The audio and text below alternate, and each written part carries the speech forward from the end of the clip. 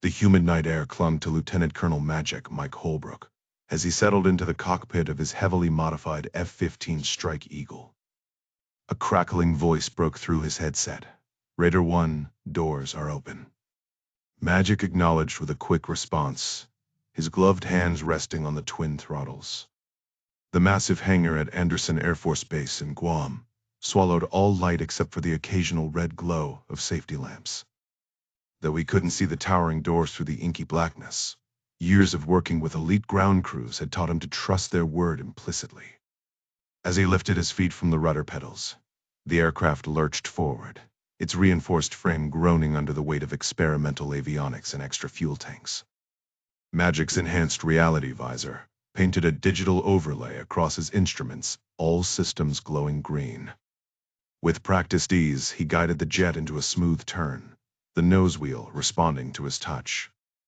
"Proceeding to 3 Alpha, he reported, the rumble of the engines vibrating through his bones. Flying this beast felt as natural as cruising down his hometown streets in his pickup truck, even in pitch darkness. Magic had cut his teeth, commanding an F-15 squadron in Okinawa before testing cutting-edge prototypes at Edwards Air Force Base. Now, here he was, piloting a classified quantum atomics upgrade, a bird so secret even most Pentagon brass didn't know its specs.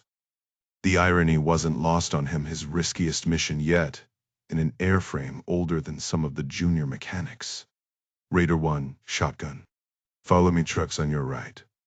Magic craned his neck, the visor highlighting the darkened Humvee in ghostly infrared. "Got him," he confirmed, swinging the jet into a tight turn. Ahead, 2 F-22 Raptors of Viper flight idled on a parallel taxiway, their navigation lights pulsing steadily. Beyond them, the silhouettes of B-52s loomed like dormant giants. Magic nudged the throttles, slotting in behind the Raptors as they rolled toward the runway. Back in California, Quantum's top engineers monitored his every move from their high-tech bunker at Skunk Works. Magic glanced at his watch. 1 a.m. in Guam meant they were just sipping their morning coffee. He smirked, stifling a yawn. No matter how advanced the tech, time zones always had the last laugh. "Raider 1, holding short for checks." He radioed, easing the jet to a stop behind the F-22s. The brakes hissed as the Strike Eagle settled, engines humming at idle. Somewhere above, the stars burned unseen behind thick Pacific clouds. Magic exhaled, rolling his shoulders. "Showtime." "Shotgun, this is Raider holding short of the runway." Magic radioed in, his fingers dancing across the switches with practiced precision. The F-15's cockpit was a symphony of custom modifications. No backseat weapons officer here. Just a nest of cutting-edge electronics humming behind him. Every toggle, every light, every digital readout streaming down his visor was part of the dance. "Systems are green. Requesting permission to activate the Umbra pod." The silence that followed was thick enough to cut with a knife. Somewhere between the Pentagon and a room full of nervous engineers in California, someone was hesitating. Magic rolled his eyes behind his visor. Typical. The Umbra system wasn't just another piece of gear, it was the reason this bird had been stripped, repainted, and tweaked down to the rivets. And yet here he was, staring at the stars through the canopy, wondering if the brass had suddenly developed cold feet. He keyed the mic again, sharper this time. "Shotgun status update. Are we lighting this candle or not?" A chuckle escaped him as he imagined the scene back in Washington, suits with bad haircuts huddled over monitors, generals sweating through their uniforms. Rumor had it this up had eyes all the way up to the Oval Office. Magic wasn't sure he bought that, but hey, stranger things had happened. His mind flickered to his twins back home, probably tossing a football in the yard right about now. Their first game was coming up, and he'd promised to be there. If the bureaucrats didn't get their act together, he might just miss kickoff. Finally, Shotgun's voice crackled through his helmet. "Raider, we've got the green light. Full telemetry package required, but you're cleared to proceed." Magic grinned and cycled the Umbra pod to standby, watching the data stream flicker to life. Pod's hot metrics nominal. Noise levels at -15 decibels. "Copy that, Raider. You are cleared for takeoff. Light 'em up." With a flick of his wrist, Magic brought the engines to life, the roar vibrating through his bones. Time to fly. Viper Flight received clearance from Anderson Tower to proceed to Marshall Point Alpha. The tower had strict orders to maintain radio silence regarding Magic's F-15, treating it as if it didn't exist. The Vipers tore down the runway and launched into the night sky, their anti-collision lights flickering like distant stars. Magic waited for the turbulence to settle before signaling the Palmdale crew. Shotgun, keeping the mic live via telemetry. Reach me on Channel 7 if needed, otherwise I'll reconnect post-departure. With a surge of power, he slammed the throttles forward, full military thrust, no holding back. In under a minute, he was airborne. Slicing through the darkness at 650 knots, his visor displaying real-time positioning data as he closed the gap with Viper Flight. At 10,000 feet, he eased off the throttle and leveled out, slipping silently into formation behind the two F-22s. No lights, no chatter, just the hum of engines and the weight of operational secrecy. His eyes flicked across the instruments, anticipating the inevitable command from Shotgun. It came through crisp and clear. Magic engaged the special payload. Take it out of standby. Activating now. The Umbra system flared to life, bathing his visor in an eerie green glow. Palmdale status check? He asked. The response was immediate. Perfect execution, Raider 1. AWACS just lost you on their scopes. Magic grinned behind his oxygen mask. Even the Pacific Air Force's top-tier surveillance couldn't track him. This wasn't just any F-15, it was a ghost. On impulse, he threw the jet into a sharp roll, savoring the rush before steadying back into formation. 2 hours later, somewhere over the Pacific between Guam and the Philippines, the trio met up with a KC-10 tanker at 20,000 feet. Following the classified air tasking order, the refueling crew pretended not to see the Black Strike Eagle guzzling fuel. No nods, no radio calls, just business as usual. 20 minutes post-refuel, Magic's Umbra system flashed yellow, then red, the seat vibrating insistently to grab his attention. He silenced the alarms and focused on the data streaming across his visor. Shotgun, be advised, I'm getting painted by targeting radars. Special payload is active and operational. Copy, Raider. Maintain course and speed. Increase separation from Viper by another mile. Magic acknowledged and dropped back, watching as Umbra's sensors pulsed with incoming telemetry. Shotgun's voice crackled again. Raider, can you ID those radars locking onto you? Affirmative. Special payload confirms it's the USS Ben Fold, Block IV surface-to-air missile system, bearing 300 degrees at 61 nautical miles. Solid copy. Stand by. Magic knew the Pentagon was being consulted. Less than a minute later, the verdict came. Raider, you are still Charlie Mike. Continue mission. Umbra was working flawlessly, masking his presence by generating false radar returns while the jet's stealth coating absorbed the rest.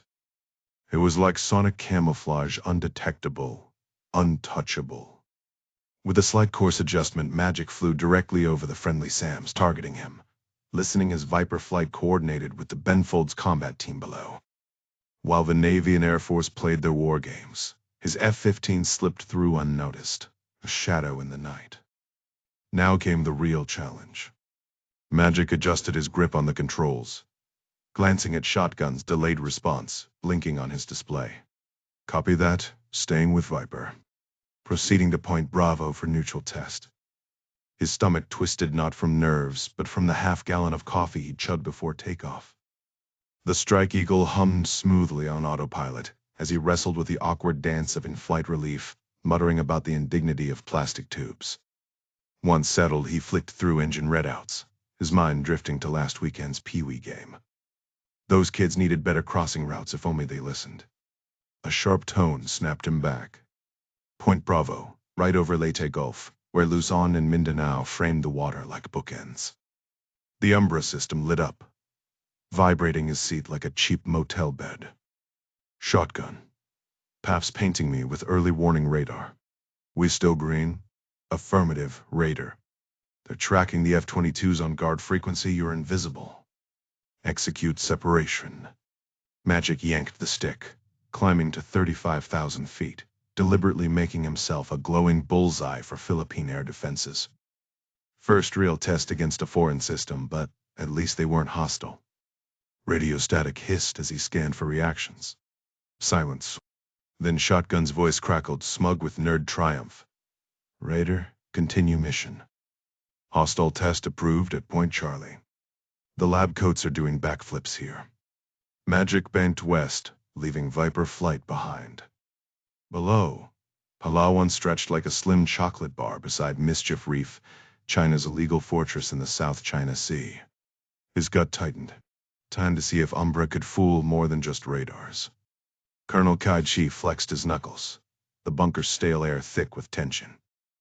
His mismatched eyes, one brown, one icy blue, flicked across radar screens. That contact, he jabbed a finger at a yellow blip. Explain it. Filipino cargo flight, sir. Scheduled route, clean if. Sai grunted. The screens buzzed with civilian traffic and Air India jet, a Philippine Airlines departure, a Taipei-bound 747. His gaze lingered on the two J-20s circling overhead, the PLAF's failsafe. Not that he trusted missiles. Or anyone. A Muay Thai champion turned spy. He knew better than to rely on machines. Especially when something felt off.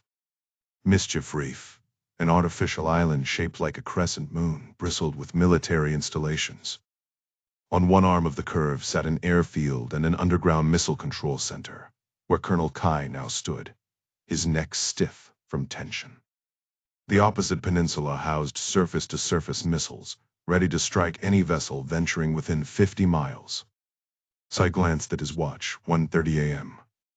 The mission window had begun. He took a slow breath, catching the faint tang of vinegar in the bunker's recycled air. Beside him stood a manuscripts engineer, a middle-aged man with graying temples and a soft belly, dressed in civilian attire. Control had sent him as Chai's shadow for this high-stakes operation. The engineer tapped Tai's shoulder, whispering the time like a reminder. Kai grunted, his mind on the risks. Run the software check again. The engineer nudged past the operators, fingers flying over the console. He muttered something to the sergeant on duty, who, though unfamiliar with these visitors, had accepted their credentials, orders stamped with Hainan Island's classified seal. Experimental tests weren't unusual here. The sergeant stepped aside, letting the engineer verify the systems. All good, the man said, flashing Kai a confident look when no one was watching. Sai waited, then leaned in. You're certain? He murmured. The engineer nodded. The code's flawless. And the comms? You're sure they're down? That question wasn't just a query, it was a threat. The engineer hesitated, then met Chai's gaze. I guarantee it, Colonel. Then get out. The engineer squeezed through the bunker door, disappearing into the night. Kai lingered, watching the radar screens flicker with routine blips, F-22s veering north toward Okinawa. Nothing alarming. At 1:36 a.m., he climbed the metal stairs to the roof, where the crash of waves filled the darkness. His men, Ling and Tway, loitered by the railing, their ponytails and ill-fitting khakis, making them look more like escaped convicts than radar techs. Not that appearances mattered now. Kai jerked his chin toward the fuel cans at their feet. Move. Back inside, the sergeants remained oblivious, as Kai's team positioned themselves behind them. The air hummed with tension. Then a sharp curse from the commanding sergeant. Hostile contact confirmed. The room snapped to attention, but Sai barely reacted. He exchanged a glance with his men. Right on schedule. American F-15 approaching. The radar operator's voice crackled through the dimly lit bunker as his fingers danced across the missile controls. He rattled off the fighter jet's speed, trajectory, altitude, and electronic signature into his headset, convinced he was relaying critical data to command back on Hainan Island. With practiced efficiency, he flipped up the safety covers on the launch console. Master arm engaged. Nearby, Two other sergeants mirrored his actions, their faces tense under the glow of radar screens. The piercing alarm wailed as the central operator confirmed. Target locked. The lead sergeant's hand hovered over the firing controls, frustration mounting as repeated calls to headquarters went unanswered. Missiles 1 and 4 primed. He barked, following protocol for unauthorized intrusions into Mischief Reef's airspace. The plan was simple: fire 2, assess, then fire again if necessary. He shot a glance at his superior. "Sir, I have no choice but to engage, unless you've received countermanding orders." Chai stepped forward, his gaze locked on the radar display. "Let me see the contact." The operator pointed. 10,000 meters out, bearing 087. Confirmed F-15 Eagle, Mach 0. Even no friendly transponder. Hostile profile. Static hissed in his headset, still no response from command. Bewildered, he turned to Kai. "Could this be a glitch from your software update?" "Maintain tracking but hold fire," Kai ordered calmly. "I'll fetch the engineer." That was the cue. Ling and Tui tensed, watching him. In one fluid motion, Kai drew a curved karambit knife from his belt, its blade glinting under the console lights. "Fire," he muttered in Laotian loud enough to cut through the chaos. Before the sergeant could react, Che yanked his head back and slashed deep across his throat, finishing with a brutal twist of the neck. To his right, Ling and Tui moved with equal precision, though Ling's kill was messier, sending his target sprawling in a grotesque heap. Tui smirked, ribbing him in their dialect about overenthusiastic technique. Wiping his blade on a dead man's uniform, Kai punched the bunker's security code into the keypad. Alarms blared from unmanned stations as he stepped over diesel cans left by his men.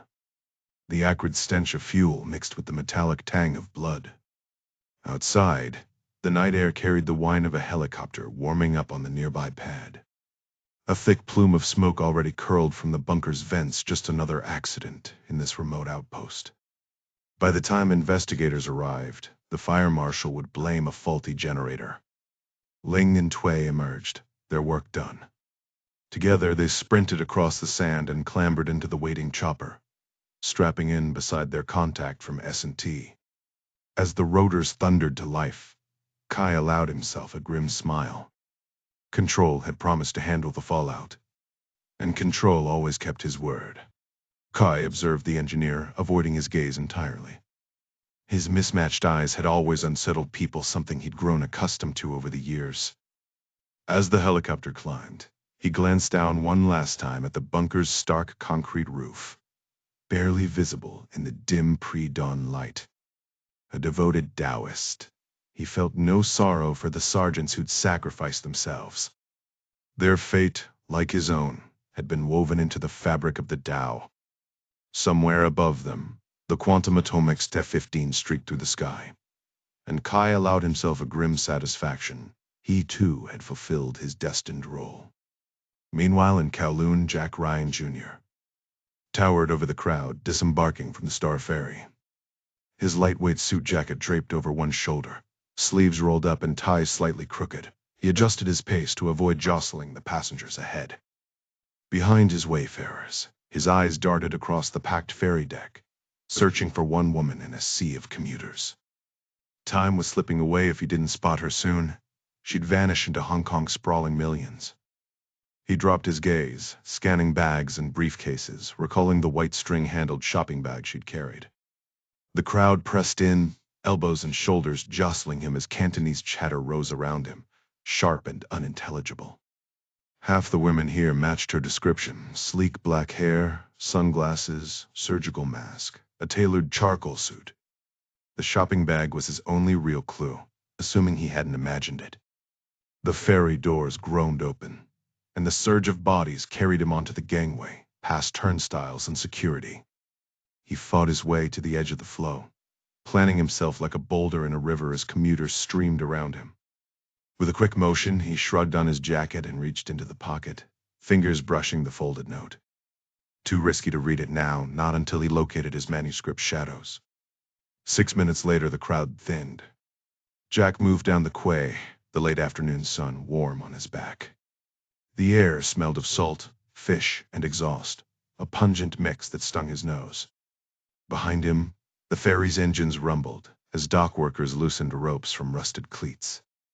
He turned, watching the vessel pull away, its wake rippling across the harbor. Hong Kong's skyline glittered in the distance, towers catching the last golden light. Alone for the moment, he risked a glance at the note. Temple Street, Night Market. Heirloom watches, 2200. Crumpling it, he flicked it into the water. His minders would be waiting up the pier, but he lingered, savoring the view of the ferry weaving between cargo ships, the skyline glowing like embers. For now, at least, he had a lead. And that was enough. Jack exhaled as he put distance between himself and the towering financial district across Victoria Harbor. The entire day had been wasted in a glass cage 30 floors up, his eyes burning from endless spreadsheets. Now the Hesped building loomed in his peripheral vision, its reflective windows mocking him with memories of corporate drudgery.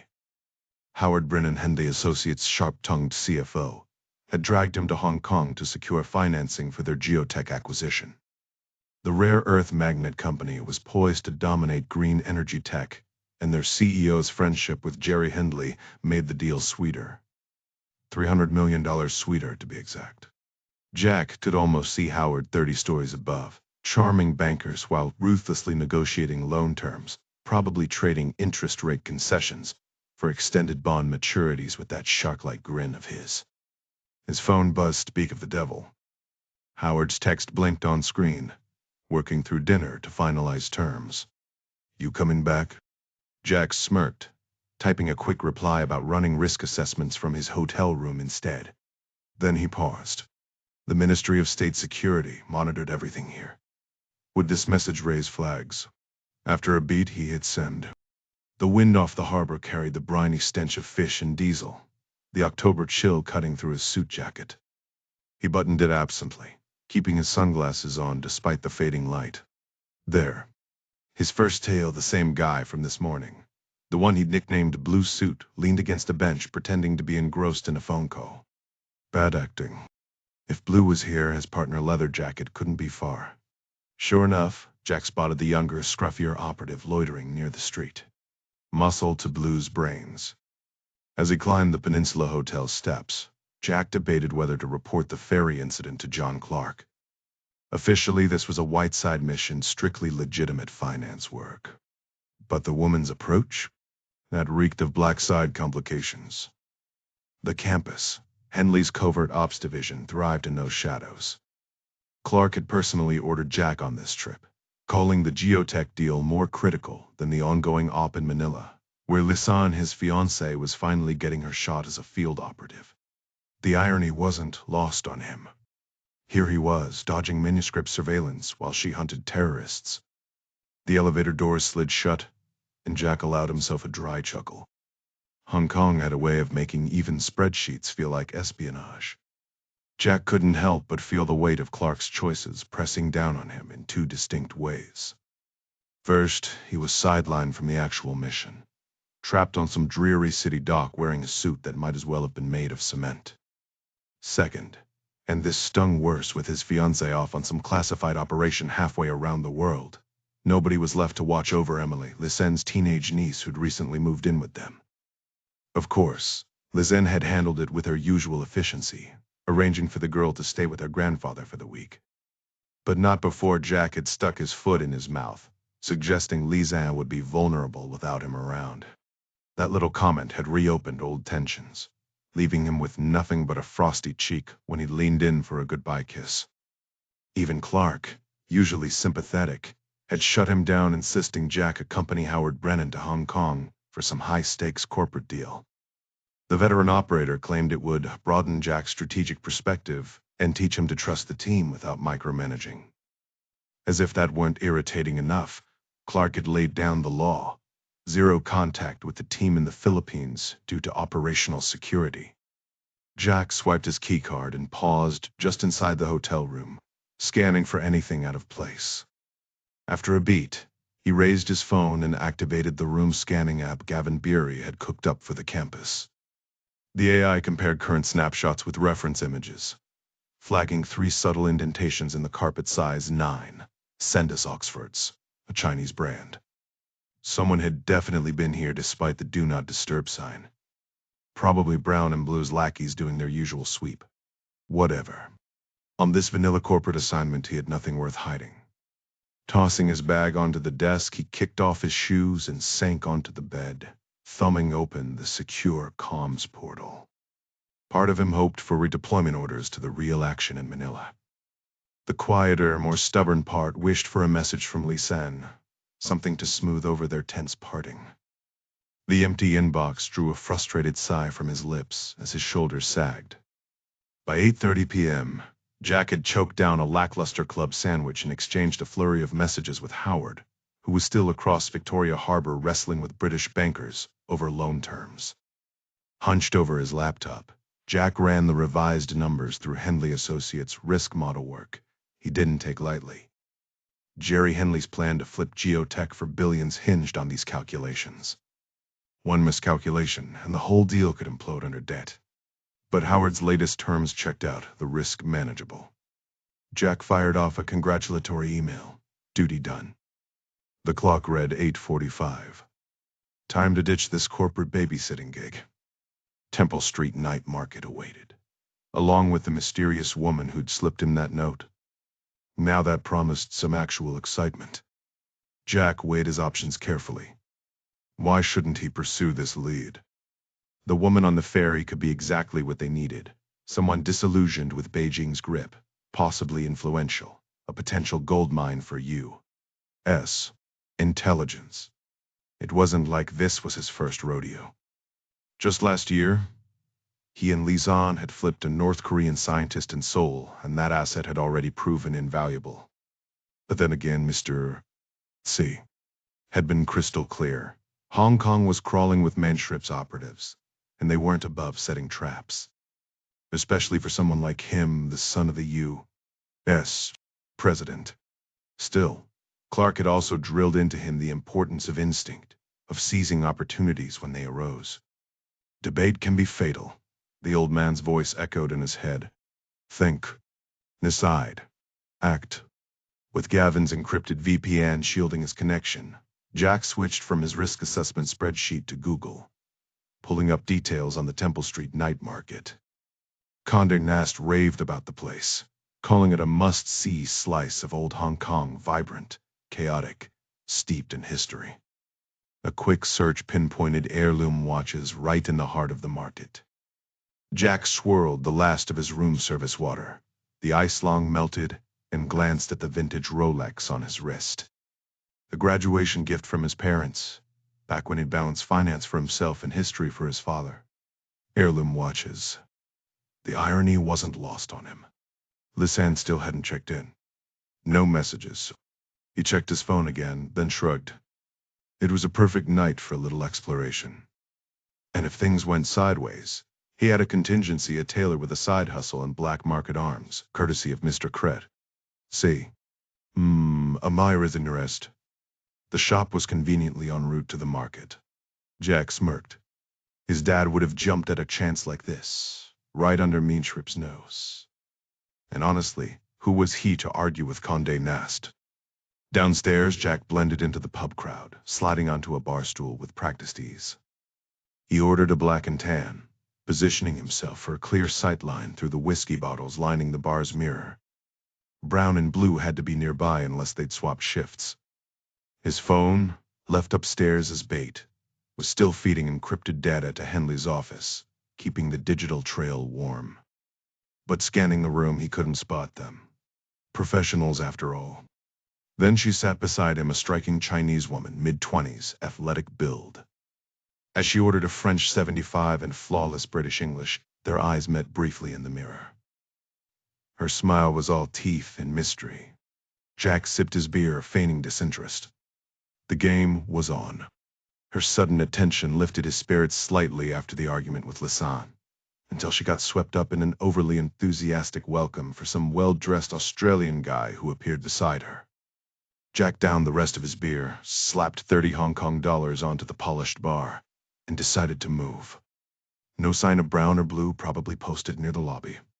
He made his way past the restrooms, through a dim hallway and into the adjacent restaurant. Ignoring the hostess, he weaved between candlelit tables, dodging waiters before pushing through the kitchen's swinging doors. Inside, chefs in white jackets worked furiously, too busy to notice him. The air was thick with sizzling pans and shouting. Jack moved fast past the freezer, the dishwashing station, and a butcher's table stained with streaks of red. Finally, he spotted the back exit. Stepping into the alley, he found himself on a loading dock, a massive dumpster below. Google Maps hadn't lied. He balanced on the edge of the grimy bin, eyeing the gap between it and the chain-link fence. Crouching low, he sprang only to realize his high school coach had been right about his vertical jump. His foot slipped, and for a terrifying second, he teetered backward. If not for his white knuckle grip on the fence, he'd have landed in a pile of trash, wrecking his favorite suit. Somehow, he hauled himself up, scraping his dress shoes against the metal links until he reached the top. He swung a leg over, dropped onto the hillside, and fought through thorny brush before emerging onto a quiet street. A flickering lamppost marked the start of a steep staircase winding between buildings, leading down to the main road. By the time he reached the top of Signal Hill, his lungs burned. Pathetic, he thought. Too much desk work. He pulled out the business card from his pocket. Mr. The emergency contact. 5 blocks later, he stood outside a weathered apartment building. The tailor shop next door was dark, a closed for Golden Week sign taped to the window. He rang the bell. An elderly woman cracked a security door just enough to glare at him through the chain. "We're closed," she snapped. Jack forced a smile. "An old friend sent me." She scoffed.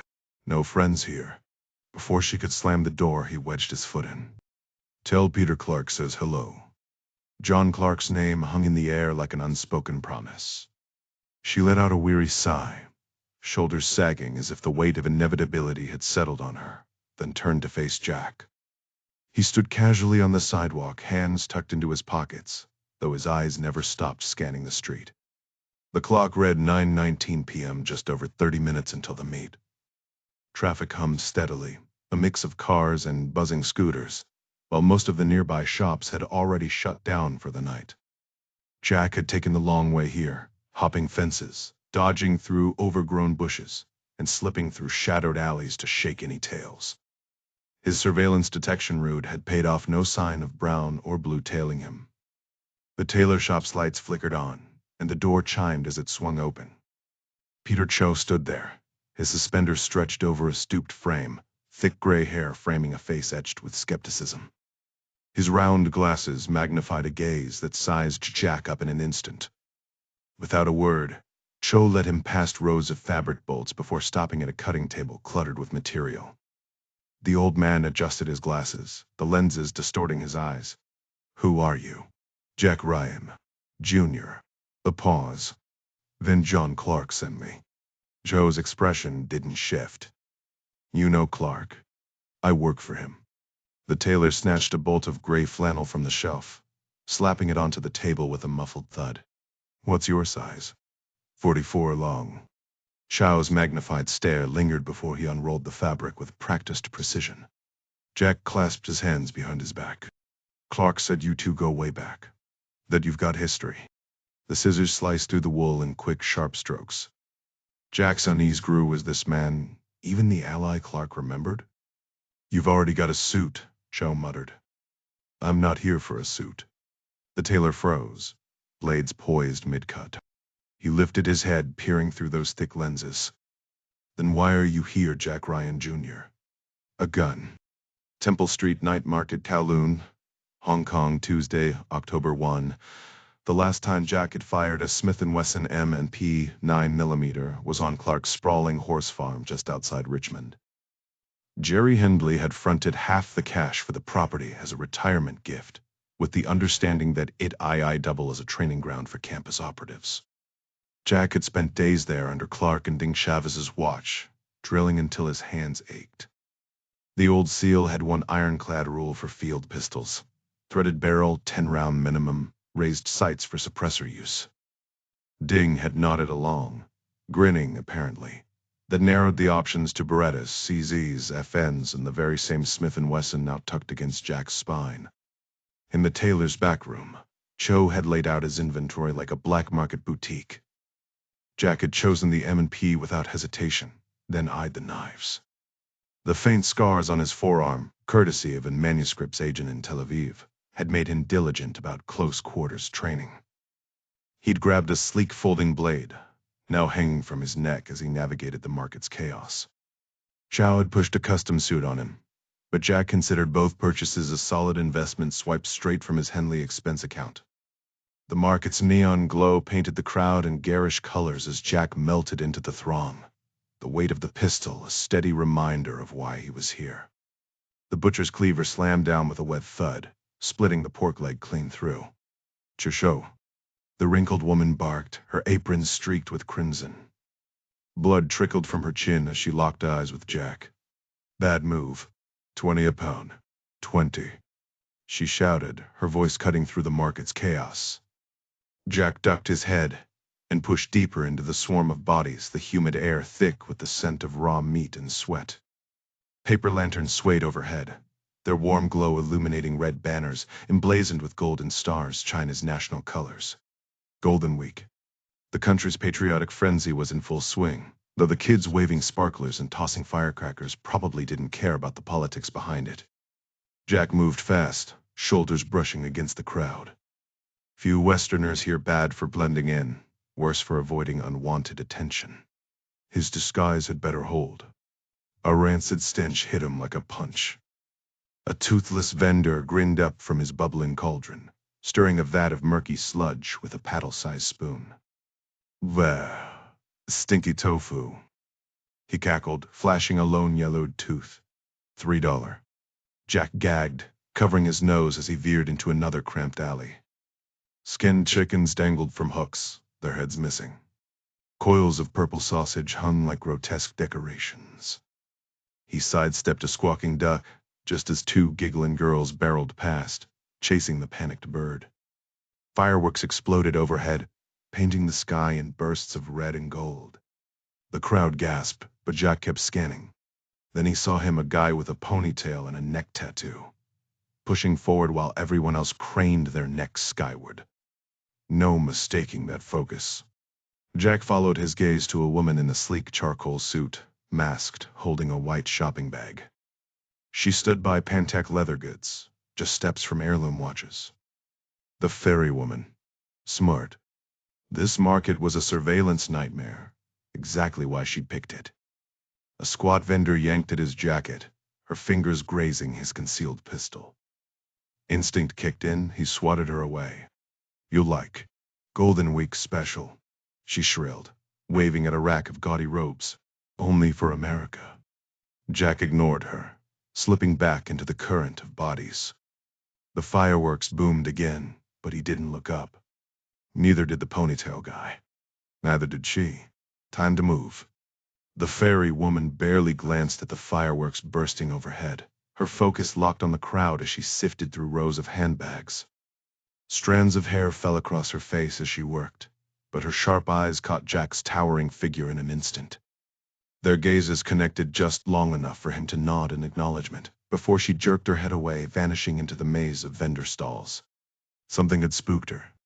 Jack twisted to scan the market and spotted the threat. A lean man in a black tee, moving fast toward the handbag stand. By the time Jack turned back, the woman was gone, swallowed by the chaos of the night market. Jack's instincts flared. If fairy woman had risked reaching out, she wasn't some Chinese intelligence plant. No, she'd bolted because she'd spotted a tail. And that changed everything.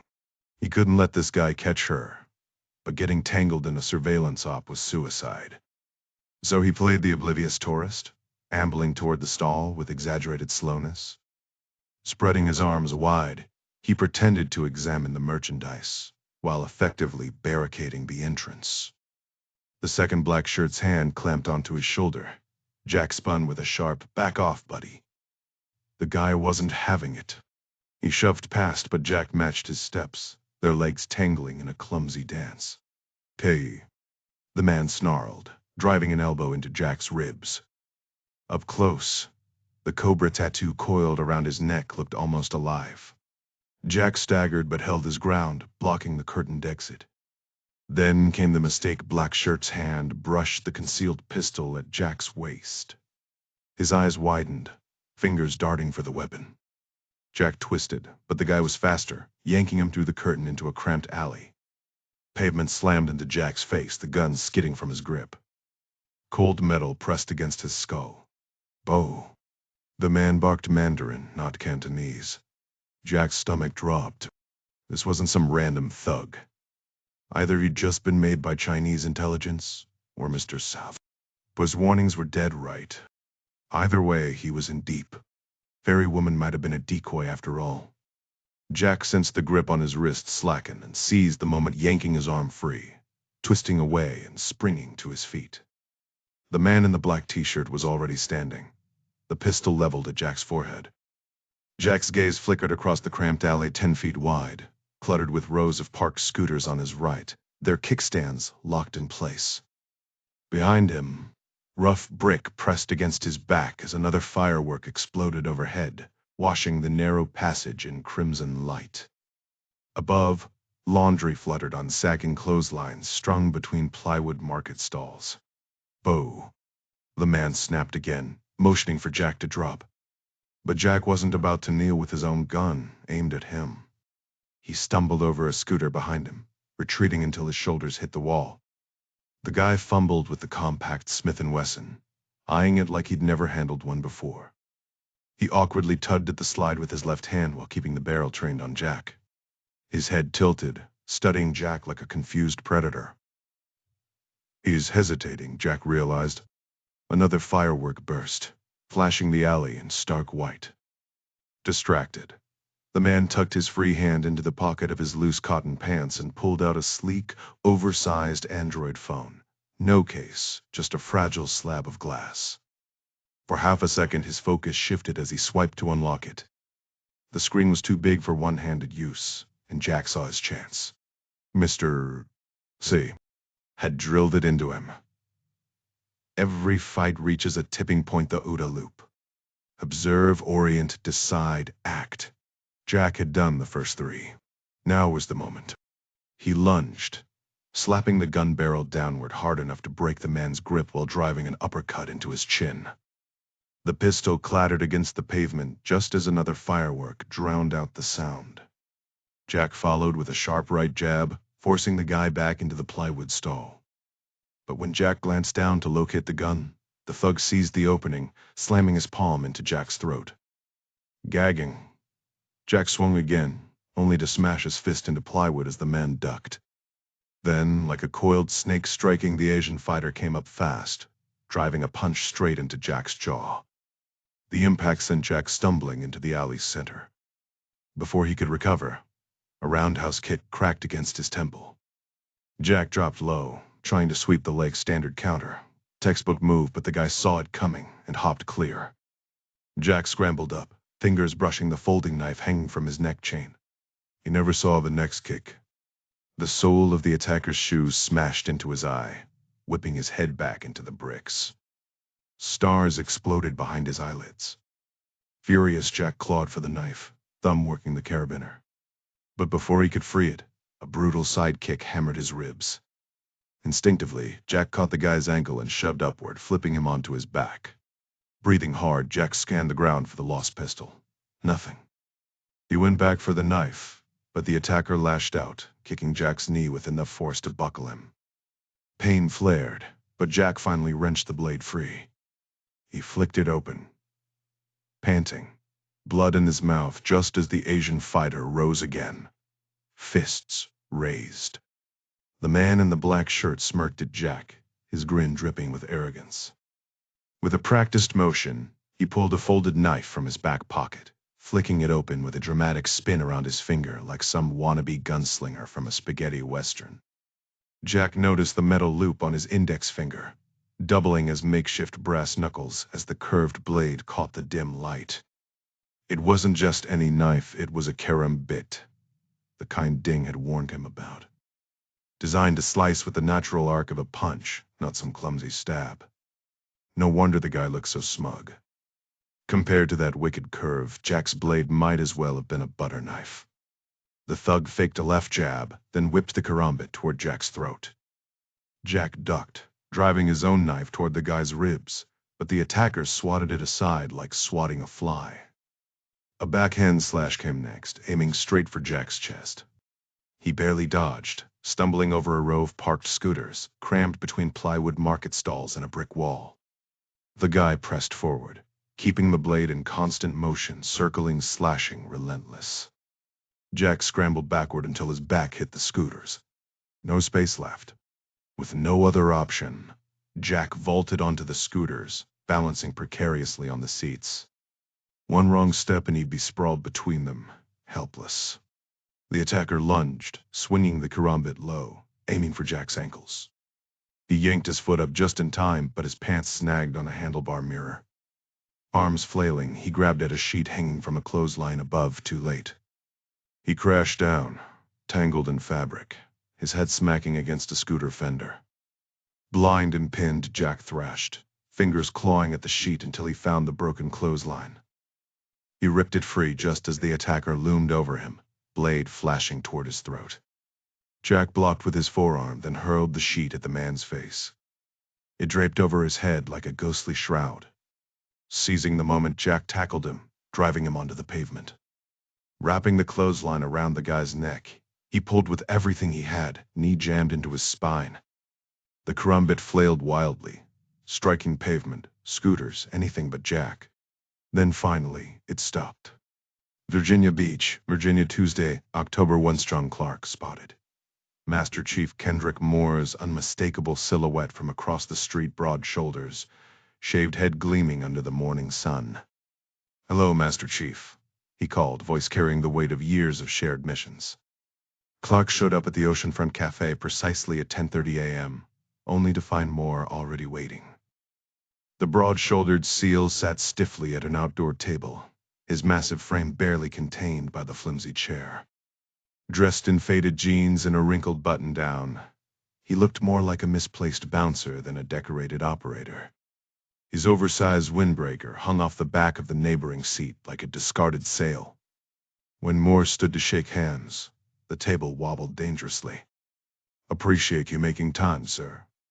Clark grasped the man's calloused hand, rare for him to meet someone whose grip dwarfed his own. "Just call me John, Master Chief."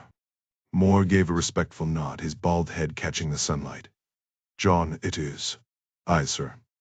As they settled in, Clark eyed the chair beneath Moore's muscular frame, half expecting it to buckle. The two men exchanged cautious pleasantries, neither having met before, but both well aware of the other's reputation.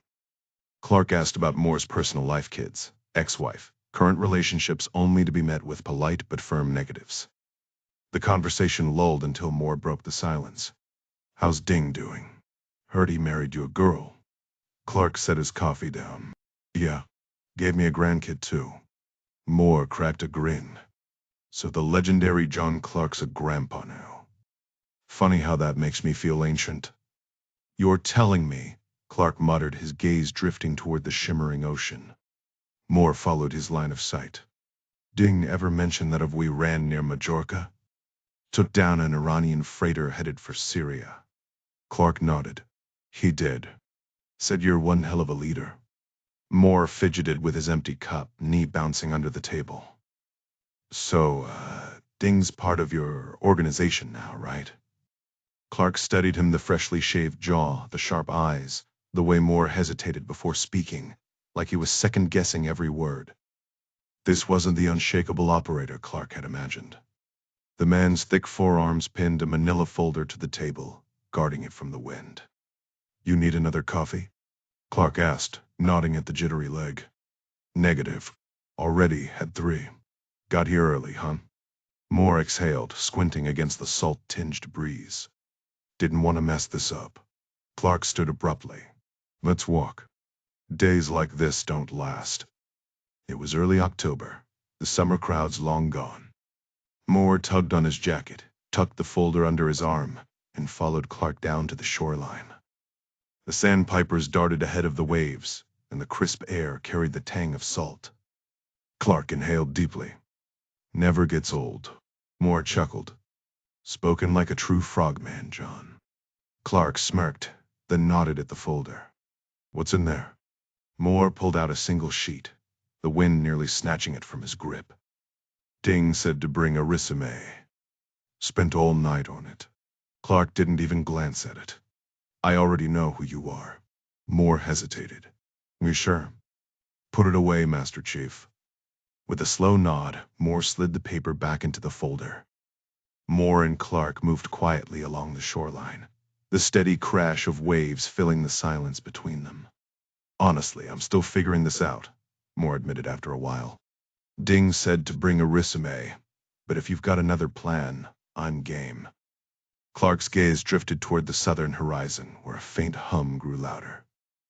A sleek Black Hawk helicopter appeared, skimming low over the water, its rotors slicing through the air. The unmistakable refueling probe marked it as a special operations bird, probably from Dam Neck, home to the Navy's most elite warriors. Moore had once been part of that world, leading Deadgrew before everything went sideways. The chopper banked east, shrinking into the distance. You miss it? Clark asked, watching Moore's eyes track the aircraft. Every damn day, Moore admitted, his voice rough. Clark clapped him on the shoulder. It'll get easier. Moore exhaled sharply. Yeah, right. The only easy day was yesterday. Clark finished with a smirk, reciting the old SEAL saying. They walked on, the helicopter's roar fading into the wind. So, Clark pressed, officially a civilian now, or just counting down the days? Paperwork's done. DD 2114 in hand. ID card turned white, whatever that means. Clark chuckled. Weird, huh? Like stepping onto another planet. Overhead, a trio of seagulls wheeled before scattering with sharp cries. Clark waited for the noise to fade before speaking again. Look, I don't need some polished resume or a rehearsed answer about your greatest strengths. Only one thing matters to me. Moore braced himself. Hit me. Clark locked eyes with him. Is your head in the game, Master Chief? Moore squinted against the wind, shoving his hands into his pockets. Yeah, I'm good. Clark didn't let up. No shame in needing time. You've been through hell courtrooms, headlines, losing your trident. Moore's jaw tightened. I own what happened. All of it. Own it, sure. But don't carry it alone. Clark stopped abruptly, jabbing a finger into Moore's chest. You got screwed, Master Chief. 3 months ago, a defector's lies had painted Moore as a monster, and politicians eager to slash defense budgets had crucified him. The fallout had been brutal. They walked in silence for a while, boots sinking into the damp sand. Finally, Moore spoke.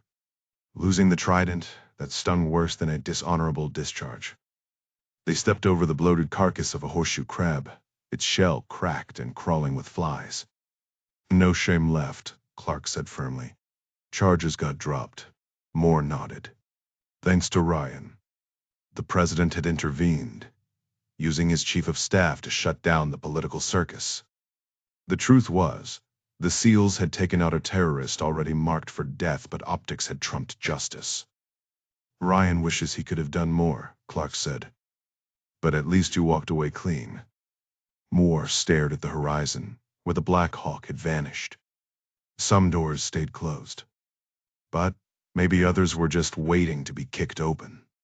You still get to keep your E9 retirement pay, John said, kicking at a piece of driftwood as they walked along the shoreline. Yeah, I do, Moore replied, his voice tight. Then why jump back into work so soon? Moore exhaled sharply, the salt air filling his lungs. It's not just about the money, John. The divorce wiped out half of it. Then there were the lawyers, thanks to that Senate investigation. But honestly, it's the damn boredom. The feeling of being useless. His jaw tensed, the words cutting off before he could say more. John smirked. Plenty of outfits would kill for a guy with your skills, Master Chief. Moore glanced at the ocean, watching the waves roll in. Tell that to the recruiters. Can't even get a call back. You tried the usual suspects? Blackwater, Northbridge, tried 'em all. Losing the trident put a target on my back. I'm radioactive now. John scuffed his boot in the sand, knowing it wasn't just the Trident. Word had gotten around Moore's bar fight in Virginia Beach, the do-I, the messy divorce. Employers saw liability, not an asset. They picked up their pace, the wet sand firm underfoot. Ding mentioned your crew runs tight. Didn't say much else, though. Yeah, John admitted. Ding's got a big mouth sometimes. But he was right, we might have a spot. You interested? A larger wave crashed, forcing them higher up the beach. John raised his voice over the retreating surf. We're a small team. Government contracts mostly. Moore's grip tightened on the folder in his hands. So OGA. Special activities? Not the kind of OGA you're thinking of, John said, amused. We're more of a hybrid. Private sector flexibility with government-level work. Moore's fingers drummed against the folder. Chain of command? Flat. You answer to me. No red tape. Moore stopped walking, turning to face him. John, I need this. Is there a place for me? John studied him. We're lean. Mostly ex-SOCOM submarines, a couple of SWAT guys. Ding shouldn't have spilled that much, but here we are. He only told me enough to get this meeting. Didn't say what you were looking for. I need experience, John said. The team's got skill, but they're green. I need someone who'll push them tactically, strategically. I can do that. John raised an eyebrow. You sure? Your last op didn't exactly end clean. Moore's hands stilled. Give me the shot. I'll make you look smart. John gazed out at the water, the wind tugging at Moore's folder. You've got reasons to be bitter, Master Chief. Moore's shoulders slumped. I was. For a long time. Now, just regret. Regret doesn't fix anything. I'm fixed, Moore insisted. What changed? Ding's call. This meeting gave me something to aim for again. Without the teams, I lost my purpose. That's what broke me. John listened to the waves, the distant thump of a helicopter growing louder. He'd known guys like Moore his whole career, hard men who lived by the Trident. Losing it was worse than a dishonorable discharge. The chopper roared overhead, but Moore didn't look up. He was staring at his boots, shoulders hunched like a man carrying a weight only he could feel. John made his choice. Kendrick Moore straightened in his chair the moment the offer hit the table. Tonight's flight? Consider it done. Who's the target? His fingers tapped impatiently against the manila folder as he waited for the details. The handler exhaled sharply, choosing his words with care. Let's just call him a radical who's gotten a little too friendly with Beijing. This one stays off the books, total deniability. You understand how these things work. Moore's mouth curved into a tight smile. Better than most.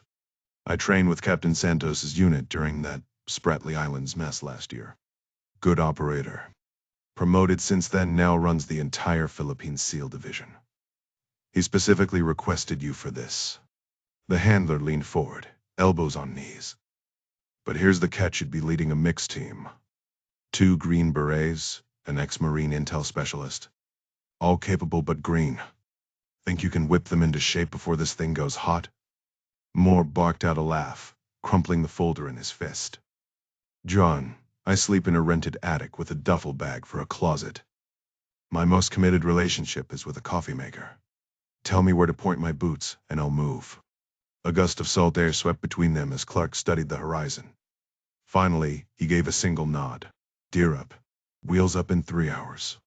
Moore's grip nearly crushed the older man's hand. You're getting more than a contractor today. You're getting a man with nothing to lose.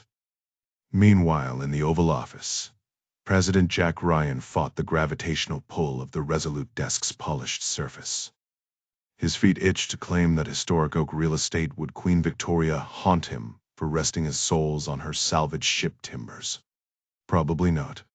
The desk had survived Arctic ice. It could handle his scuffed Oxfords. Mary Pat Foley's latest intelligence coup deserved celebration anyway. For once, the shadow game had yielded results. Their modified F-15 slipped past Chinese defenses undetected. Ryan let the victory linger before puncturing it. No reaction at all from their Air Force. No scramble, no radar spikes. Foley's bun tightened as she shook her head. Our birds came home clean, Mr. President. Her pressed gray suit and locked arms betrayed no triumph, just the steely resolve of a woman who'd learned never to trust good news. Ryan recognized that look.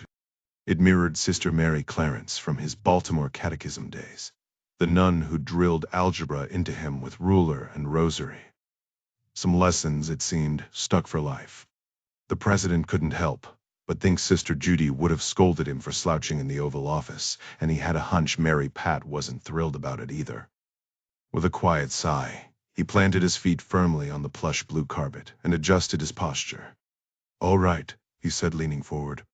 "Walk me through the specifics of how China's air defenses reacted to Umbra. If it's half as impressive as you claim, I want to enjoy every detail." Mary Pat glanced toward one of the two yellow damask sofas facing each other. "Clarence," she prompted, "why don't you brief the president?" Army Lieutenant General Clarence Gill, the freshly minted director of the NSA, sat stiffly at the edge of the sofa, hands folded over one knee. He'd only held the position for 2 months. This was his first time in the Oval Office. Defense Secretary Bob Burgess occupied the seat beside him, while across from them, Arnie Van Dam, Ryan's ever-watchful chief of staff, perched like a stone sentinel. Gill cleared his throat. "Sir, during the Umbra test, we directed every electronic surveillance asset toward China's South China Sea air defenses. We also deployed 2 PAR-Pro flights monitoring their destroyer groups near Taiwan's air defense identification zone." Ryan prided himself on cutting through military jargon. PAR-Pro, Peacetime Aerial Reconnaissance Program, usually meant Navy P-8, Poseidons patrolling off China's eastern coast. 2 flights, General. Ryan raised an eyebrow. The whole idea was to keep this looking routine. Was doubling up a gamble? Gill hesitated, glancing between Burgess and Foley. Since the NSA operated under military oversight, he answered to both. Burgess jumped in first. "Mr. President, those Poseidons were flying the same patterns we've used for months.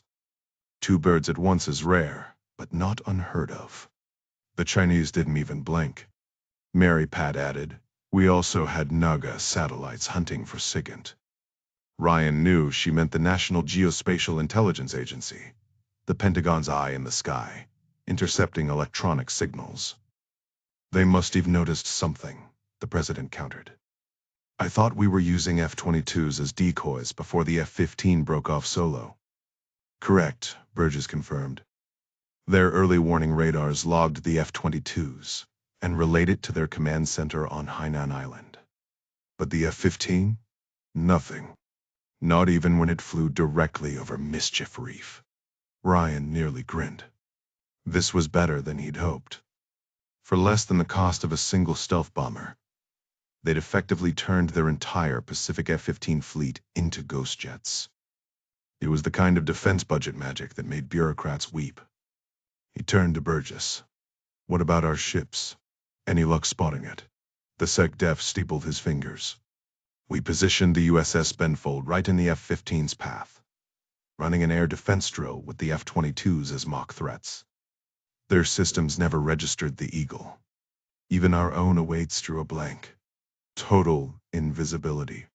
Ryan barked a laugh, clapping his hands. "Our own Air Force couldn't see it?"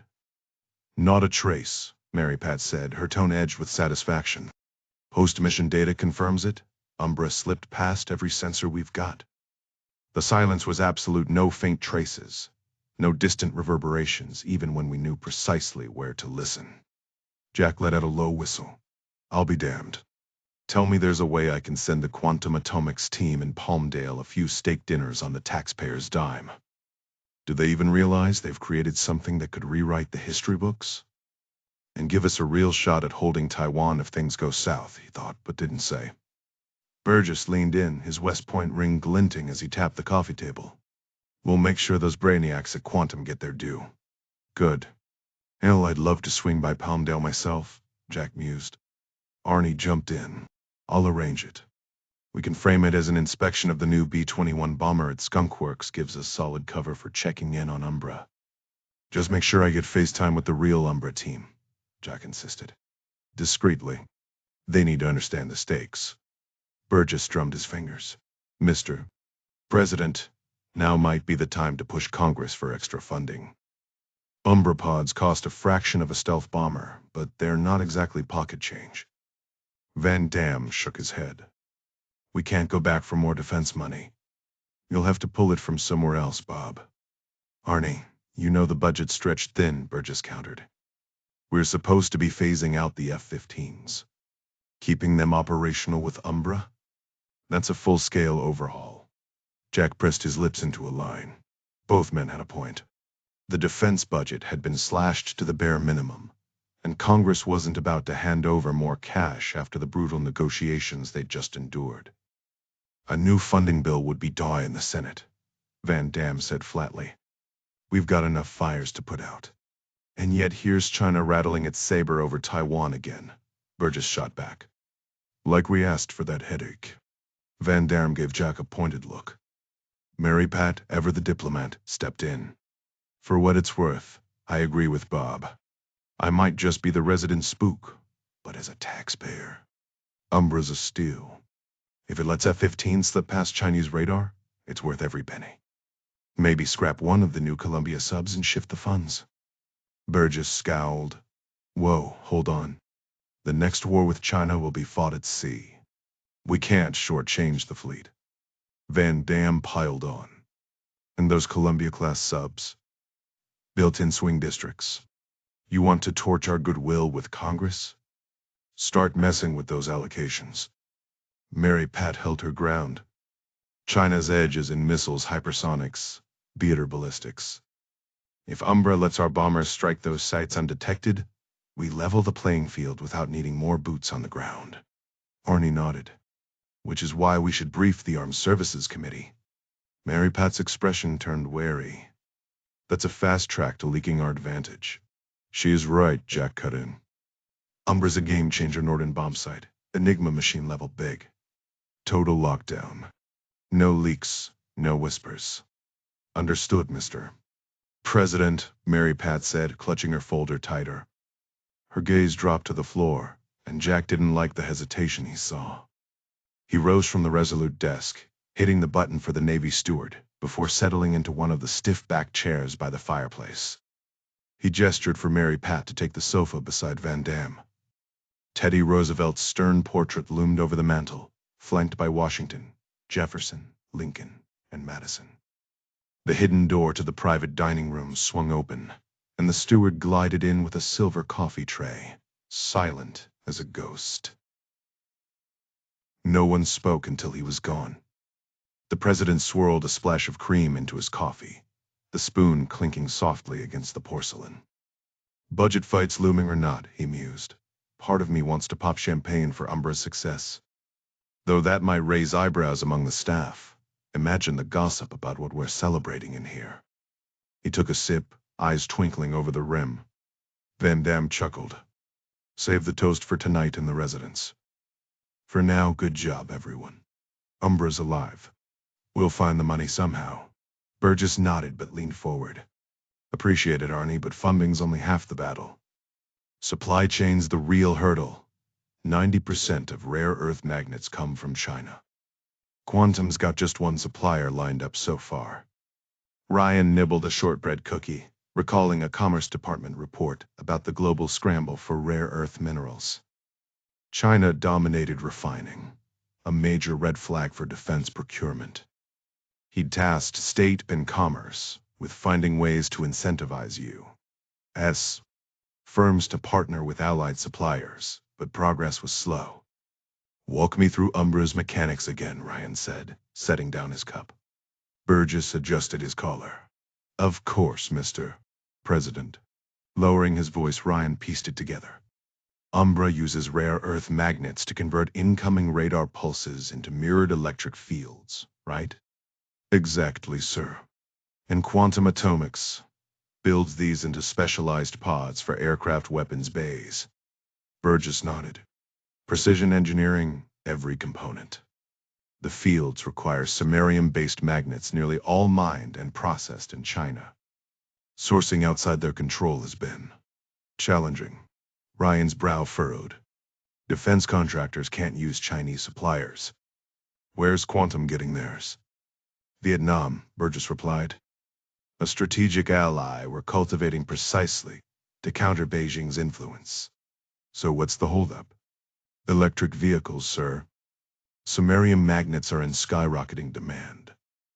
Geotech's the sole supplier with viable Vietnamese operations. Even if we prioritize quantum, scaling up for the entire Pacific Fleet. He trailed off. Brian exhaled, glancing at Van Dam. Get Alice and Tony in here today. We need commerce and state to fast-track options, more domestic production, diversified allied supply chains. And quantum gets top priority on existing stock. Burgess is right, Umbra is too critical to hinge on one vendor. He raised his coffee in a tired salute. Still, hell of an achievement, team. The room brightened when the president praised. Optimism spread like sunlight. Except for Mary Pat, who stayed unreadable. Then Alma Winters appeared, the door cracking open precisely on schedule. Ryan checked his watch with a wry grin. Right on time, Alma. Who's next? Locomotive Engineers Union, sir. Secretary Cobb's bringing them in to negotiate. Elliot Cobb, the Secretary of Labor, had just delivered urgent news. Rail workers were threatening to walk off the job the next day. Arnie leaned in, his voice low. Jack, you can't ignore this one. Ryan exhaled, his gaze drifting to the portrait of Teddy Roosevelt hanging in the Oval Office. The old Rough Rider had once threatened to send in the military to break a coal strike. Some things never change. He rubbed his temples. Give me a second, everyone. Mary Pat, stay behind. The room emptied, leaving just the two of them. You've got that look, Ryan said.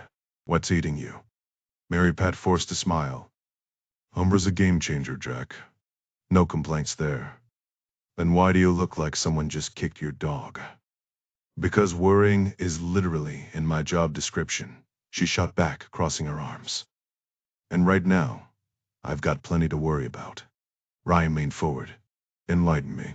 She hesitated. Look, Umbra gives us an edge if it stays ours.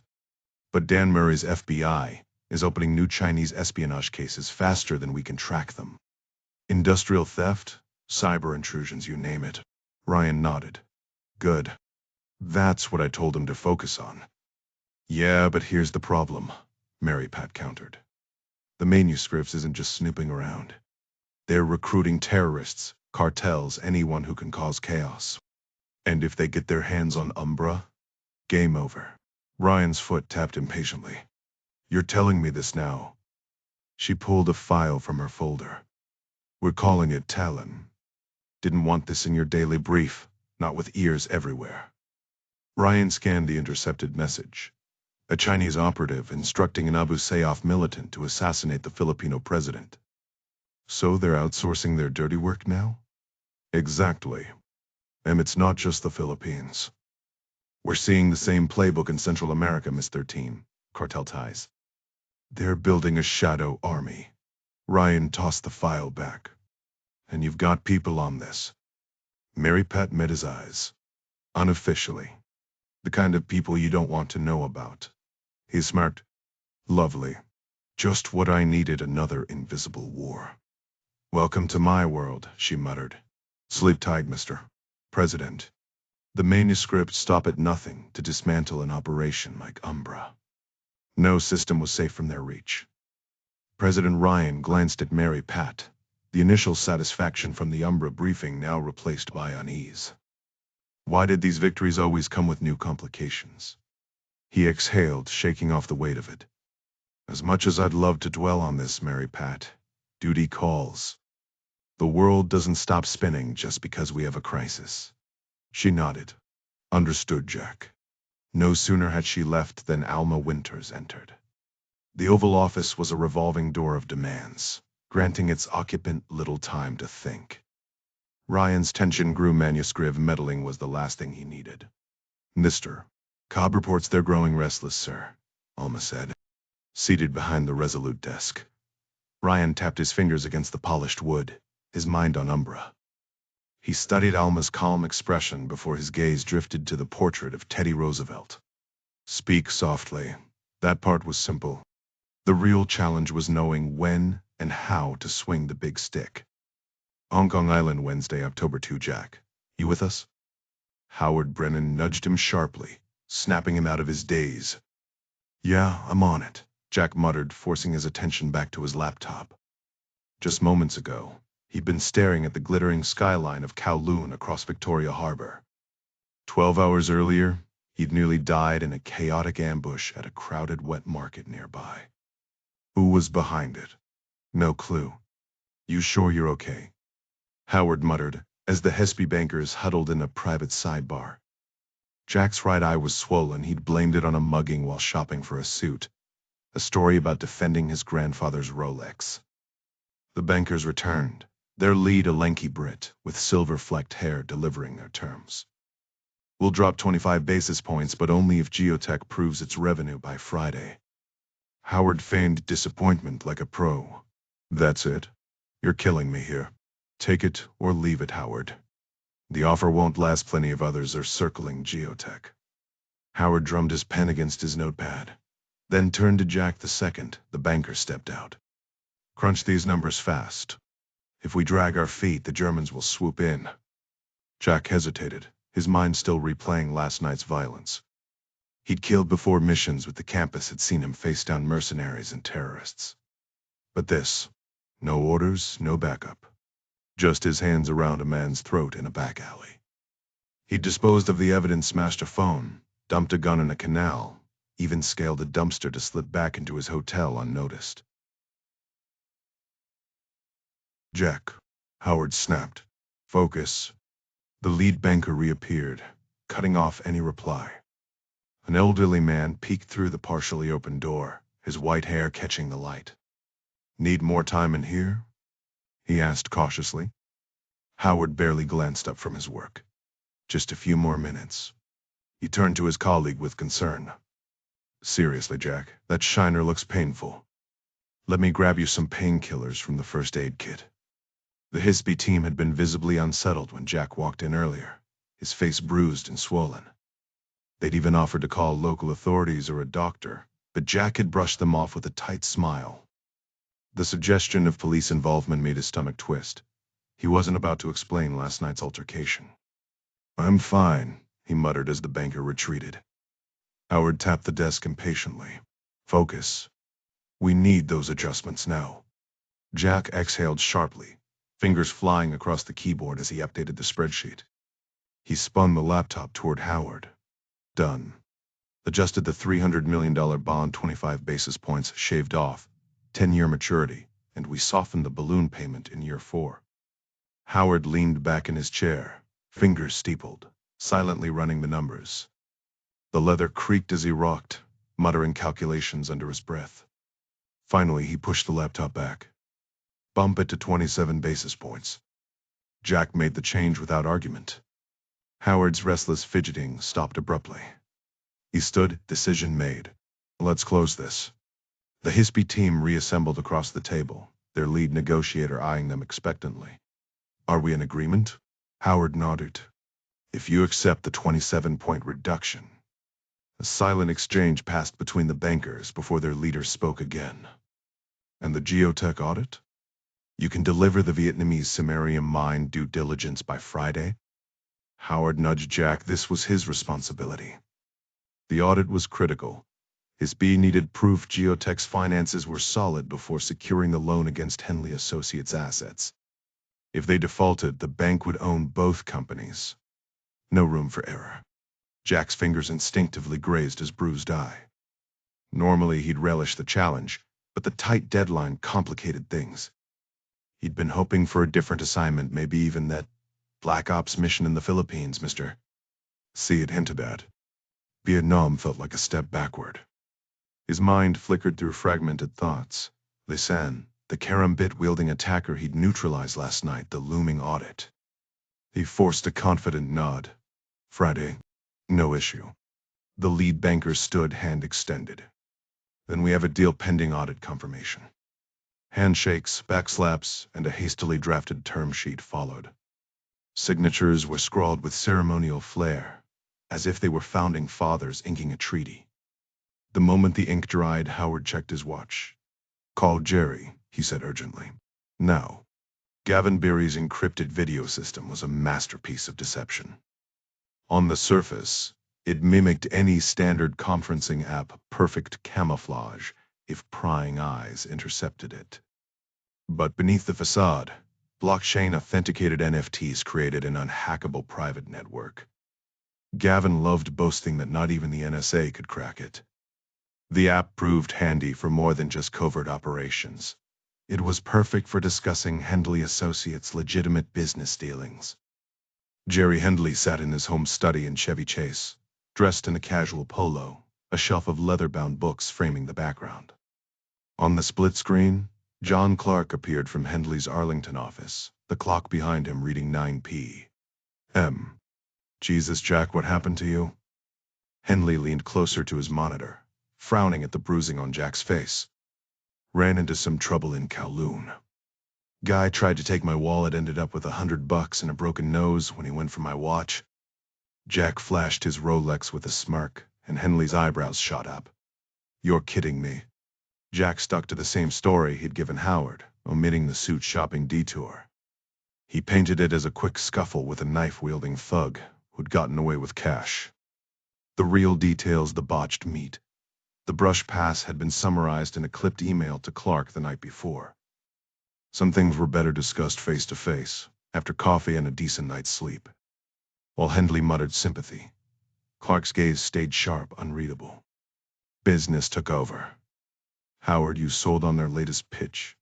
Hendley asked. Absolutely, Howard replied, launching into the specifics: embassies, interest rates, convertible warrants, equity stakes in case of default. Geotech just needs to verify their Vietnam revenue streams for securitization. Once that's locked in, the funding's ours. But we've got competition. Rumor is the Germans are circling. Jack barely processed the numbers, too busy watching Clark's silent scrutiny in the corner of the screen. Hendley, though, was clearly sold. Howard angled the laptop toward himself, cutting Jack out of frame. Jerry, we can't drag our feet. I say we fly to Vietnam tomorrow and nail down that due diligence. Hold on, Hendley said. Before we commit, I want Jack's take on the risks. Jack ran through his Bayesian model, the tool he'd originally built for intelligence work before adapting it for private equity. 14 probable outcomes, 5 overwhelmingly positive. Geotech's growth is bulletproof EV subsidies, fossil fuel regulations, their contract with quantum atomics. Their samarium magnets are about to be the next gold rush. If the numbers are clean, we should move fast. Clark cut in. You factor in geopolitics? Built into the model. With global demand shifting away from China, Geotech's sitting on a gold mine. That's why HSBC's serious, and why the Germans might swoop in. Howard snatched the laptop back. Exactly. Jerry, set us up with Geotech's CEO Bruce Stevenson. Let's close this before someone else does. Jerry Hendley might be based in Singapore most of the time, but if we reach out, there's a good chance he'd hop on a plane to Vietnam and help us sort through those financial records quickly. Everyone in the room was aware of the deep history between Hendley and Bruce Stevenson. They'd served together during the final days of the Vietnam War. I'll call Bruce right away, Hendley said. We need this deal to happen. He'll likely insist we bring in David Highsmith, his head of operations in Da Nang. Sounds like a plan, Howard chimed in. Jack here will finish the due diligence by Friday. That should get us both back home by Saturday night your time. Hendley turned to Clark. Agreed. John, can you coordinate with Lisanne to arrange a private jet? I want them in Ho Chi Minh City ASAP. I'll let Stevenson know they're coming. Clark nodded. I'll handle it. She'll get it done. With the logistics settled, Howard was ready to end the call. He needed to hurry back across the harbor to pack. But Clark held up a hand. Hold on. I need a quick word with Jack in private. Jack suppressed a groan. Here we go. Clark's piercing gaze locked onto Jack through the screen. Your after-action report left out a few key details. You mentioned the meet was disrupted by a possible agent and that you evaded, but you didn't say anything about getting hurt. So what's with the shiner? Jack exhaled. Look, John, I knew we'd be talking today. Figured it was better to explain in person. The outcome in the report doesn't change. Uh-huh. Walk me through it. Step by step. Jack glanced at the closed door behind him, then leaned closer to the camera. The guy I suspected was an agent disarmed me, pulled a knife. I had no choice. I neutralized him in self-defense. Neutralized. Yeah, he's gone. I left it out of the report because I didn't want to complicate things before we had a chance to talk. Clark pinched the bridge of his nose, exhaling sharply. This is a problem, Jack. You were supposed to stay on the white side. No contact with manuscripts. I was clean. I shook surveillance, ran a solid star, even set up a decoy. My usual manuscript shadows haven't reacted at all today. Then explain how you ended up in a knife fight. Jack clenched his jaw. A woman approached me on the ferry, claimed she had intel. I followed protocol, went dark, set up a meet.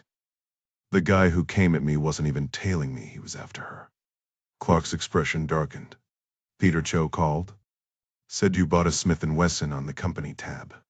He wants his money. Jack sighed. Fine. I'll cover the gun. The suit's on you. Fair enough. You were warned, Jack. Minesis doesn't fight fair. This could have been a trap. Jack shook his head. If it was, they'd have made their move by now. My usual shadows picked me up again this morning like nothing happened. No extra heat, no arrests. Clark leaned back silent for a moment. Seizing the opening, Jack pressed further. Listen, I know the geotech deal is priority one, but I should stay in Hong Kong a couple more days. If that woman's legit, she might reach out again. Jack hesitated before responding, knowing Clark had a point but still feeling the pull of the field. I just think we might be missing an opportunity here. This guy could give us an edge against Beijing's operations. Clark didn't budge. Not happening. You're on the next flight out. Hong Kong police might already be piecing things together, and I don't want you anywhere near that mess. Jack scoffed. Come on, it was a dead-end alley. No witnesses, no gun, no trace. You sure about that phone? Clark pressed. Gone. Smashed to pieces and dumped in separate locations. Clark pinched the bridge of his nose, exhaling sharply. I'll have Gavin scrub NSA's China intel feeds. See if the Ministry of State Security is buzzing about this. I can handle that, Jack insisted. Not your job right now, Clark shot back. Your job is geotech. Screw this up. And we're not just talking lost revenue, we're talking national security fallout. You wrote the damn risk assessment. You know the stakes. Jack clenched his jaw. Understood. But once I wrap due diligence in Vietnam, you're not going to the Philippines, Clark interrupted, his voice flat. Your value isn't in playing commando. It's in keeping this deal from blowing up in our faces. A beat of silence. Then Jack relented. Fine. But who's running the op over there? If it's not me, he must be scraping the bottom of the barrel. Clark's glare could have melted steel. You're like a dog with a bone, kid. Let me handle the team. Just get your gear and get to Ho Chi Minh City. The screen went black before Jack could reply. Meanwhile, halfway across the region in the rain-soaked jungles of Mindanao, Lisanne Robertson hunched over her rugged laptop beneath a sagging military tent. The downpour had turned the fabric into a drum, and a persistent leak now splattered onto her makeshift desk 2 stacked ammo crates. She grabbed a dented coffee cup to catch the drip, then refocused on her split-screen display. On one side, Clark's urgent orders blazed across the encrypted chat. Extract Jack and Howard from Hong Kong immediately. On the other, the thermal feed from her drone showed Carrie and Jad advancing through the mist, their silhouettes ghostly white against the jungle's heat signature. She keyed her radio. Cobra team stand by. Going dark for a minute to arrange transport. Through the static, Carrie's voice crackled back, tense and low. Bad timing, base. We're approaching the river crossing. Lisanne ignored the knot in her stomach and started searching for available charters. This wasn't going to be easy. Before moving forward, the team needed the latest intel, something current and actionable. Understood, Cobra 1, Lisanne responded, adjusting the radio headset. But I've got direct orders from Charlie 1 himself, John Clark.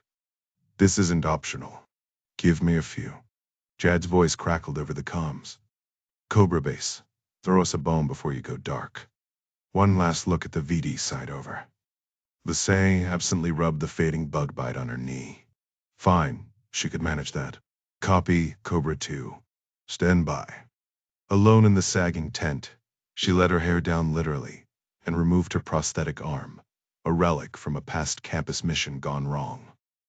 Around the Filipino SEALs, she kept it hidden under long sleeves to avoid awkward questions. But here, in the suffocating humidity, she didn't bother with pretense, dressed only in a sweat-drenched sports bra and shorts. Her fingers danced over the laptop trackpad, adjusting the drone feed from the Raven she'd launched earlier with a flick of her wrist. 7 miles away, the tiny aircraft skimmed beneath the dense jungle canopy, its optics struggling against the lingering fog. Visibility's still garbage, she reported. The relentless monsoon season had turned the island into a swamp. She toggled between thermal and optical, scanning the riverbank for the Filipino SEALs playing the enemy in this exercise. No contacts along the water. You're clear, Cobra. Carrie Mark's Green Beret, family man and leader of their detachment, chimed in. Base, we caught engine noise south of our position earlier. Sounded like a C-130 or recon bird. Any chance you can dig up intel on that? Off the record? -1, she lied. She'd already hacked into local air traffic control and confirmed it was a Philippine Air Force cargo plane. But rules were rules, no extra intel for her team. Jad, ever the instigator, cut in. Come on, whose side are you on? She smirked. You really want me to cheat? Weren't you two the geniuses betting cases of San Miguel with Captain Santos? That shut them up. The night before, Carrie and Jad had bragged they'd slipped past the SEALs undetected, a wager that had the Filipino team itching to prove them wrong. Carrie tried again. Just give us a status on the HV. The real target, Adnan al-Sheikh, was no training dummy. He'd murdered 3 American students in Palawan, and now had his sights set on the Philippine president, a move that would hand power to a China-backed puppet. Li Zhang keyed the mic. Roger. Heads up, I'll be offline for a few. Marks double-clicked in acknowledgement. Li Zhang guided the drone southward, skimming above the mist-covered river that twisted like a serpent toward the training site. The Filipino SEALs had constructed a near-perfect replica of the actual Abu Sayyaf hideout, down to the last detail using intel provided by the campus. On her Toughbook screen, the infrared feed revealed the real camp farther downstream, a cluster of huts where 15 militants lurked. Thanks to Mary Pat Foley's CIA connection, they knew al-Sheikh was still holed up in Manila, but could appear at any moment. These terrorists were notorious for hopping between island hideouts in their banca boats, swift and unpredictable. When he surfaced, the Filipinos with campus backing would eliminate him in a clean, untraceable strike. But today's exercise was just a drill, with a broomstick and bucket standing in for the high-value target. Lisen studied the red team huts on her screen, the white heat signatures of SEAL sentries dotting the riverbank. She keyed her radio. Status unchanged, Cobra. Target still in Hooch 3. 5 hostiles patrolling near the water. Signing off, got orders to handle. Good luck out there. The coffee had spilled over the rim of her tin cup, and she dumped the excess into a bucket by the tent wall. Outside, a Humvee rumbled past, and through the flapping canvas she spotted Captain Santos in the passenger seat. The cunning SEAL commander was no doubt scheming to outmaneuver the overconfident Green Berets in this war game. No time to dwell on that. Clark wouldn't tolerate delays. She bent over her makeshift desk, arranging a private jet from Hong Kong to Ho Chi Minh City for Jack and Howard. Typing in Jack's full name, she paused at his passport photo, the familiar face stirring memories she'd tried to suppress. Now, with the visa details demanding her focus, there was no escaping the thought of him. Meanwhile, Master Sergeant Carey Marks wrenched his boot free from the swamp's greedy grip, mud sloshing around his ankles. The New Hampshire native's camo-painted face was slick with sweat under his soaked jungle hat.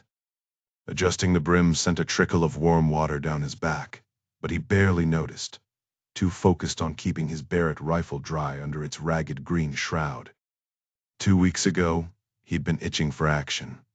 Tired of suburban dad life, endless soccer games, packed lunches, and carpools. Now slogging through this leech-infested nightmare, he questioned his own sanity. But he knew why he'd jumped at this mission. The chance to mentor Filipino forces, to hunt down a ruthless terrorist, to feel the adrenaline again. 9 miles of brutal terrain had left him sore, hungry, and paranoid about every rustle in the underbrush. He prayed Jad hadn't led them into an ambush. Sinking into another bog, he shouldered the weight of his gear, the plate carrier chafing his shoulders, and peered through his thermal scope. Through the fog, he spotted Jad advancing, rifle at the ready. The moment Carey lowered his Barrett rifle, his second-in-command emerged from the dense undergrowth. Signaling for a halt, Carey clenched his fist, and the lead-green beret paused, yanking his boot free from the relentless mud. Step after grueling step, he fought through the swampy terrain, 57 exhausting strides before finally reaching firm ground. His GPS app confirmed they'd arrived at the massive tube tree, their final checkpoint before the river. Collapsing onto the gnarled roots, Marks fished out a dried-up piece of beef jerky from his vest, washing it down with a swig of water and a handful of painkillers. His spine screamed from the weight of the Barrett, a far cry from his peak condition during Robin's Sage, the brutal final test to earn his green beret. Back then, he'd been unstoppable. Now, more like a washed-up football player nursing old injuries. Propped against the tree, he muttered lines from the ballad of the Green Berets under his breath, trying to summon some grit. Jad Mustafa materialized from the foliage, his M4 at the ready. He dropped onto a nearby root, eyeing Carey's empty hands. "You seriously ate the last of the jerky?" "Gone," Carey admitted, wiping his mouth. "My bad," Jad groaned. "Unbelievable." Camouflaged and motionless, they scanned the jungle, alert for any movement. Carey grabbed a stick and sketched their route in the dirt across the river, up the ridge, then circling to their sniper position.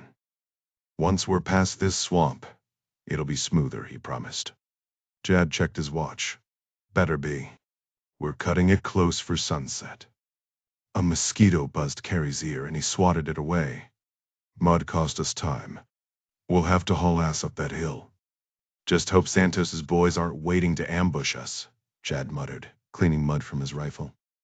"Losing this bet means endless hell from the team." Carey smirked. "Worse, imagine Captain Santos telling Clark we botched the op." Jad shuddered, then inspected his gear. "You got any leeches?" They both checked. Jad peeled one off his chest with a grimace and flicked it into the bushes. "All right, let's move. We're burning daylight." "Not like Ding would have made better time," Jad countered. With Jack Jr. out, Domingo Chavez had been Clark's first pick, but he was tied up chasing a cartel leader in Honduras. Carey keyed his radio. "Cobra Base, this is Cobra 1. You got eyes on us?" Lizanne's voice crackled back. "Roger, Cobra 1. You're at Point Bravo. Any hostiles across the river?" "Negative. Ford's clear." Carey shot Jad a grin. "Copy that. Moving to cross." Jad clapped his shoulder. "SEOs won't know what hit him. That beer's as good as ours." Reaching the fog-shrouded bank, they eyed the sluggish current. The fallen logs they'd scouted were just ahead. Carey radioed again. "Base confirmed still clear." "Clear 1. Doe." With the Barrett tight in his grip, Carey darted onto the logs, inching forward. Halfway across, he focused on his footing, the river churning below. One misstep, and this whole mission could go sideways.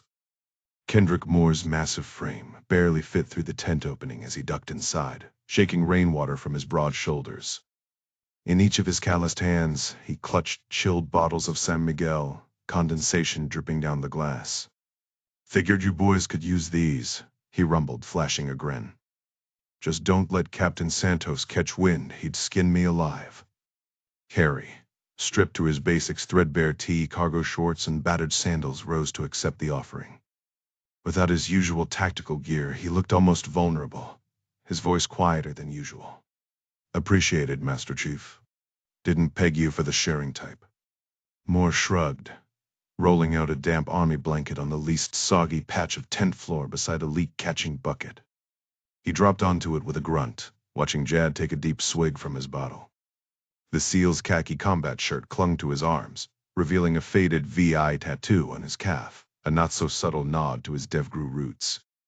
Jad eyed the man who'd humiliated them earlier by yanking Carrie into the river like some swamp monster. Clean-shaven and towering, Moore resembled a military-grade Mr.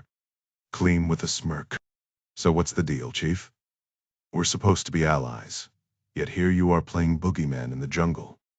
Moore chuckled, cracking open his own beer. Call that professional development.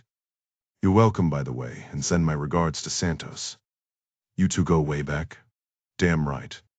Back when he was still a baby-faced lieutenant. And trust me, Abu Sayyaf's no joke. These guys make your average cartel look like choir boys. He slid the last bottle toward Lisanne, who arched an eyebrow. How'd you even get here, Chief? Birds are grounded in this mess. Jumped, he said casually, like he'd mentioned grabbing a coffee. Lisanne nearly choked. You what? POF C-130 dropped me at 10 grand. Haloed down, popped the chute at 2,000 and surfed the fog right onto the beach. Fun times aside from the monsoon shower. Jad groaned. Oh, come on. That's cheating. Nobody told us some SEAL legend was free-falling into our op. All's fair, brother. Stretched on his cot, Jad nudged Lisanne with his boot. Spill it. You knew this guy was coming, didn't you? That's why you ghosted comms when Captain America here crash-landed into camp. She snorted. Nice try. Moore blindsided me too. No thermal signature, no drone ping, nothing. Dude's a ghost. Jad wasn't buying it. You handle campus logistics. No way you didn't know. Lisanne threw up her hands. Clark mentioned hiring new blood, but I didn't know it was him. She shot Moore a sidelong glance. There was something about him, an old-school intensity that felt familiar. Noticing his lack of a drink, she smirked. Not thirsty, Chief. You earned it. Moore shook his head. Negative. I don't drink, the Chief said flatly, watching Jad tilt his beer bottle upside down to catch the last drops. Jad smirked. So what about family, Chief? Ever been married? Got any kids? The older man exhaled, rubbing his calloused hands together. Not anymore. 2 tries, first one ended after 9/11, lasted 5 years. Second one, well, that didn't stick either. His gaze dropped to his dirt-streaked boots. Jad chuckled, nudging Lisanne. You hearing this, Liz? Still think tying the knot with Jack is a good idea. Lisanne shot him a glare sharp enough to cut steel. She'd made the mistake of mentioning the argument she'd had with Jack before deploying how he'd tried to convince her to turn down the promotion, claiming it would be too hard on her niece Emily. As if she needed his permission. She was a damn Marine, for crying out loud. The girl was fine excited, even to stay with her grandparents. But Jack's stubborn insistence that she couldn't handle things without him? That still burned.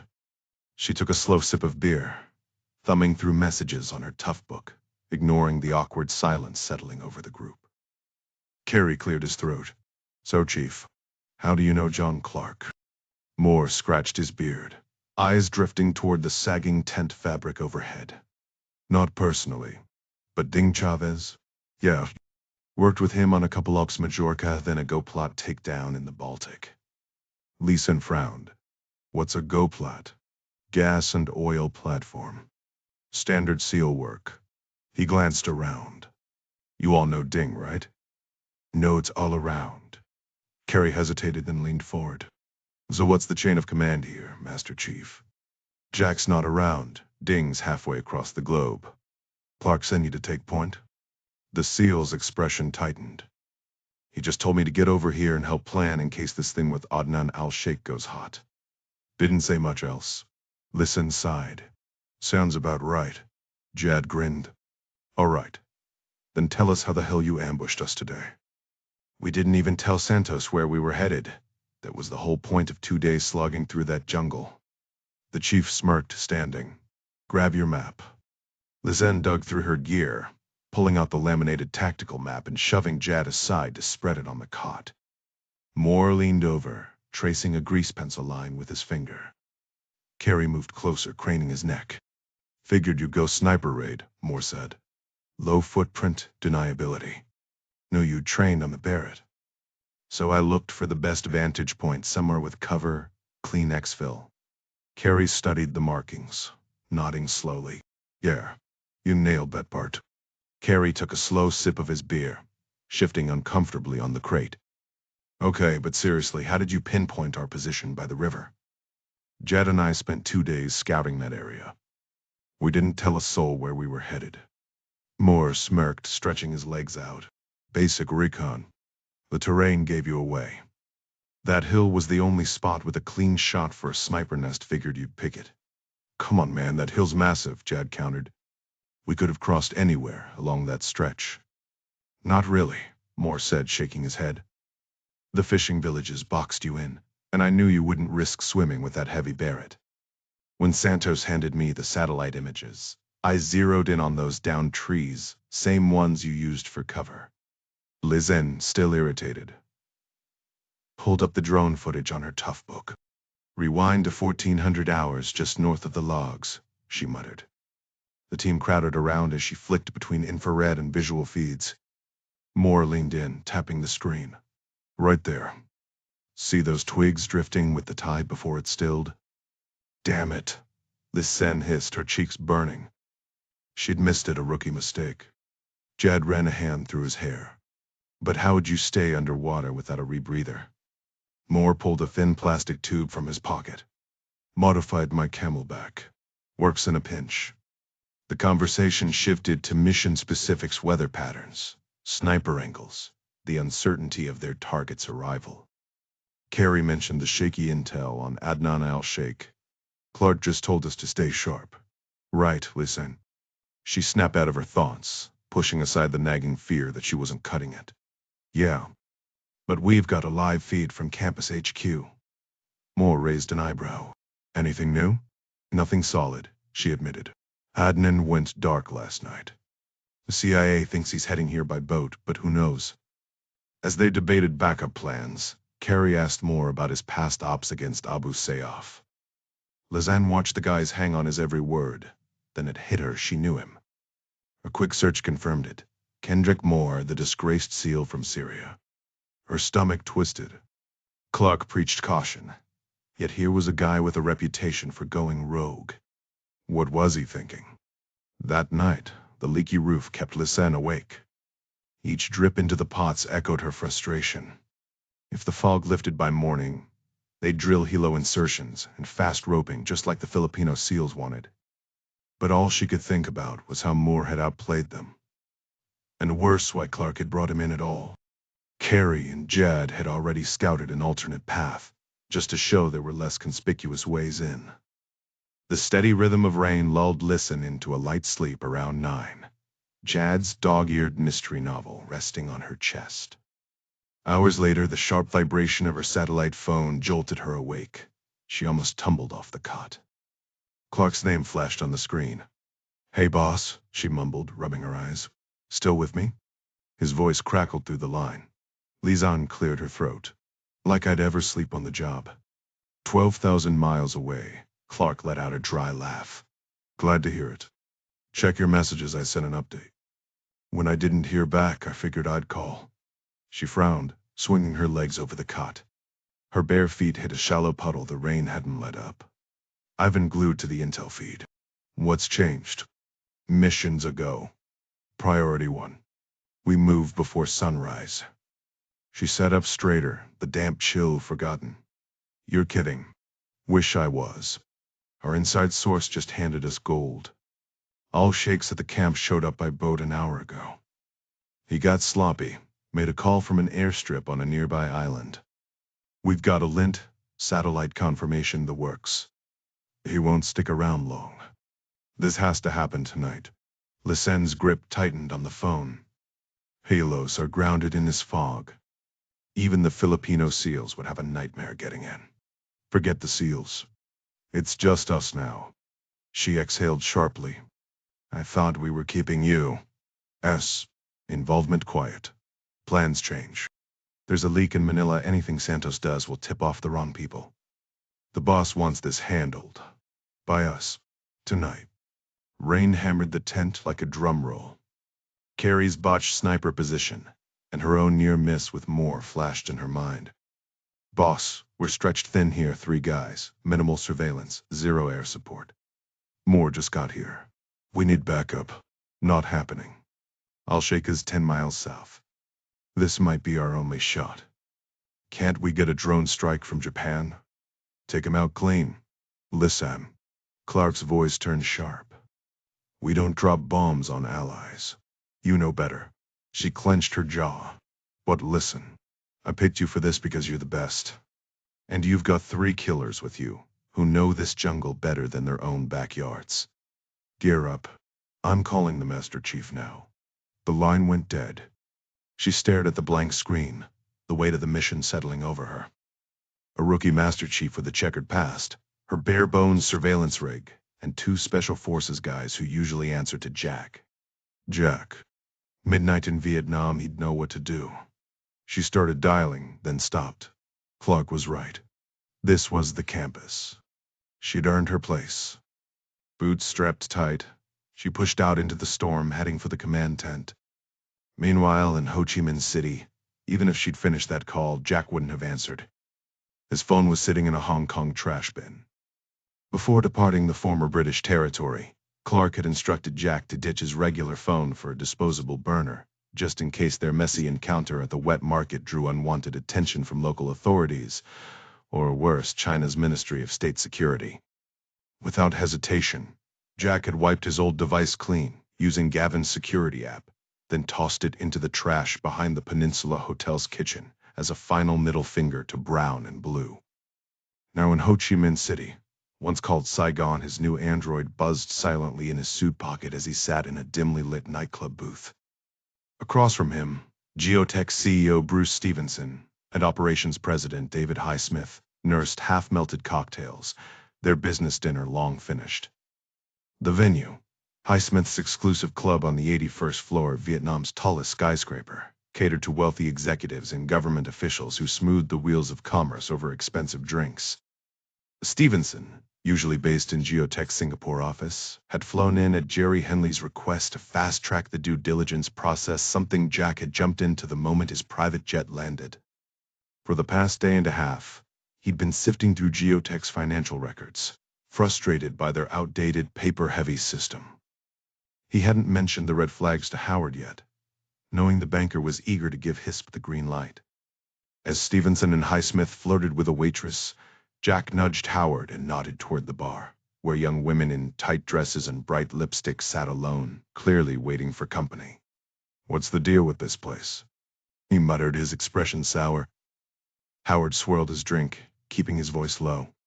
"Yeah, not my scene either. But it's part of the game when dealing with overseas clients."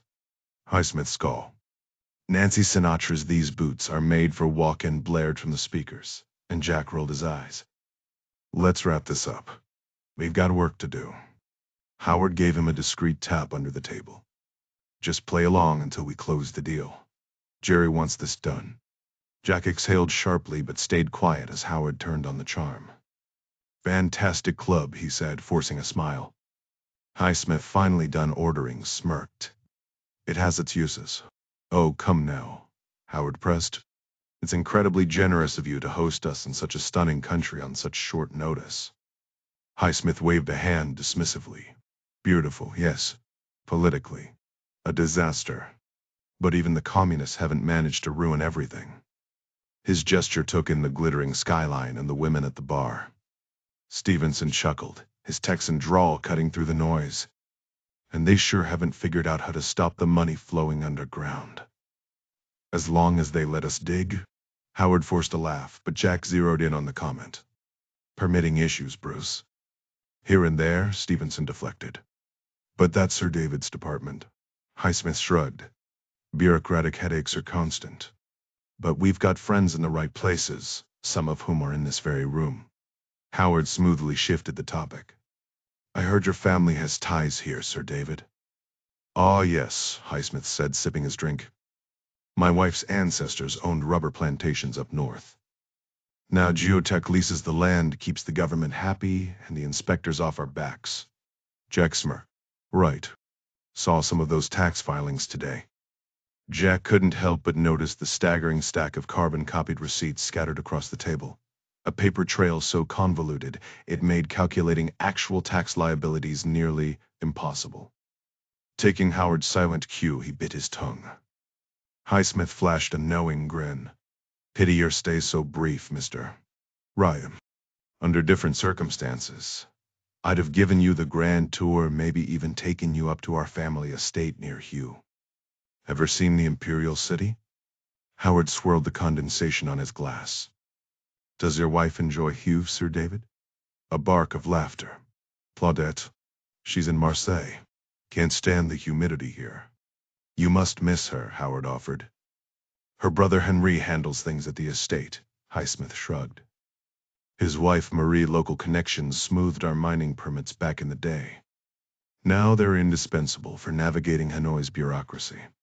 Jack studied the man. So you're based in Saigon or Hugh? Those travel receipts had raised questions. Da Nang, actually. Regional HQ keeps me busy. Haven't been up country in months.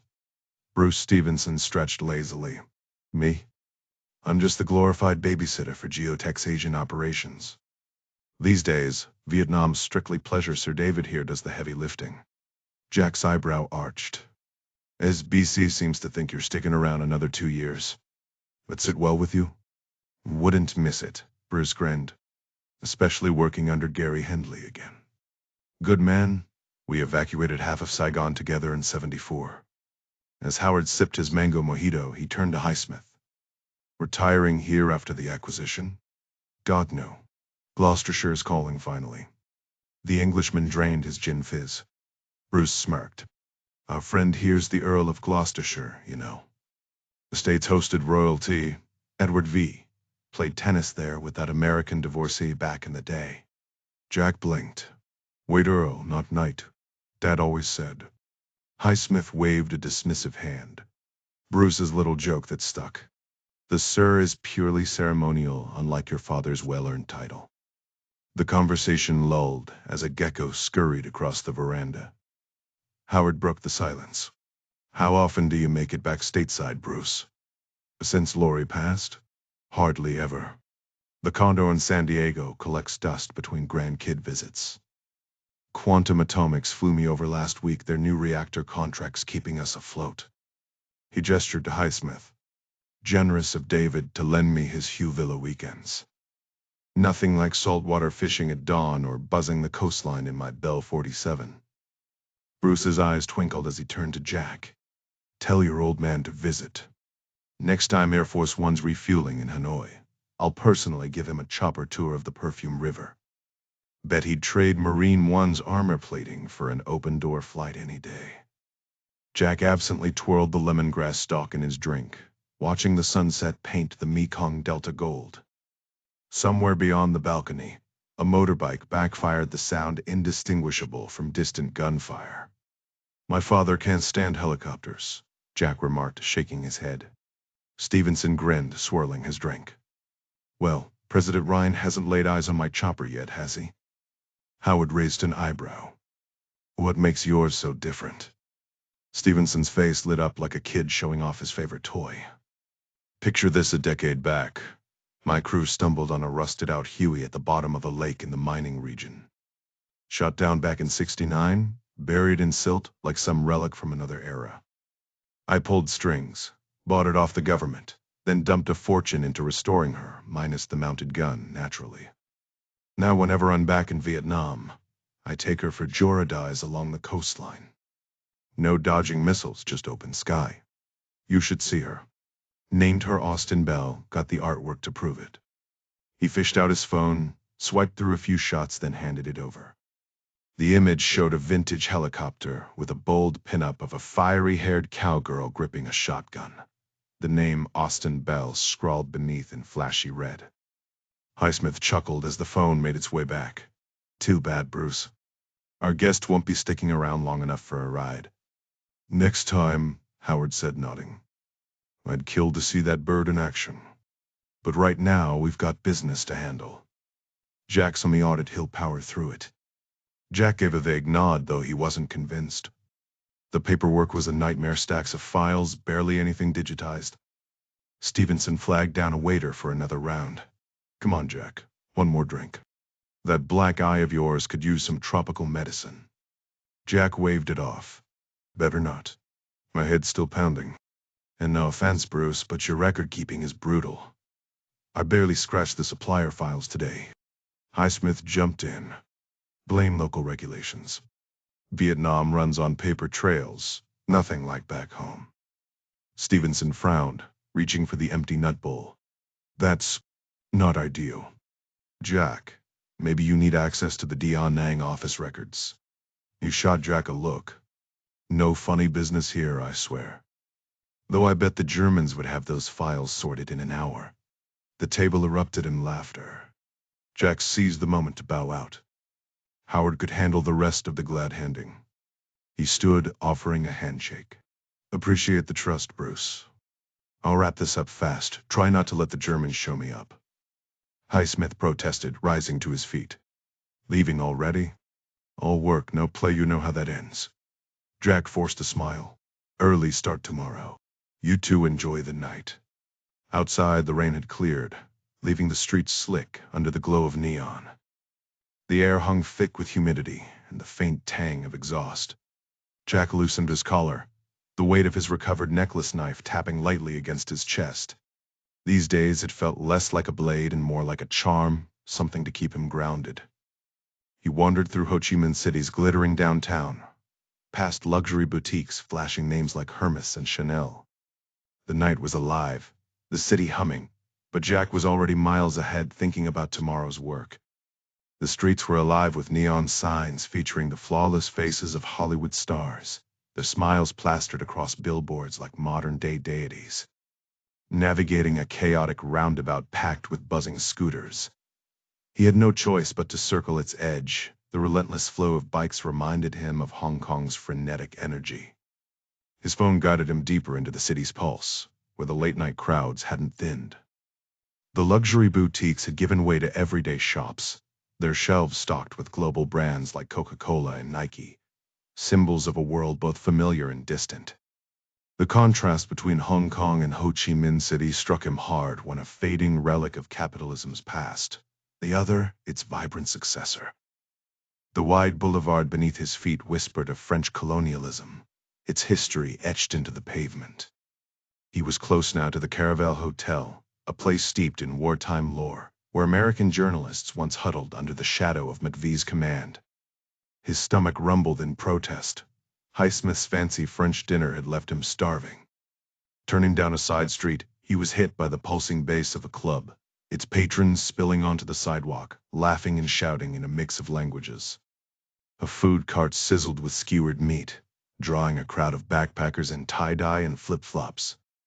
He joined the line behind a tattooed guy and his girlfriend, their accents unmistakably Kiwi. Their laughter died when they noticed him. His rumpled suit and black eye made him an outsider. They vanished back into the club, leaving him to eat his chicken skewer alone under the flickering streetlights. Picking up his pace, he followed his phone's directions toward the hotel, the streets growing darker, the scooters fewer. He paused to check the map, just one more block to a busier road. Then he'd hail a tuk-tuk. But something felt off. A scooter's engine had cut out too abruptly behind him. No fading hum, just silence. Casually lifting his phone, he snapped 2 covert photos with Gavin's surveillance app. The screen lit up with a chilling image, a man lurking in the shadows, his long hair brushing his collar, a tattoo just visible above his shirt. He wasn't moving. He was watching. And he'd been staring right at Jack. The memory of that tattooed man from Temple Street Night Market still sent shivers down Jack's spine as he rushed toward the neon glow of the main boulevard. He waved frantically for a ride, and within seconds, a garishly decorated tuk-tuk rolled up, its driver flashing a gold-toothed grin at the sight of an obvious foreigner. The rickety 3-wheeler, strung with leftover holiday lights, lurched forward as Jack handed over a crisp 20, far more than the ride was worth. Bouncing over potholes on the way to the Caravel Hotel, he studied the photo again, trying to match the ink to the thug he'd encountered. A quick search told him neck tattoos were common among local enforcers, but that didn't ease his nerves. He'd been careless, wandering alone with cash in plain sight. By the time he swiped his keycard, he'd convinced himself it was just paranoia. Still, sleep didn't come easy. After tossing for an hour, he checked his burner phone. No word from Lisanne. The thought of her deep in the Philippine jungle kept him staring at the ceiling until dawn. Mindanao, Philippines, Friday, October 4. The riverbanks had turned to sludge under the relentless downpour, the sky a smothering blanket of clouds. No chance of air support, not with this fog. Drop us here, Master Chief Moore ordered the Humvee driver, a Filipino SEAL who'd ferried them to the edge of the fishing village. Lisanne stepped into the mud, eyeing the stilt houses looming like shadows in the rain. Gear dumped, the Humvee vanished, leaving them alone in the storm. Suit up, Moore barked. They armored up, smeared grease paint across their faces, and strapped on radios and ammo. Move quiet. Moore took the lead, weaving through the maze of shanties toward the boat landing. Dogs snarled as they passed, but the team melted into the darkness, finally reaching the water's edge. Moore led them downstream, halting in a thicket of razor-sharp grass. Jad, he muttered, your turn. Sergeant Jad Mustafa flipped down his night vision goggles and ghosted toward the cluster of fishing boats. Moments later, he returned, guiding a battered dinghy with a splintered hull.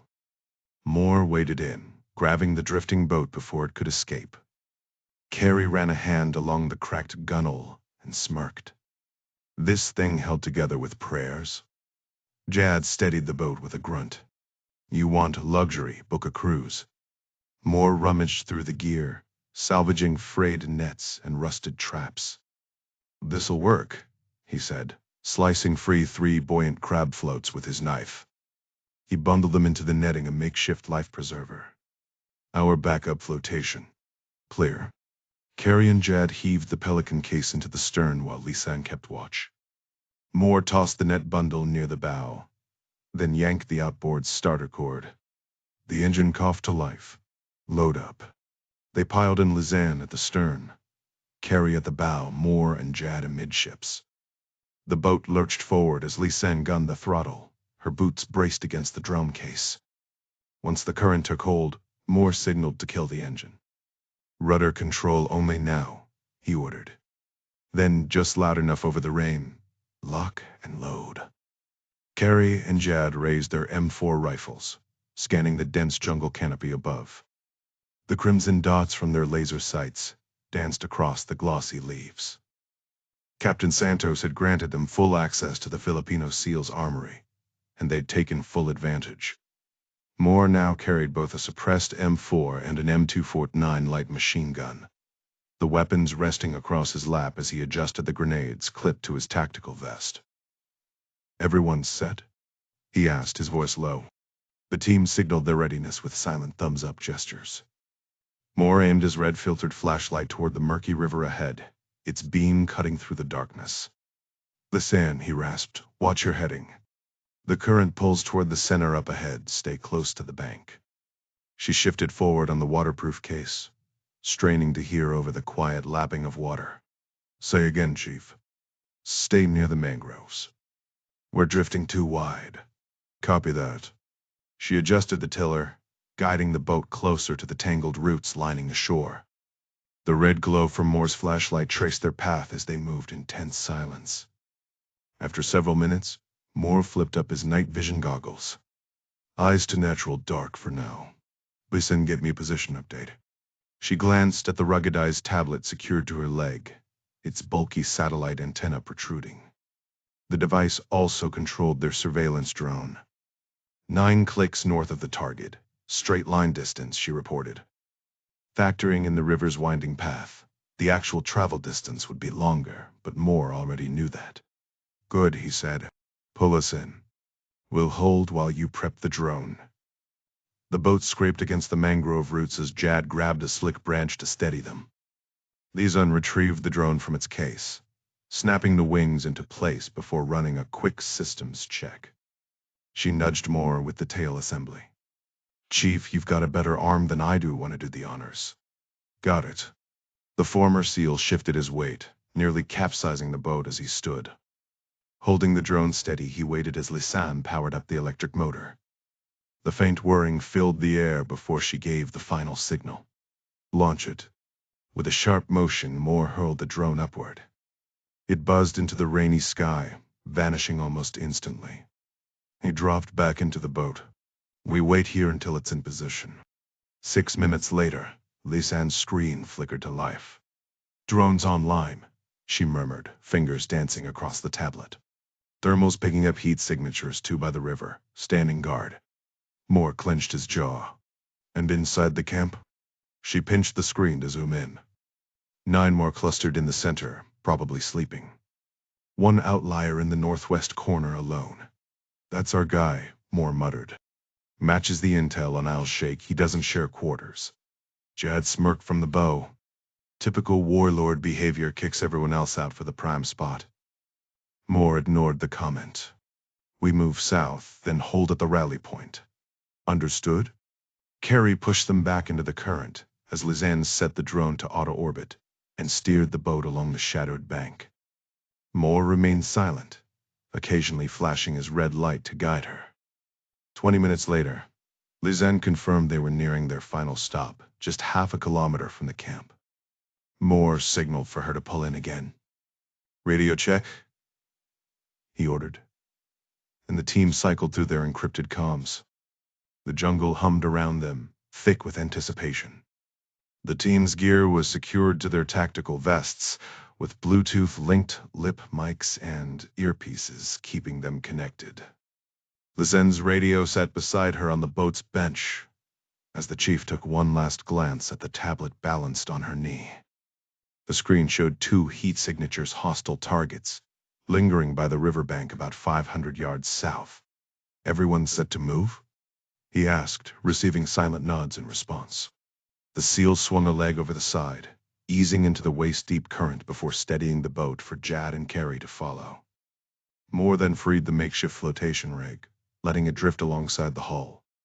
Leaning in close to Lisanne, the chief unholstered his Glock 19 and offered it to her. For insurance, he muttered. She secured the pistol into a slot on her vest, glancing up just as Carey, Jad, and the chief began drifting toward the river's center, clinging to the jury-rigged float. Their helmets barely broke the surface as they moved with the current. Lisanne raised a hand in farewell, and Carey dipped his helmet in response before they vanished into the gloom. 8 minutes later, Moore's voice crackled softly over comms. Hold position. Carey planted his boots in the riverbed, halting their drift and signaling Jad to do the same. Moore guided the float toward the opposite bank, staying low in the water, still a football field's length from the target. Base, he whispered. What's the sea trip? 2 tangos still at the shoreline, Lisanne responded, her voice cutting through the static. Thermal shows a small fire near the beach, probably cooking. Copy. Moore turned to the Green Berets. We good? Half submerged, the commandos murmured their confirmation. The chief tugged Carey's sleeve. Hey. Yeah, chief. Still your show marks? Clark knows it. You take point once you hit the X. Carey grunted in acknowledgement. With a final thumbs up, Moore pushed the float back into the current before scrambling up the bank and vanishing into the brush. The 2 operators drifted closer to the camp, their night vision devices barely above water as they studied the sentries. Mine's got an AK on his right side, cigarette in his left, Carey whispered. Opposite from mine, AK by the stock, barrel down, Jad replied. He's scanning south. Carey keyed his mic. Cobra 1-2 is in position. Roger, Moore answered. Overwatch is set. Move when ready. Jad and Carey tilted up their nobes, stowing them on their helmets. You good? Carey murmured. Locked in, Sergeant. They shoved the float into the mangroves and Jad slipped back into the water, letting the current carry him. Carey followed, moving silently until the riverbed shifted from mud to gravel the camp's edge. He spat out his breathing tube, letting it drift away as he steadied himself. The chief's voice whispered in his earpiece, 5 feet from targets. Ready? 2 clicks confirmed. On my mark, the chief counted down. 5, 4, 3. Carey took a breath and submerged, closing the distance. Through the rippling surface, he saw the sentry's blurred outline, oblivious. He finished the count in his head. 2, 1. The sentry's head jerked back, then disappeared from view. Carey moved swiftly through the water, careful not to disturb the surface as he emerged onto the shore. Keeping low, he belly crawled across the wet gravel, watching as the green beret beside him dragged the lifeless sentry into the river's pull. A quick glance confirmed Jad was doing the same, another body vanishing into the dark current. The precision of the kill was unmistakable, a single 7. 62 round from the chief's suppressed rifle had left a clean entry wound in the terrorist's forehead. Carey took in the man's ragged clothes, the patchy beard, the vacant stare. To ensure the body sank, the soldier drove his crowbar between the ribs, letting water flood the lungs. Lizanne's voice crackled in his earpiece. All teams, Cobra Base here. As sentries are neutralized and concealed. No activity in the camp. The chief responded, voice tight. Copy. No signs of movement? -1, Lisanne replied. Thermal scans show nothing alive out there. Carey crept forward, the damp gravel shifting beneath him. The scent of a dying cook fire lingered in the misty air. Through his night vision goggles, Jad came into view, rifle ready. They exchanged a silent nod before Carey pushed up, weapon sweeping the camp's perimeter. Jad covered the tree line while Carey moved toward the target's hut. The entrance was draped in vines. He nudged them aside with his barrel before slipping inside. His heartbeat thundered in his ears. The green-tinted world of his nods revealed the sleeping figure, unkempt beard, slack jaw, slow breaths. Recognition hit hard. This was the man who'd filmed himself executing those students, then bragged about it online. Now he was plotting to assassinate a president for shaking hands with the wrong people. 2 muffled shots later, the terrorist's chest bloomed crimson. Jackpot, Carey murmured into his mic. We just hit the lottery. He fished out his phone, snapping a photo under the dim red glow of his helmet light. The dead man's eyes had flown open in surprise. Confirmed jackpot. Exfil now, more ordered. We're wheels up. Carey killed the light, stowed the phone, and eased back outside. Rain pelted his helmet as he scanned the camp, rifle steady. Too quiet. Too easy. Then Lizanne's voice cut through the silence, urgent. Movement detected, 1 Tango exiting the main hut. Heading your way to 3 o'clock. Close. Carey dropped to the ground, weapon trained on the approaching figure. The man stumbled out, shirtless, rubbing his eyes, probably just looking for a place to relieve himself. Fate had other plans. He veered straight toward Carey. I've got him, the chief whispered. A split second later, the man crumpled, a bullet through his skull. The body crashed through the flimsy wall, and suddenly, voices erupted. A light flicked on. Move, the chief hissed. 2, get to the river now. Multiple hostiles stirring inside, Lisanne reported, her voice strained. They're up. Carey yanked a flashbang from his vest, pulled the pin, and hurled it into the hut. The deafening pops would buy them time. Terrorists always mistook it for gunfire.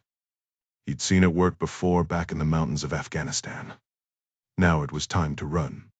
Carey hurled another flashbang into the cramped hut where he'd taken down Adnan al-Sheikh, using the distraction to buy time.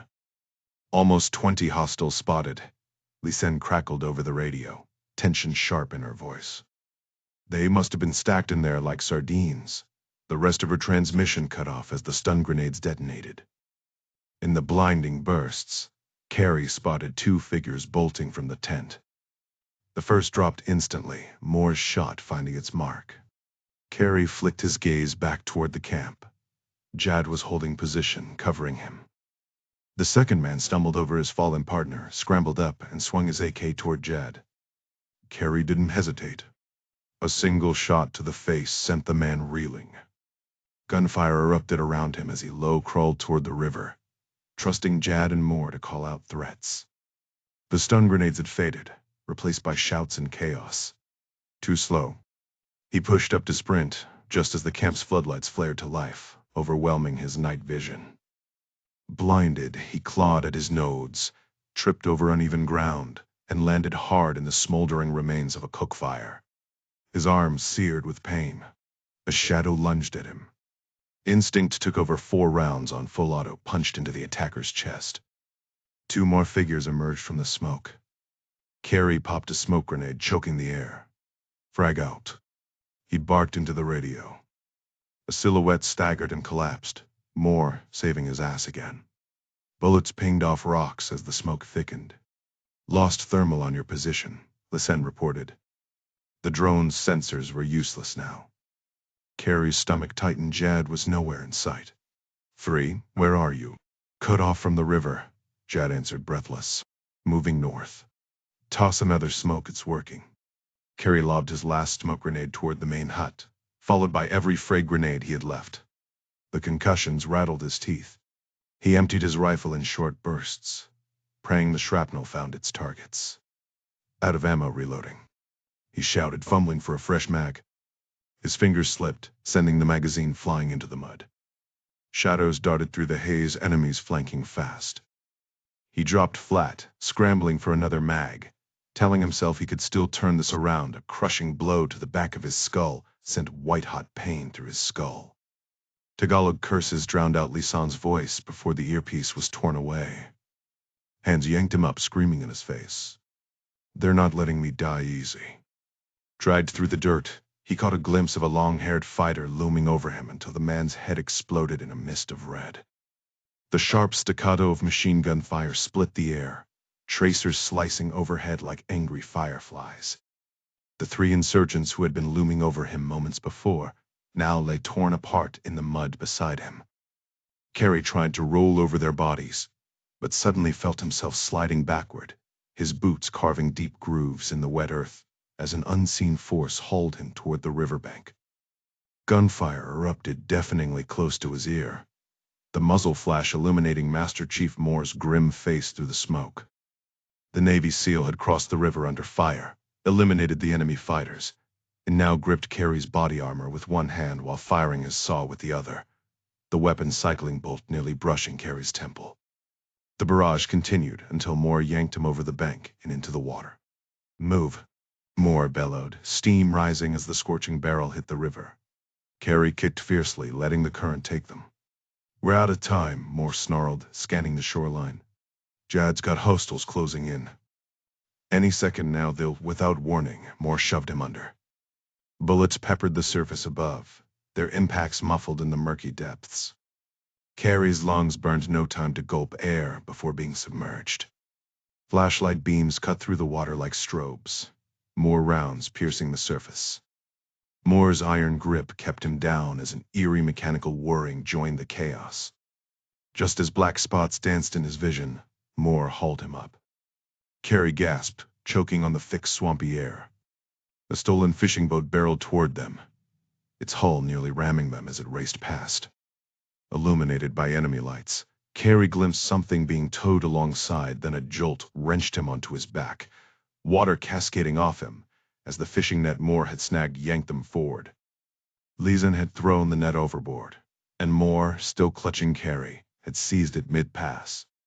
Hand over hand, Carey climbed the net like a ladder until he reached the boat's side.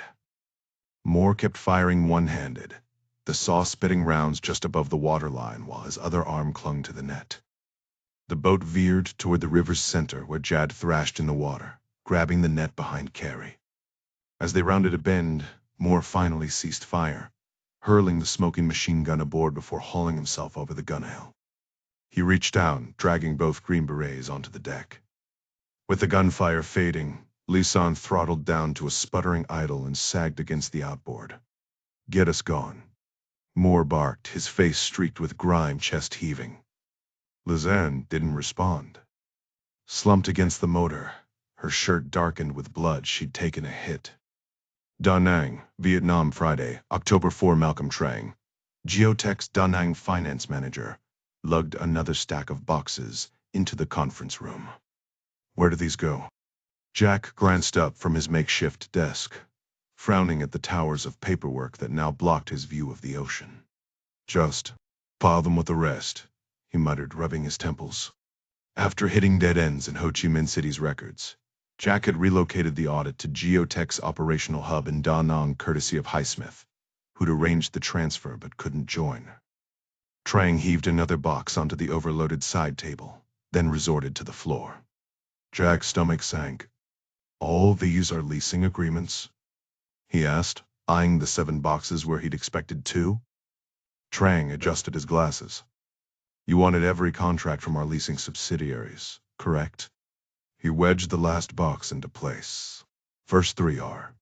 Rest are addendums, defaults, and terminations." Jack exhaled. This would be a long day. Jack glanced around the cluttered office, taking in the stacks of mining equipment invoices. "You've got a small fortune tied up in heavy machinery here," he remarked, flipping through a well-worn spreadsheet. The accountant, a Singaporean expat with a crisp British accent, nudged a cardboard box aside with his foot. 30 million in assets, give or take. Haul trucks, excavators, dredges, you name it. And that's before we even get to processing the ore into usable material. Jack cracked open another file box and let out a low whistle at the avalanche of paperwork inside. "You guys do realize it's the 21st century, right? Ever heard of digital records?" The accountant smirked, rolling his hand truck toward the door. "Ah, but this is Vietnam, Mr. Ryan, where bureaucracy thrives on triplicate forms and carbon copies." He checked his watch pointedly. "Unless there's something urgent, we usually call it a day around now on Fridays." Jack held up a faded pink slip between 2 fingers. "Just one last thing. Ever dealt with the Lay TL facility?" Trang took the document, scanning it with a practiced eye. "Big samarium operation near the Laotian border. Mostly tapped out now, but still running." Jack tapped a yellow-stained invoice covered in Vietnamese script. "I've been chasing this discrepancy for days. We're buying tons of gadolinium, but the samarium output doesn't add up. Any idea why?" Trang's expression turned diplomatic. "Refining isn't an exact science. You'd have better luck asking the engineers on site." Jack exhaled through his teeth. "What about this supplier, Han Tac Limited? Ring any bells?" Another shrug. "Supply chains here are complicated." The man was already halfway out the door, gaze drifting toward the ocean view. Jack waved him off. "Go on, Malcolm. I'll handle the rest." Alone again, he sifted through his notes, cross-referencing vendors with growing frustration. The bank's deadline loomed, and this paper trail was a disaster. Howard's voice cut through the silence. "Still at it." He leaned in the doorway, impeccably dressed despite the tropical heat.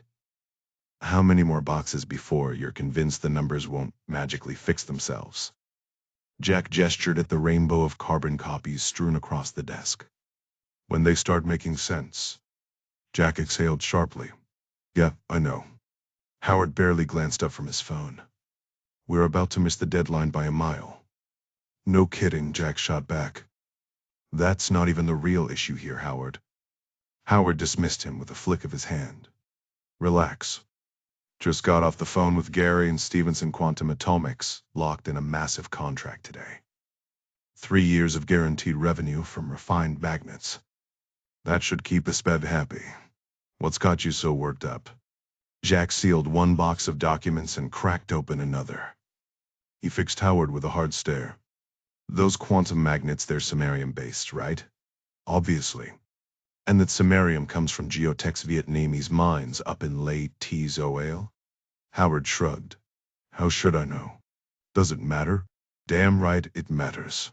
"Enlighten me then." Jack planted his hands on his hips. "Because the numbers from that region don't add up. Highsmith's reports claim profitability, but dig deeper, and it's a mess. Random regulatory charges to government agencies. Payments to chemical suppliers with no track record. Something's off." Howard scoffed. "So what? Worst case scenario?" "Worst case? Those cash flow statements are fiction. They could be hiding cost overruns we don't even know about." Howard fell silent, shoving his hands into his pockets. He stared out the window, watching the sun glint off the ocean. The palm trees cast long shadows across the sand.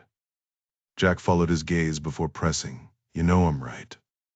I can't sign off on this for Hesby. It's reckless. You're gambling everything. Howard muttered something under his breath, still avoiding eye contact. Jack pressed on. And these paper records? Highsmith blames Vietnamese regulations. Fine. But once this deal closes, these boxes are ours. I didn't become an auditor to rubber stamp scribbled carbon copies in a language I don't understand. Howard finally moved, flipping open a box lid and fishing out a document. He squinted through his reading glasses, holding the flimsy sheet up to the light. This what you've been dealing with? Every single one. Until they magically turn into glossy financial reports for Hesp.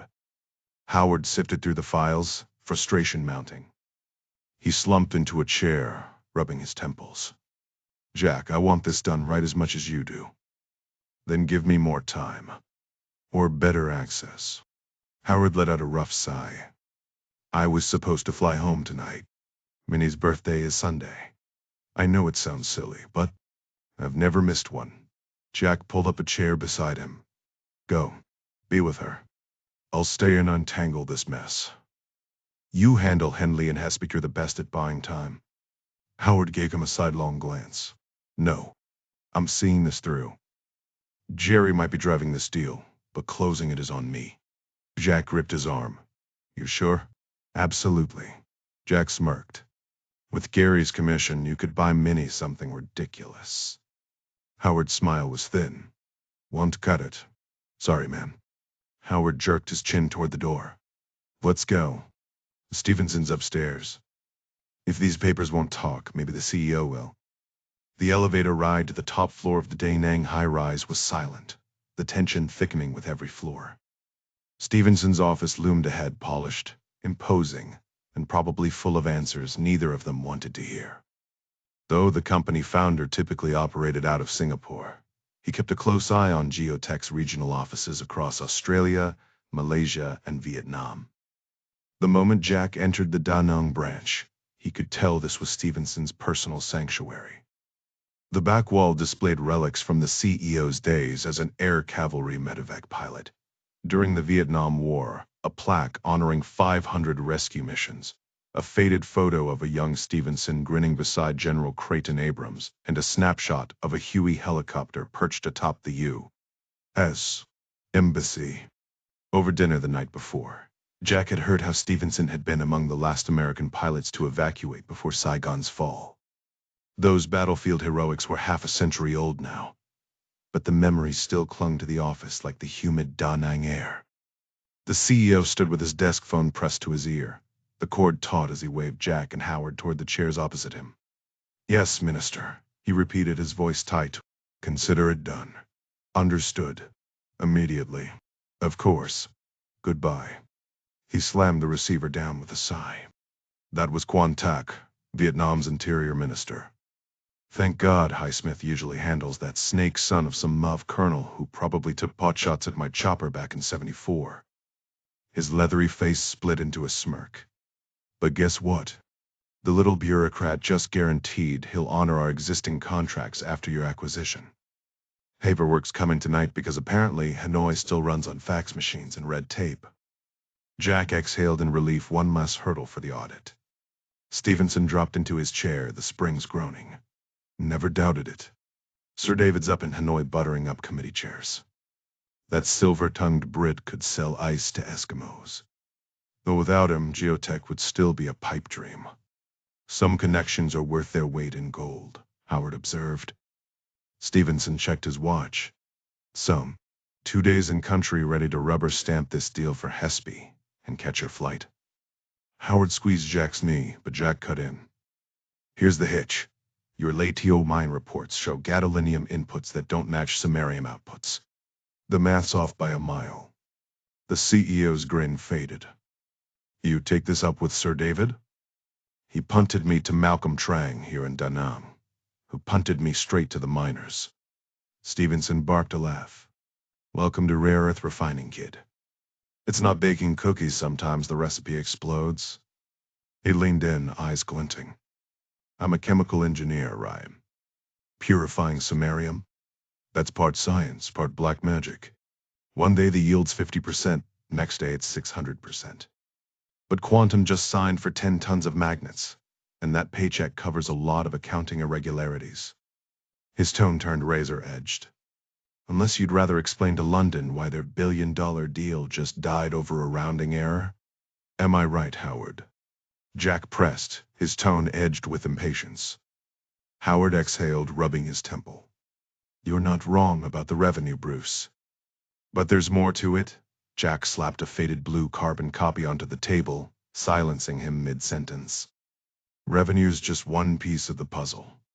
If your gadolinium ratios are all over the place, profitability's a guessing game. Ever heard of Hontech Limited?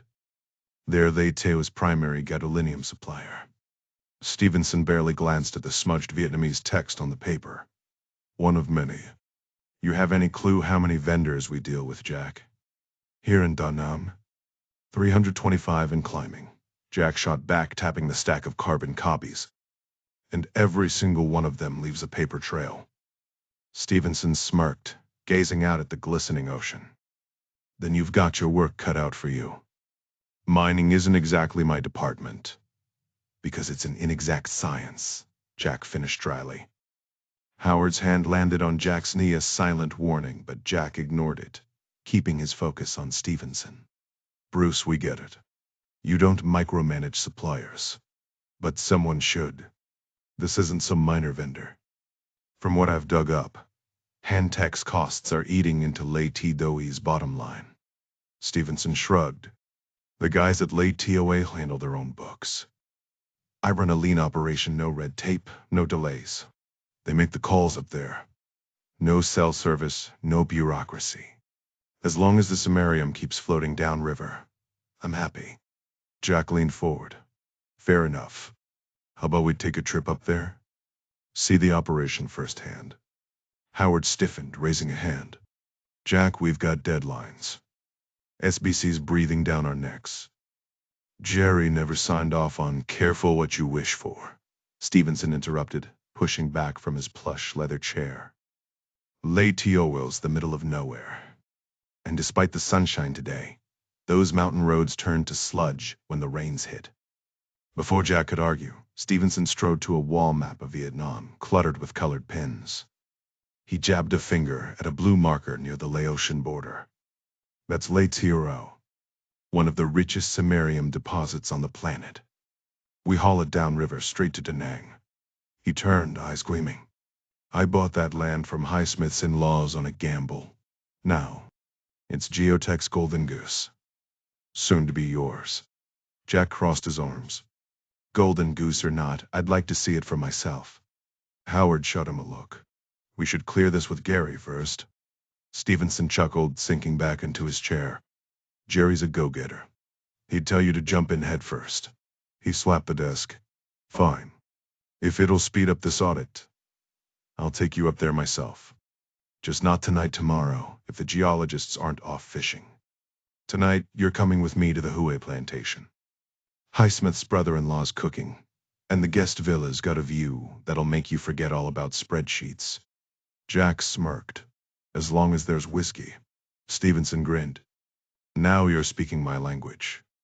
Henry is an incredible chef, a graduate of the prestigious Le Cordon Bleu. Trust me, you're in for a culinary masterpiece that'll leave you speechless. Howard leaned forward, rubbing his palms together. Bruce, tell me, does your plantation have decent internet? I need to check in with my wife over Zoom.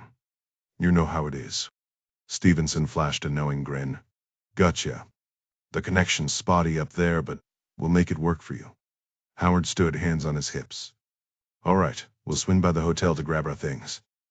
How long's the trip to your place near Hue? About 2 hours by road, Stevenson replied, his smile widening, revealing teeth so white they could blind you. But forget the car. I've got something way cooler.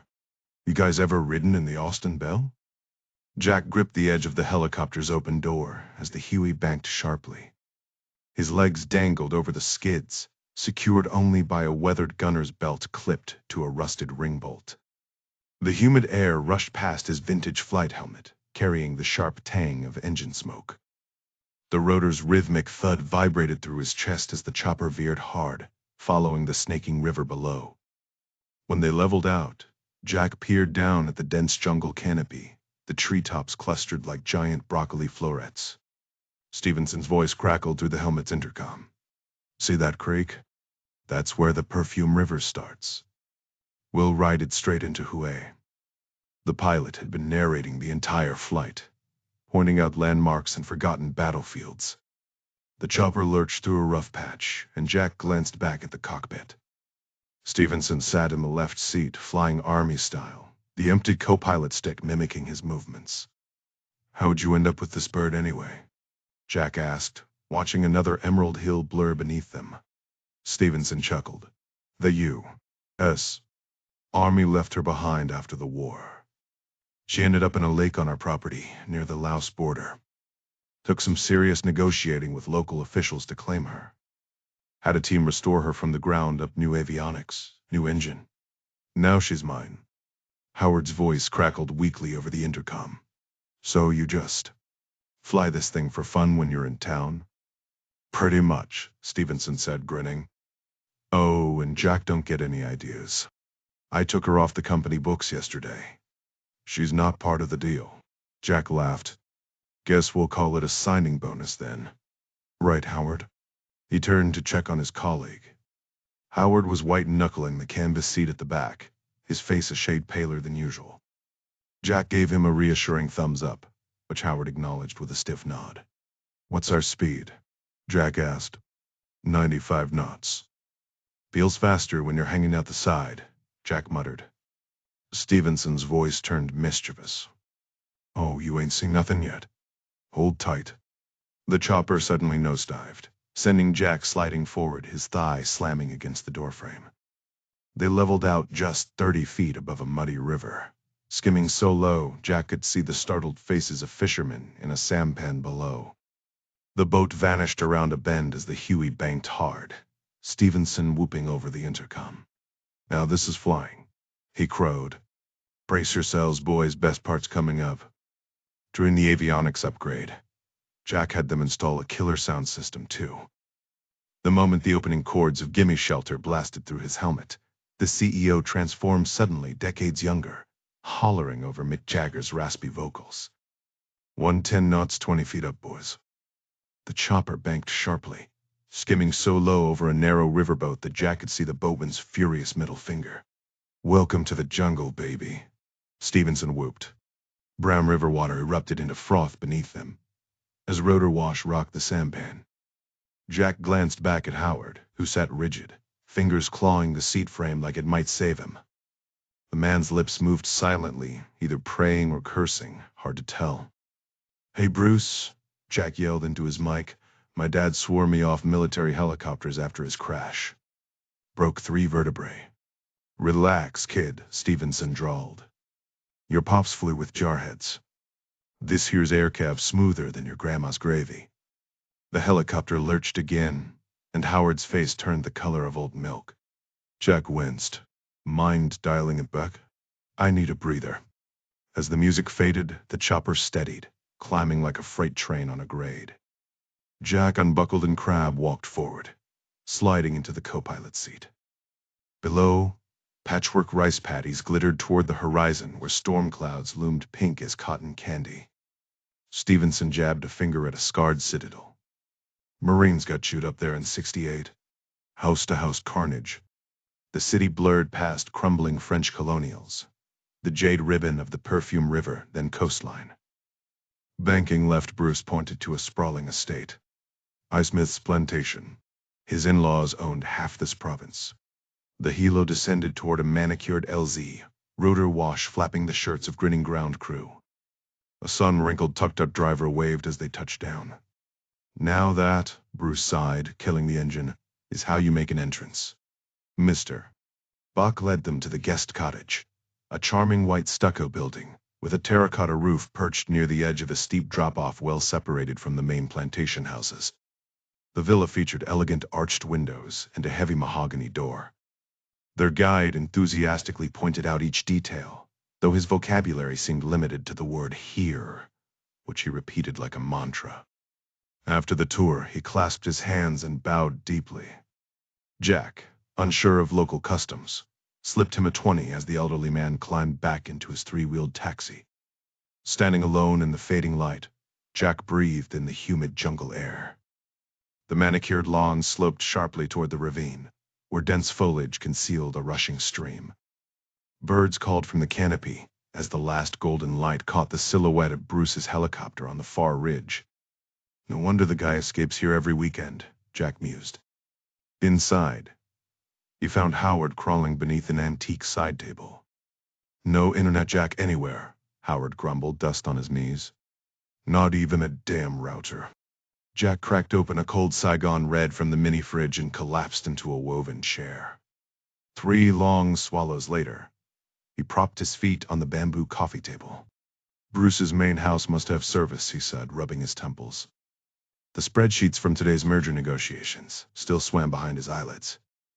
Howard appeared in the doorway, freshly changed into a wrinkled polo that did nothing to hide his banker's paunch. My cell's dead too, he announced, jabbing at his smartphone. We should have checked in with Jerry before leaving Hanoi. Those German investors are probably circling like vultures by now. Jack pulled out his burner phone's 0 bars. Relax. Bruce and Gary go way back. He's not going to screw us. Don't be naive, Howard snapped, popping his own beer. Highsmith's up north negotiating right now. You think he cares about loyalty when there's an extra $1 million on the table? Jack pictured their British rival holding court at that ridiculous Saigon gentlemen's club, martini in one hand, eyeing the hostesses. The guy owns half of District 1. You really think he'll walk away from that? Howard gave a mirthless laugh. His family's got a damn castle in Sussex. Once the Interior Ministry deal closes, what's keeping him here? Besides, he added darkly, that prenup's probably got an escape clause measured in millions. For a guy who sends his wife roses every anniversary, you've got a real bleak outlook. Howard's expression turned serious. I need to make that birthday call, Jack. The dining hall in Bruce's rented villa felt like something out of colonial times. A massive ebony table, hurricane lamps casting flickering shadows, the scent of lemongrass and chili hanging thick in the air. At the head of the table, Bruce gestured toward a platter of glistening meat and crimson sauce. Henry, remind me what your chef calls this one. Across from Jack, the French geologist Henri Clairet adjusted his ill-fitting blazer. His wrinkled shirt gaped open, revealing a thatch of silver chest hair. Ah, Bruce, he said with a theatrical sigh, you foreigners never remember the important things. The way his lapels stubbornly stuck out, like confused owl ears, made Jack stifle a grin. Some things at least were universal. Bruce gestured toward the steaming bowl with a flourish, his French accent wrapping around the words. This, my friend, is Boon Bo Hussery dish fit for royalty since the Nguyen dynasty. Though I must say the egg yolk adds a certain Parisian touch. I hope it doesn't overwhelm your palate, Jock. Jack grinned as he took the plate. Spice doesn't scare me. Let's see what you've got. Henri's wife Marie-Anne Clairet gave a graceful nod. Out of all his creations, this one holds a special place in my heart. Jack scooped a generous portion into his bowl before passing it to Howard. The flavors hit him immediately. Fiery, yes, but layered with sweetness and a deep, smoky richness. No wonder you love it, he said, raising his glass slightly in her direction. Howard nodded in agreement. Henry, you've outdone yourself. This is incredible. The Frenchman beamed. Take more sauce, Howard. Don't be shy, indulge yourself. Marie-Anne turned to Jack, her face softly illuminated by the flickering hurricane lamps. Despite her poised elegance, there was a warmth in her eyes. When do you plan to return home? Have you made your travel arrangements yet? Jack studied her for a moment, guessing her age to be somewhere around 50, though her flawless complexion made it hard to pin down. We're aiming for Monday, he replied. Howard's got business waiting.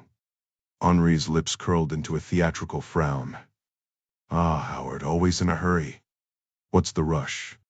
Lawyers, Howard muttered, piling rice onto his plate. Every deal comes with its own mountain of paperwork. Marie-Anne sighed. A shame. But that means you still have Sunday with us. Perhaps I could show you around Husha. The city is full of colonial architecture, so much history to explore. Howard's smile returned. That sounds perfect. Assuming the internet comes back online so I can check in with my wife. Stevenson chuckled from across the table. Don't worry, Howard. Happens every rainy season. You'll be video chatting before you know it. Just then, a young server in a flowing dress slipped in, placing another dish on the table. Marie-Anne murmured something in Vietnamese, and the girl bowed before disappearing. Jack, Marie-Anne said, her eyes twinkling. Since you're so adventurous, you must try this DK. A personal favorite. She spun the lazy Susan, revealing a dish of glistening dark brown morsels. Intrigued, Jack served himself and handed it to Howard. The first bite was unexpectedly sweet and tangy, almost like barbecue. Marie-Anne covered her mouth, amused. Look at that. Both of you enjoying DK? Henry clapped his hands. Bravo. Most Americans won't touch it. Bruce here refuses, probably because he's from Texas. But you two? Impressive. Howard raised an eyebrow. What's your problem, Bruce? Tastes great to me. Bruce smirked. I don't eat it, Howard, because it's made of crickets. Jack froze mid-chew, then hastily gulped down his wine. Out of the corner of his eye, he caught Stevenson's amused grin. Here, the CEO said, sliding a small bowl toward him. If you need to obliterate the taste, try this orange sauce. I call it napalm, works like a charm. Jack dabbed some onto his rice, and instantly regretted it. His mouth was on fire. Stevenson laughed. Good, right? Last time I was here, I caught a bonito and made fish tacos. That sauce. Game changer. Felt like I was back in Texas. Howard, having drained his water glass, wiped his mouth. You fish often, Bruce? Whenever I can, Stevenson replied. Got a boat docked in Da Nang, the Longhorn, named after my alma mater. She's a restored Navy patrol boat. Put as much love into her as I did the Austin Belle. Henry stifled a yawn. Bruce collects military relics. Even has an old Army Jeep parked near the springhouse. Stevenson grinned. Yup. Named her the Lone Star. You saw her earlier. Expensive hobby, but worth every penny.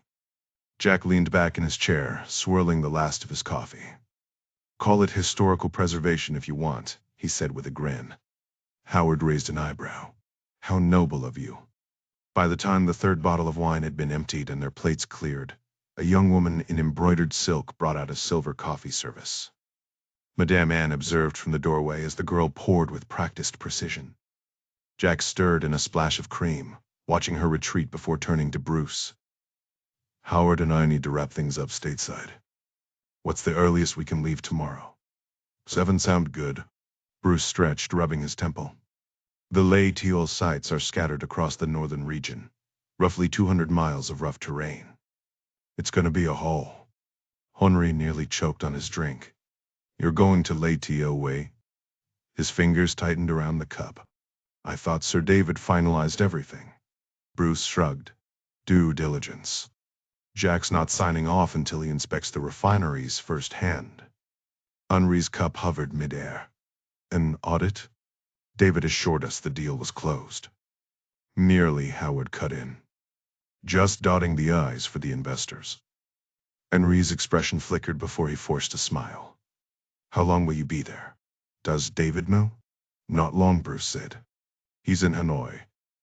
We'll be done before he even notices. Henry hesitated, then leaned in.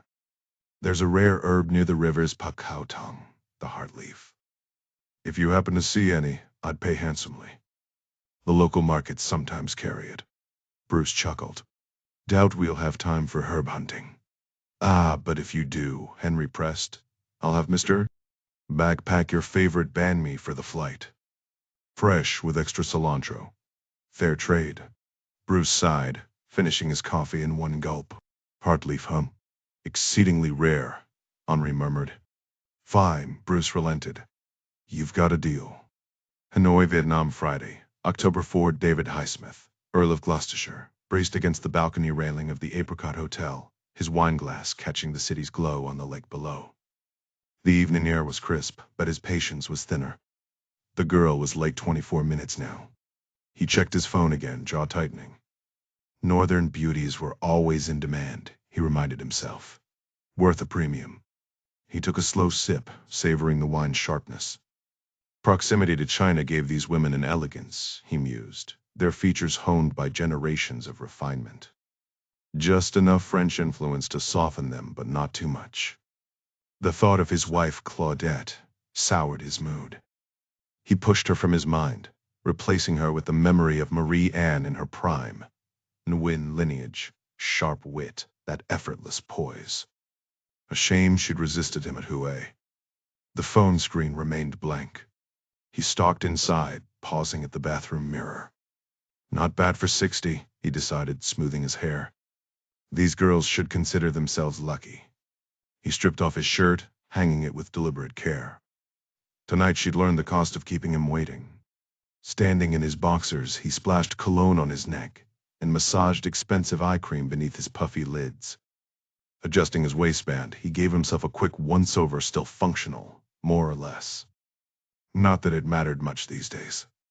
When you paid top dollar, you called the shots. If he wanted to lounge like a Roman emperor while someone recited sonnets, who could stop him? He checked his phone 28 minutes late now. His jaw tightened. Money.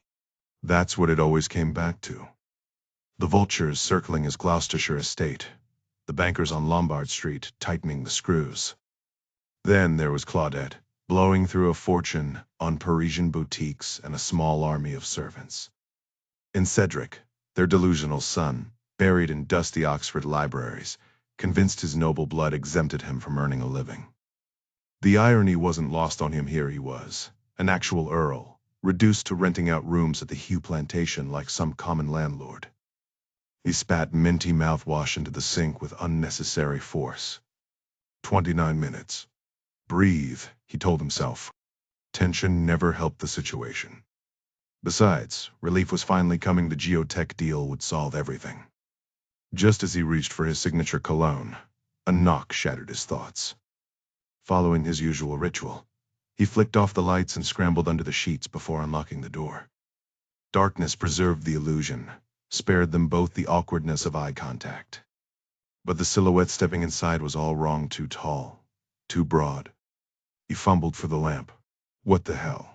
He snapped, heart hammering. Get dressed. Now. His clothes, folded neatly on the bathroom towel rack, came flying at him. Ling Tsai's ever-present shadow, with that revolting snake tattoo, stood by the balcony, smirking. Highsmith yanked on his shirt, fingers fumbling with the buttons as Tai strolled in, cool as ever. Sir David, Kai purred, sliding the security chain into place. What a pleasure. Highsmith's throat went dry. We're finished, he blustered. The deal's done. I've held up my end. Tai lit a cigarette, the ember flaring in the dim room. Funny, because I hear Stevenson's team is inspecting the mines at dawn. Standard procedure, Highsmith insisted. Due diligence. Nothing unusual. I exhaled a slow stream of smoke. Unusual enough to send auditors poking around. The unspoken threat hung heavier than the haze between them. Somewhere outside, a car alarm wailed an absurdly mundane sound. For the moment, his carefully constructed world began crumbling. Don't stress about it, Highsmith said with a dismissive wave of his hand. Kai exhaled a slow stream of smoke, his eyes narrowing. And why shouldn't I? Come on, Chai. You remember I used to run the Hong Kong branch of Hesbeck, right? That was decades ago.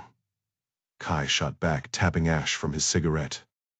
Highsmith leaned forward, his voice dropping to a low, measured tone. Without my connections, Henley would have never gotten that meeting with the Hesby executives. So tell me, why would I suddenly start hiding things from you now? Shai studied him, the cigarette burning between his fingers. Control had only mentioned delays. Some audit had raised red flags in Beijing. They were questioning Highsmith's loyalty, wondering if the so-called Earl of Gloucestershire had the spine to double-cross them. But Tsai knew Beijing's paranoia often ran too deep. Still, he wasn't taking chances. After a long drag, he finally spoke. Good news, Sir David. Consider this your promotion. Subic Bay, Philippines, Saturday, October 5. Clark crossed his arms, watching as Moore caught his breath on the hospital rooftop. The former SEAL had just finished his brutal morning ritual 5 miles uphill, through dense jungle, then 7 flights of stairs at a dead sprint. Below them, the old U.S. Naval base sprawled out toward the bay, the water shimmering under the rising sun. So, Clark pressed. How did they do?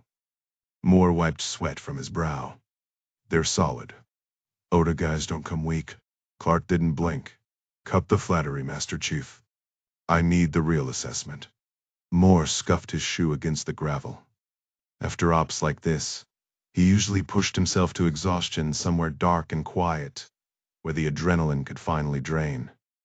Today, the rooftop would have to do. Uwari's got command presence. Jad's sharp moves like an athlete. And Lissam? They trust her. They work as a team. What about judgment? Clark countered. Carrie's smoke grenade blew their cover.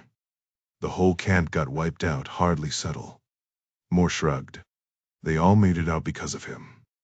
And let's be real, we went in blind with borrowed gear. Those Filipino M4s? Piston recoil. I'd have picked gas-operated, shorter barrels for close quarters. Clark's expression didn't change.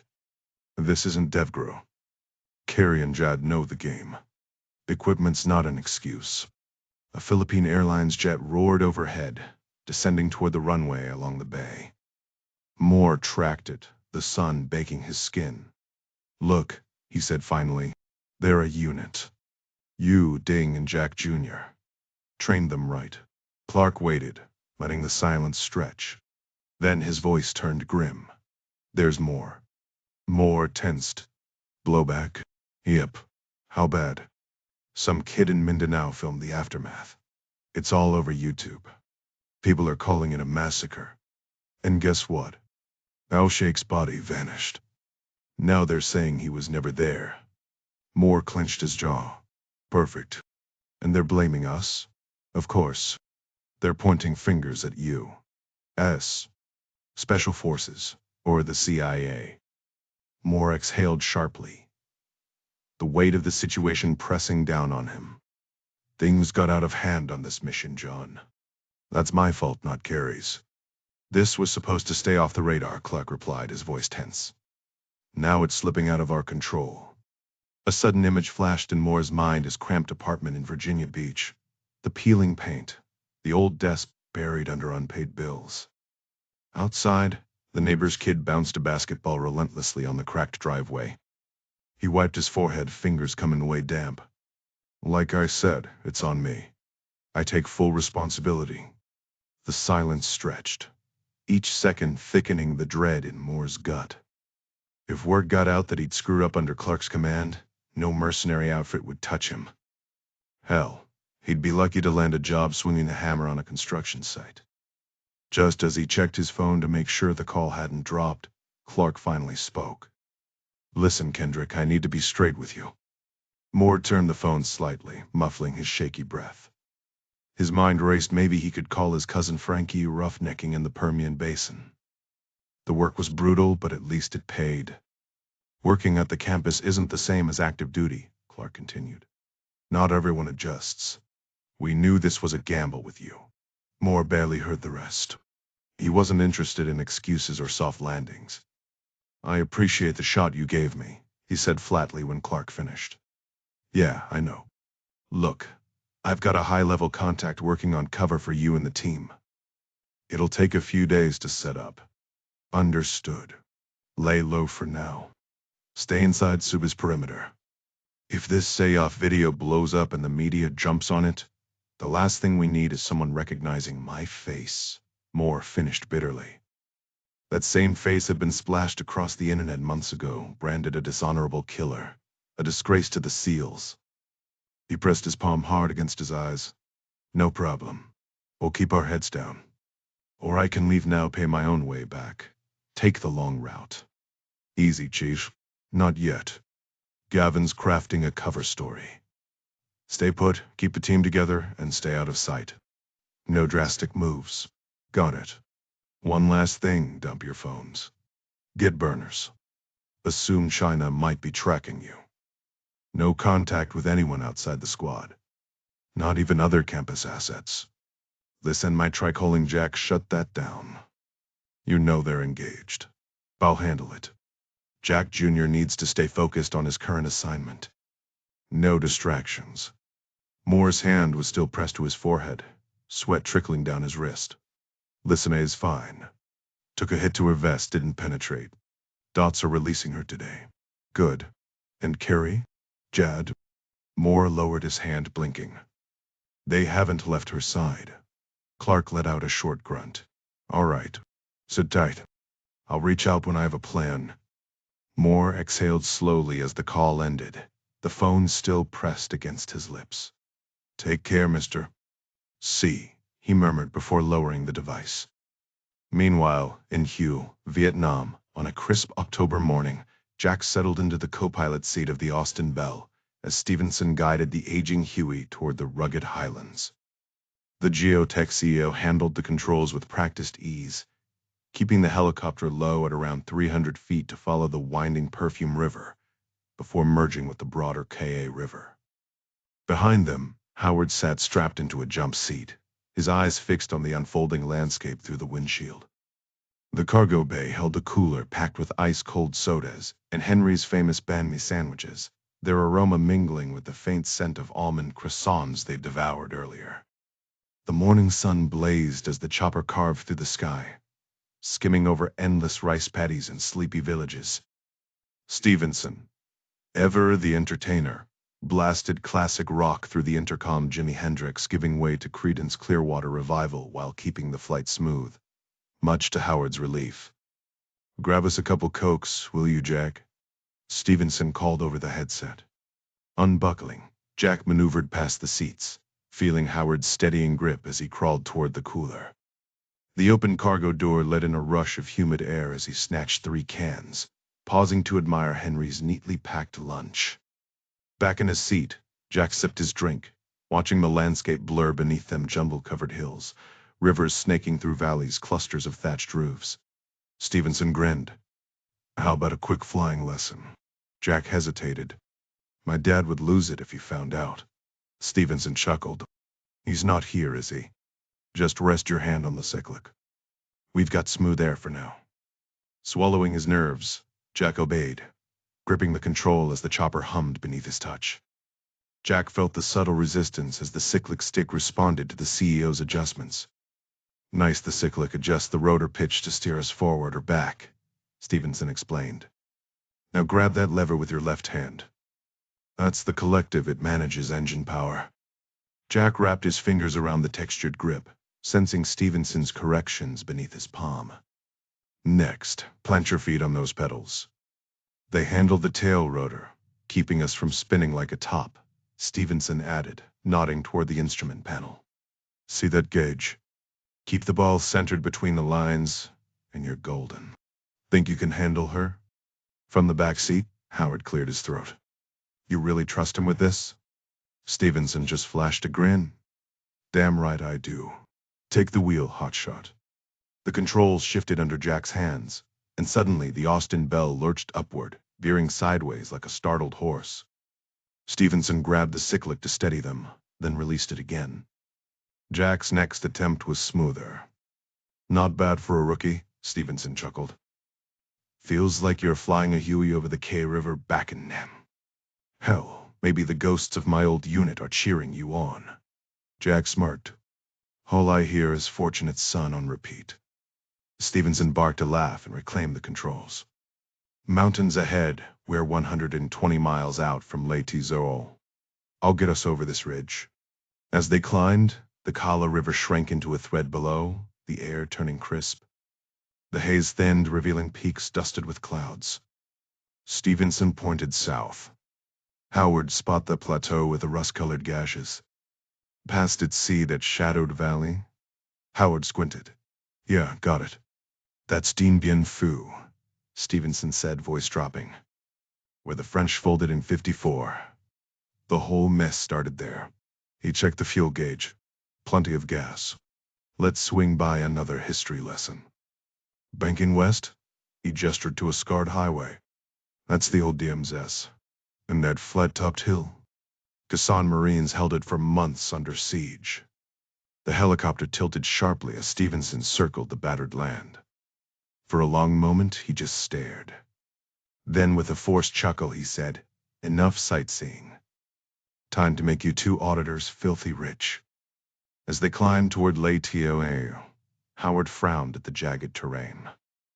"How do you haul samarium out of this place?" "Trucks to the Ca River, then barges to Da Nang," Stevenson replied. Jack nodded. "Explains all those leases I've been reviewing. You've got a small army of trucks." "Damn right," Stevenson said. "Mining's the easy part. Getting the ore out? And that's where the real fun begins." Howard frowned. "What's the issue?" "You've got the equipment." Stevenson snorted. "Ever tried driving a loaded rig through a monsoon? Or keeping barges afloat when the river decides to swallow half your cargo?" He adjusted his grip on the collective. "Out here the land fights back. Take a good look at this place. The rainy season just wrapped up, leaving the roads a muddy mess for months. Jack, you must have noticed in the financial reports our port operations in Ho Chi Minh City barely function outside November through April." "Yeah, caught that," Jack replied. "Rest of the year. Good luck moving anything through these mountains." "And then there's the security headache." Howard frowned. "What kind of security issue?" "Drug cartels. We're right on the edge of the Golden Triangle. Not that they've messed with us, probably, because we've got government ties. They steer clear, we steer clear. Mutual avoidance policy." Jack remembered a DIA report on heroin trafficking in the region. He'd flagged it during Henley's geotech buyout. "All right, gentlemen. The climb's getting steep. Might feel sluggish, but we're getting there." Now that Jack had some flight experience, he recognized the adjustments Stevenson made, the collective rising, the engine whining as the Austin Bell climbed past 2,000 feet. His ears popped. "Not exactly a joyride at this altitude," Bruce muttered, wrestling with the controls. "Thinner air makes her handle like a shopping cart." The chopper's gears groaned as Jack stared at the rugged terrain below. His stomach growled too. Those promised sandwiches couldn't come soon enough. Which made him think of Henry and his wife Marie-Anne Claret. Her offer to tour Hue had been oddly persistent. When they'd left Stevenson's place, she'd held Jack's hand a beat too long, her gaze stirring something familiar he couldn't place. "Need to hit 4,000 feet to clear this ridge," Stevenson announced over the engine's roar. "Should only take a deafening explosion cut him off." Jack's harness dug into his shoulders as the helicopter lurched violently. Cold air whipped through the cabin. Through the window, the mountains spun slow at first, then faster. Alarms screeched. Fighting centrifugal force, Jack strained to see behind him. Howard was pinned to his seat, helmet tilted. Beyond him, hydraulic lines thrashed through a gash in the fuselage, spraying fluid like severed arteries. Stevenson groaned, slammed against the cockpit door. Tail rotors gone. No idea how the spin flung him sideways. Jack caught a glimpse of the yaw gauge needle jammed to the right. No control. Rudders dead. Stevenson gasped, struggling against the spin. "Hydraulics are shot, come on, girl." The altimeter spiraled wildly. Jack barked into the intercom. "Tell me what to do." Bruce strained with every ounce of strength, his trembling fingers clawing toward the overhead panel as if fighting against an invisible weight. Through the cracked windshield, Jack caught glimpses of the chaotic world outside, emerald peaks, azure skies, and cotton-like clouds spinning past in a dizzying whirl. The Austin Bell pitched violently, her nose seesawing like a deranged amusement park ride. "Gotta cut power," Bruce gasped, his arm trembling with exhaustion. In a sudden burst of clarity, Jack grabbed the pilot's forearm and shoved it upward. "What happens when the engines die?" Jack demanded. "A true patient," Bruce wheezed, slapping the fuel cutoff. Jack's stomach lurched as the concept clicked, rotor blades spinning freely, turning their deadly descent into a controlled fall, just like a maple seed spiraling toward Earth. "In theory." The altimeter needle spun wildly as Bruce croaked. 1,500 feet, but were practically skimming the plateaus. The once distinct landscape outside melted into streaks of color as the helicopter groaned under the strain. With the engines silent, an eerie whistling filled Jack's helmet. He twisted against his harness, his shoulder brushing Howard's. The banker was crushed against the sidewall, his faceplate pressed to the metal. A sickening crunch of branches erupted beneath them. The world became a strobe light nightmare of splintering trees and shattering glass. Then impact. The Austin Belle lay mangled on her side, her frame split open like a tin can. Jack dangled from his seat straps, staring at the gaping hole where Howard had been. The jungle air reeked of fuel and scorched metal. Through the jagged windshield, a rotor blade jutted from a tree like a thrown spear. Black smoke coiled through the cockpit, burning Jack's throat as he ripped off his helmet. "Howard," he choked out. Bruce clawed himself upright, his face streaked with sweat. The cabin behind them was a warped mess of torn steel, daylight bleeding through a gash in the fuselage. Hydraulic fluid dripped from severed lines, hissing as it hit hot metal. Then the wreckage shifted with a metallic scream, and Jack realized with icy certainty that whatever had anchored them to the mountainside was giving way.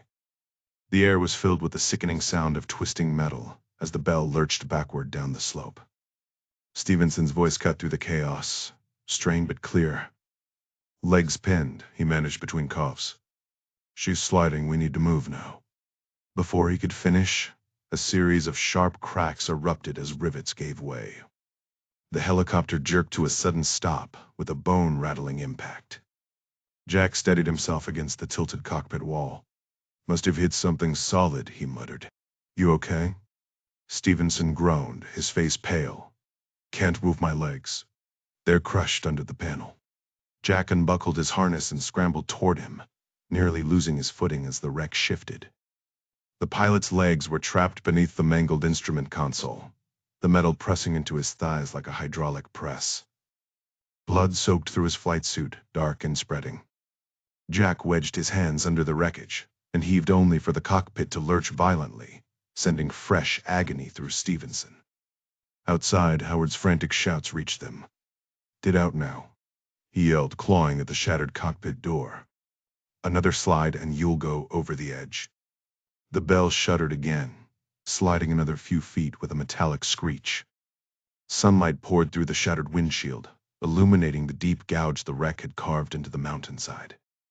Jack glimpsed the sheer drop beyond, nothing but open air and a river far below.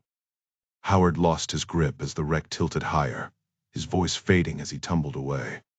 The cockpit groaned, teetering on the brink.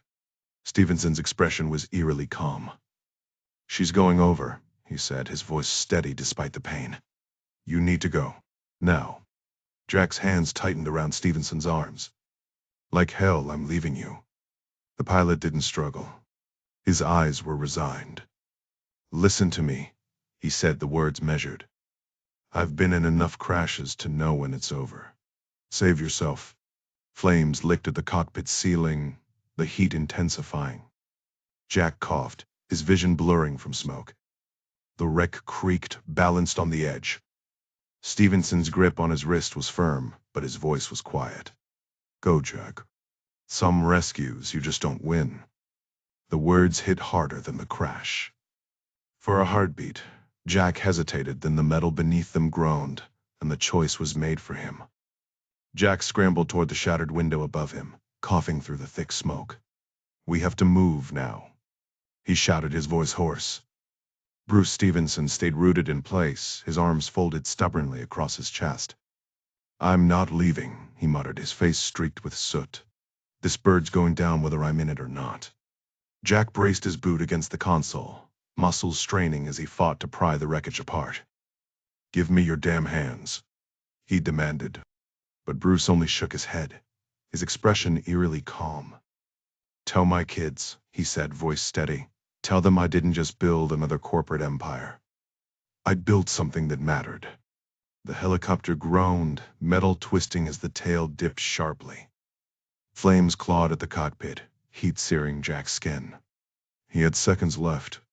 With a final, desperate lunge, He hauled himself through the window, tumbling onto the rocky ground just as the wreckage pitched forward.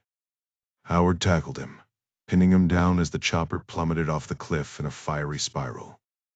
3 weeks later, in Palmdale, California, Jack Ryan Sr. stood before a crowd of Quantum Atomics employees, his gaze sweeping over the rows of folding chairs. Arnie Van Dam fidgeted in the front row, shooting impatient glances at his watch. The man had clearly reached his limit of presidential whims, especially when those whims involved last-minute trips to classified aerospace facilities on a Saturday. Jack ignored him, focusing instead on the gleaming B-21 Raider parked behind the crowd. $2 billion a pop, and yet the real marvel wasn't the stealth bomber, it was the engineers who'd built it. The teleprompter blinked, urging him toward another bland speech about American innovation. He sighed. "You know," he said, cutting himself off, "sometimes the most important things we build aren't machines. They're legacies." The room went still. Even Arnie stopped tapping. Standing in the cavernous skunkworks hangar, the president glanced around at the sea of faces before him. This was one of the rare places where he could speak freely without reporters twisting his words. No press allowed inside these walls. He tapped the teleprompter screen with a smirk. "You know what? I think I'll skip the rest of this script. How about we just talk instead?" A ripple of murmurs spread through the crowd. Behind the podium, Chief of Staff Van Dam shot him a look that could melt steel, but the president ignored it. With a theatrical shove, he pushed the teleprompter aside, drawing scattered laughter as an Air Force tech scrambled to wheel it off stage. Stepping forward, he tested the mic with a playful blow. "Still working. Good. Because I've got a lot on my plate today, and there's something important I need to say before I'm dragged off to another photo op." He wasn't kidding. Soon enough, Van Dam would hustle him onto Marine One, bound for Long Beach to smile for cameras with union leaders, and pretend everyone was thrilled about the rail deal. But right now, he had this moment. His gaze landed on Lieutenant Colonel Magic Mike Holbrook, in the fourth row, the pilot who'd flown that daring F-15 mission over Mischief Reef. One of the few in the room who knew the full truth about Umbra. The president's grin widened. "That stealth bomber back there? Incredible machine. But it's not why I'm here." He paused, scanning the crowd. "And let's be honest, I didn't come to schmooze with the brass in the front row, though I'm sure they all showed up just to see me." The room erupted in laughter, tension easing. Then his tone shifted, turning earnest. "No, I came to talk to you." He slipped a hand into his pocket, voice dropping. "Most Americans have no idea what you do out here in this desert. If you ask them, they'd probably joke about UFOs and frozen aliens in Building 14. Another chuckle, but he pressed on. "Your families might have a clue, but your neighbors, your kids' teacher, they're too wrapped up in their own lives to give you a second thought. And honestly, that's how it should be." His voice rose, echoing off the hangar walls. "Life, liberty, the pursuit of happiness." Jefferson wrote those words 250 years ago. And they still define us. Your fellow citizens are out there chasing that dream, sometimes in ways that make your head spin. But here's what they don't ask. Do you love this work?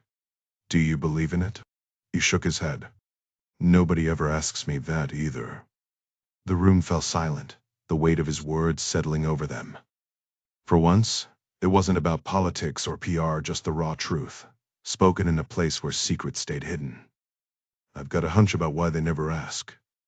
They don't question us because they need to believe we've got everything under control, he said, gesturing toward the massive hangar, the sleek aircraft, and the stars and stripes hanging proudly. All of this, it's their security blanket. Most Americans never stop to question their privileges. They assume the foundations of this nation are unshakable, that freedom and liberty come as naturally as breathing, handed down like some divine right, straight from the founding fathers. What they don't realize is that someone has to stand in the gap, keeping watch while they sleep soundly at night. That someone could be any of you, the quiet professionals who don't wear medals or fancy insignia, who go unnoticed until the moment they're needed most. Ryan's gaze swept across the room, lingering on the fresh faces in the back. The usual fidgeting had stopped. Every eye was locked on him. That's right, you're the ones holding the line. And the cruel irony? The very people you protect will likely never know your names or the sacrifices you've made. He let the weight of that truth settle over them before adding, "But I know. And as the one person elected by every citizen in this country, I'm here to speak for them, to look you in the eye and say what they never will. Thank you." Then, in classic Ryan fashion, he tossed aside the microphone and bounded down the steps, much to the dismay of his security detail. Handshakes, grins, the electric energy of real connection, this was where he thrived. But just as he lost himself in the crowd, his chief of staff materialized with that look. Not the usual "we're late" scolding, but something sharper. A crisis. And this time it involved Jack Jr.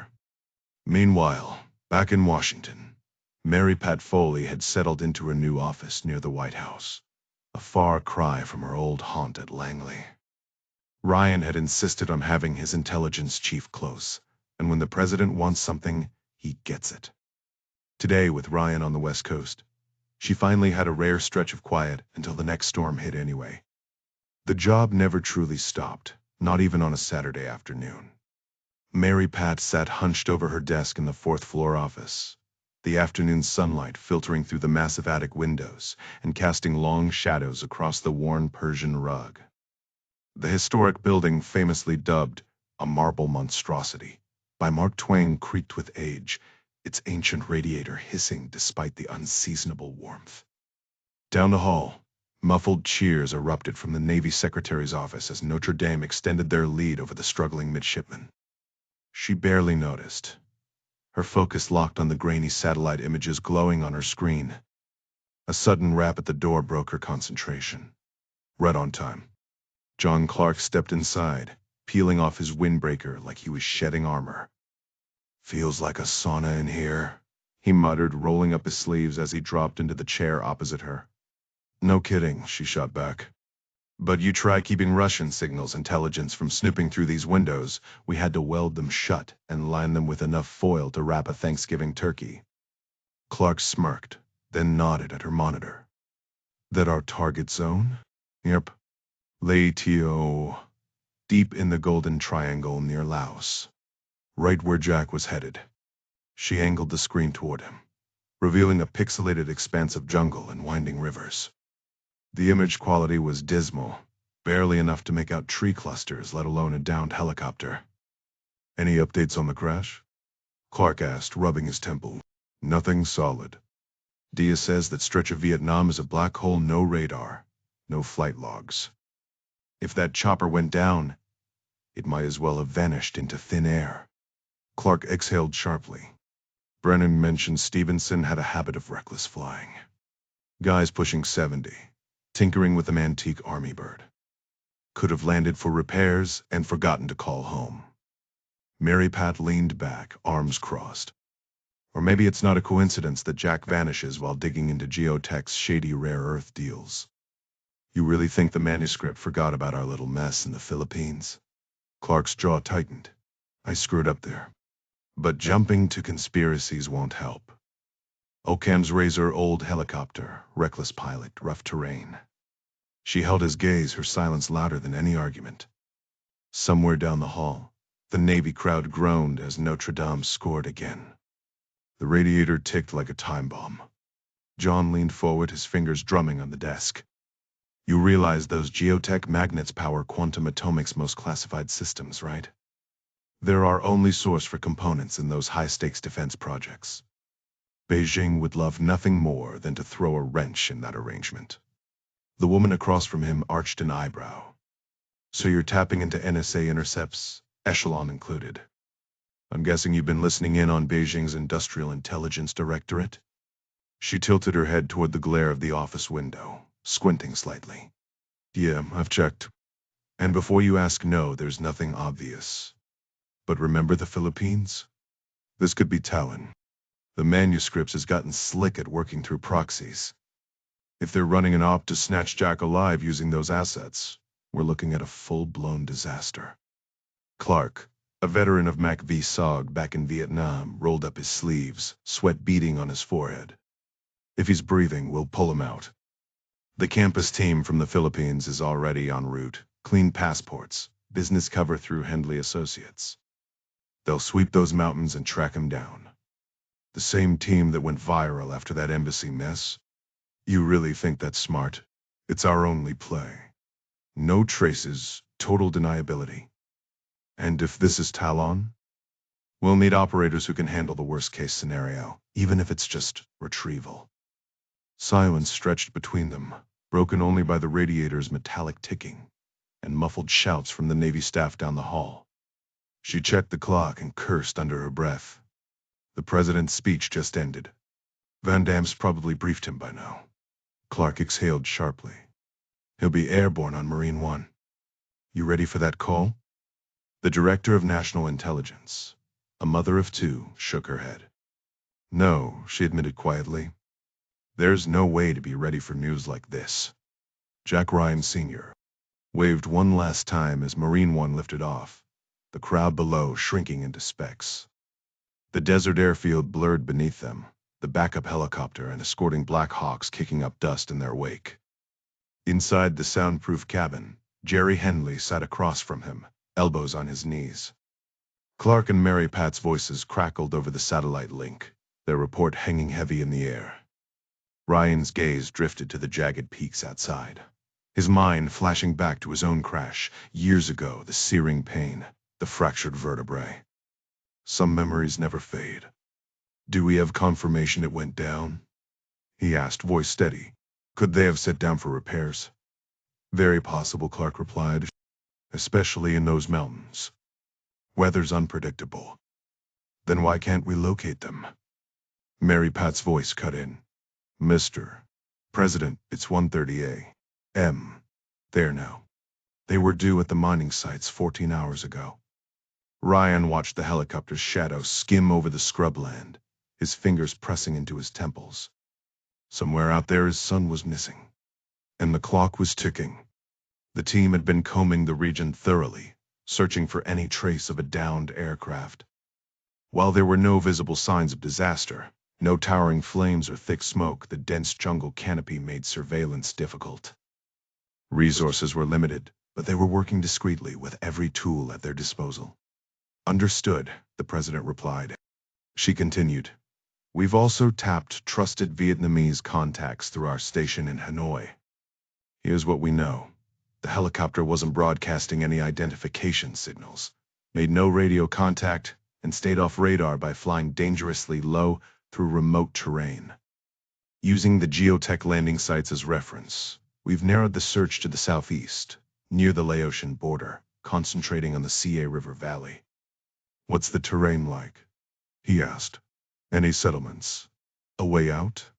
According to DIA Intel, the area falls within the Golden Triangle. Villages are sparse, and local cartels dominate the river routes. Drug trade, mostly heroin.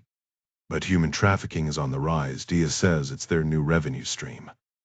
If Jack's team landed safely, we need to extract them before the wrong people find them. Golden Triangle, the president muttered, piecing it together. Borders Laos. And Laos is cozy with China now, right? Correct, his intelligence director confirmed. Chinese officials have deep ties there, infrastructure projects, railways, even a major dam on the Mekong. They're using Laos as a buffer against our growing alliance with Vietnam. Given China's influence, can we insert a CIA team for extraction? Fast. We can't risk Jack being captured. Our presence in Vietnam is limited, no permanent operatives. We could deploy undercover, but it'd take days to coordinate. There's also what? The political fallout, sir. Vietnam's trust is crucial right now.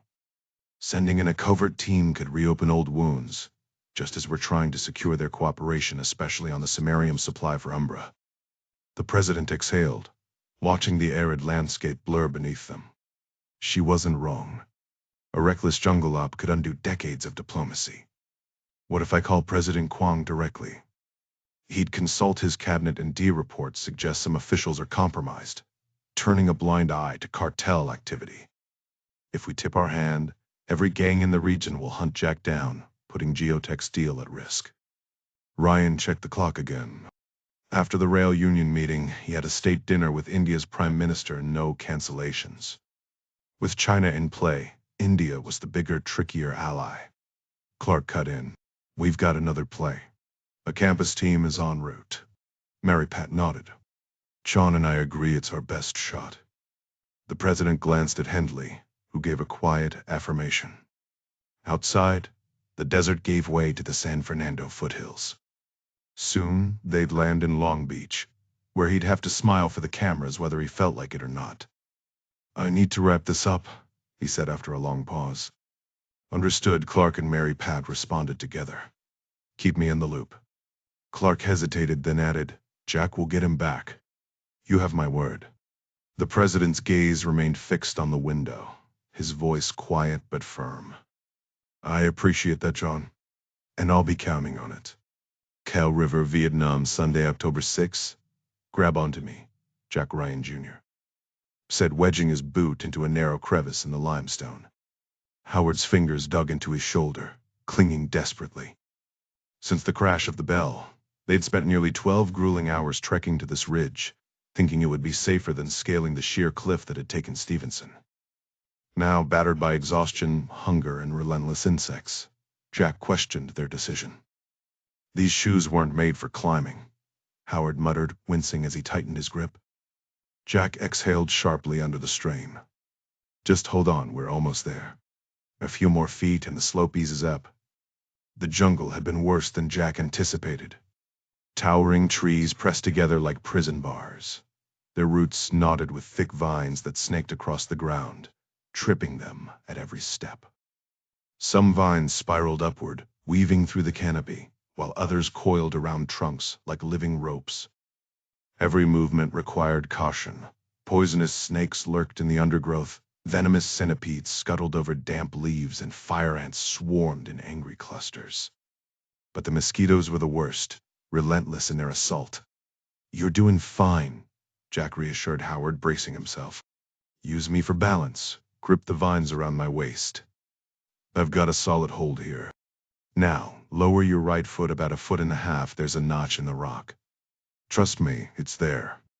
Ironically, the jungle's tangled mess had offered one advantage: those thick vines. Earlier, Jack had used his survival knife to cut several lengths, stripping away the leaves to expose the tough fibers. While Howard dozed during a rare break, Jack had braided 3 strands together, fashioning a rough but sturdy rope. I think I found it, Howard said, his voice strained as he clung to the vines wrapped around Jack. Good, now let go. Worst case, you drop a couple feet. Howard released his grip, landing awkwardly on the loose gravel before sliding a short distance. Nice work, Jack called down. Now it was his turn. He slapped at a mosquito feasting on his neck, then squinted into the darkness where Howard stood. The day had brought 2 torrential downpours, leaving the night sky choked with clouds, the moon casting an eerie silver glow. Heads up, Jack warned. I'm jumping. Before Howard could argue, Jack launched himself off the boulder, landing hard in the loose shale. His momentum sent him sliding downhill on his back until he skidded to a stop beside Howard, who reached out to help him up. Now what? Howard panted, eyeing the treacherous slope ahead. Jack wiped sweat from his brow, studying the shadowy tree line still 200 yards below. There, see those gaps in the rocks? That's our path, Howard groaned. Looks like a broken ankle waiting to happen. Jack glanced at him. The banker was hunched over, his once pristine shirt now stained with dirt and sweat, his face a patchwork of insect bites. His expensive Italian shoes were barely recognizable under layers of mud. The river's just past those trees, Jack reminded him. Yeah, could use a drink. Trying not to think about it. Howard scratched at a swollen bite on his neck. Same here. Didn't mean to bring it up, the banker muttered, wiping sweat from his brow. Jack adjusted the makeshift vine rope slung over his shoulder. We'll hit water soon, just gotta push through this last stretch of jungle. You holding up? Still breathing, Howard replied, glancing at the steep drop ahead. How exactly are we getting down this cliff? From the start, Jack had banked on reaching a river and signaling for help. With Stevenson's erratic flight path, He doubted any search party would comb this remote area. The river was their ticket out, if they could make it there. Moonlight revealed the final obstacle. A jagged limestone slope plunging toward shadowy treetops, beyond which the muddy river snaked through the valley. What had seemed manageable from above now looked treacherously steep. Jack planted his hands on his hips, studying the terrain. 30 feet below, a narrow path began if they could reach it. Howard edged closer to the ledge, wincing as he rubbed his injured knee. "Tell me we're not jumping," he said, forcing a grin. Jack pictured Howard's leg buckling on impact.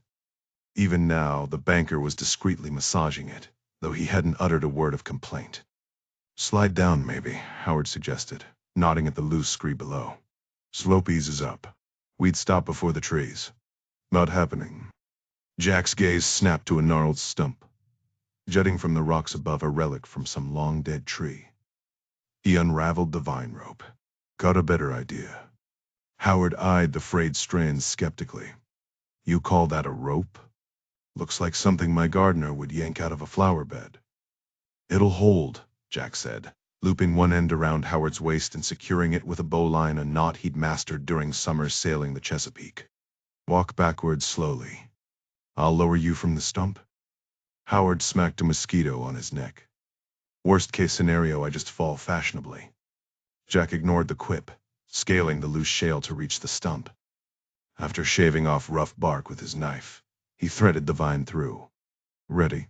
he called down. "Absolutely not," Howard shot back. "You'll be fine. Rope as tight, just move slow." Gravel skittered as Howard inched backward, cursing under his breath. The vine creaked against the stump, feeding out faster than Jack liked.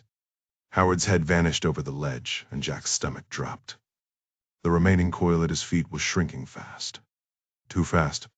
Howard was hanging precariously, looking like a puppet whose strings might snap at any moment. Just when it seemed hopeless, Jack noticed the vine finally loosen its tension. "Woohoo!"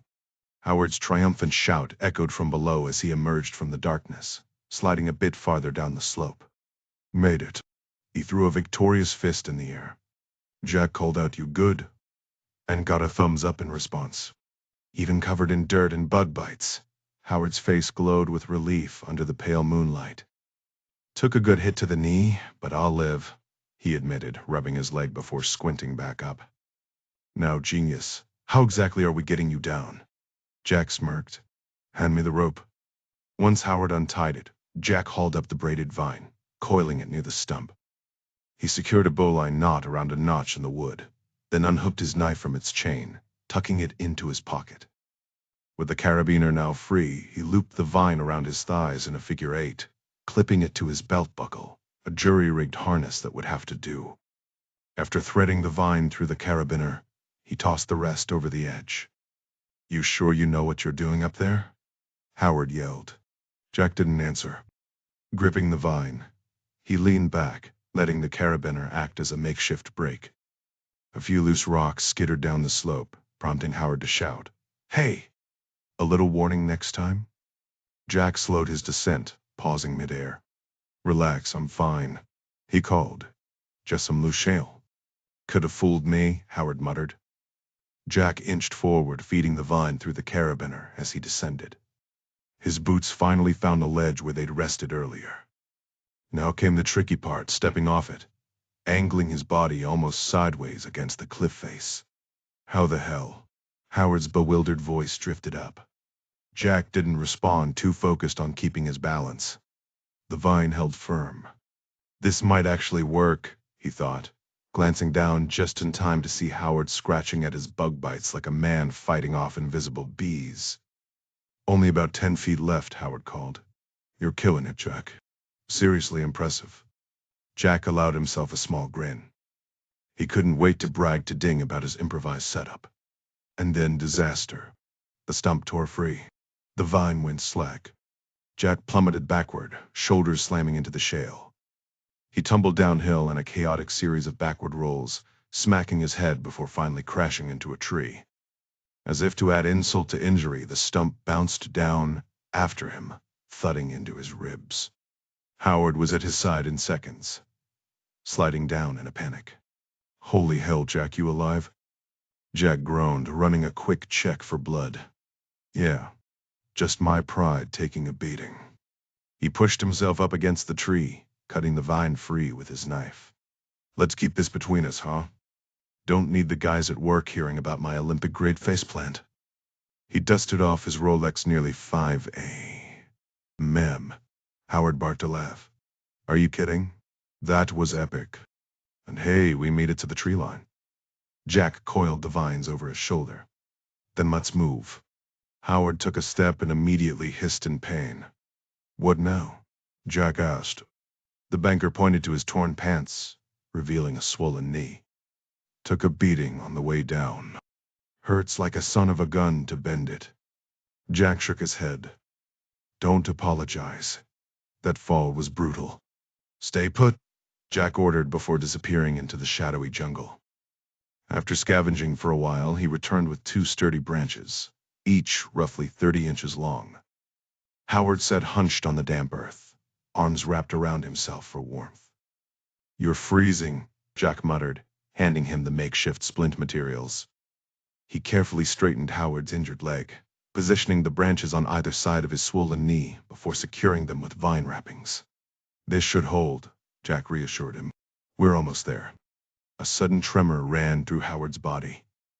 When Jack pressed his hand to the banker's forehead, the heat radiating from his skin was alarming. "Time to move," Jack said firmly, hauling Howard to his feet. "Use me for support. The river's just past these trees, shouldn't be too bad." Famous last words. The thicket fought them every step of the way, branches clawing at their clothes as Howard limped alongside Jack, gritting his teeth against the pain. By the time they reached flatter terrain, the ground had turned to slippery mud, each step sending fresh agony through Howard's wounded leg. Still, the man never uttered a single complaint. At dawn, the sound of rushing water finally reached them, only to reveal one last cruel obstacle: a wall of thorny brush guarding the riverbank. It took an exhausting hour to push through the final stretch. When they finally stumbled onto a sandy shore, both men collapsed, gulping down handfuls of river water like parched beasts. Howard trembled violently, his fever worsening as they sprawled on the sand, swatting at mosquitoes. Thunder rumbled in the distance, and Jack stirred awake to find Howard curled in the fetal position, his back coated in grit. Another touch confirmed his fever still raged. With storm clouds rolling in, Jack sprang into action. He lashed together 3 young trees, draping them with enormous leaves to fashion a crude shelter. "Up you go," he said, shaking Howard awake. The banker blinked up at him, disoriented. "Weird dream," he mumbled, trying to stand before his knee buckled. Jack caught him, half carrying him to the shelter. "You really think we'll make it out?" Howard asked, his voice shaky. Jack's thoughts flashed to Stevenson, the pilot he couldn't save. The crash that never should have happened. Guilt twisted in his gut, but he met Howard's gaze squarely. "Listen to me," Jack said, voice rough with determination. "I don't care if it kills me, you're getting home to Minnie. Understand?" Howard managed a weak nod before Jack tucked a broadleaf over him like a blanket. As the downpour intensified, Jack trudged back to the sandbar, rain stinging his skin. Jack fashioned a makeshift hat from a large leaf, securing it under his chin with a vine as rain pounded the river around him.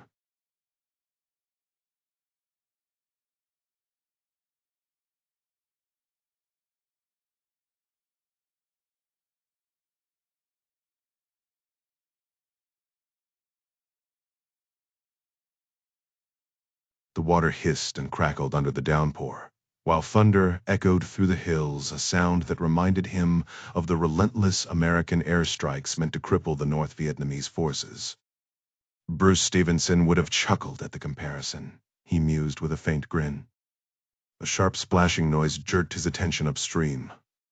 2 more quick slaps followed before he recognized the rhythmic thump of a boat fighting the current. A dark, low-slung sampan emerged around the bend, and Jack sprang up, waving his leafy hat like a signal flag.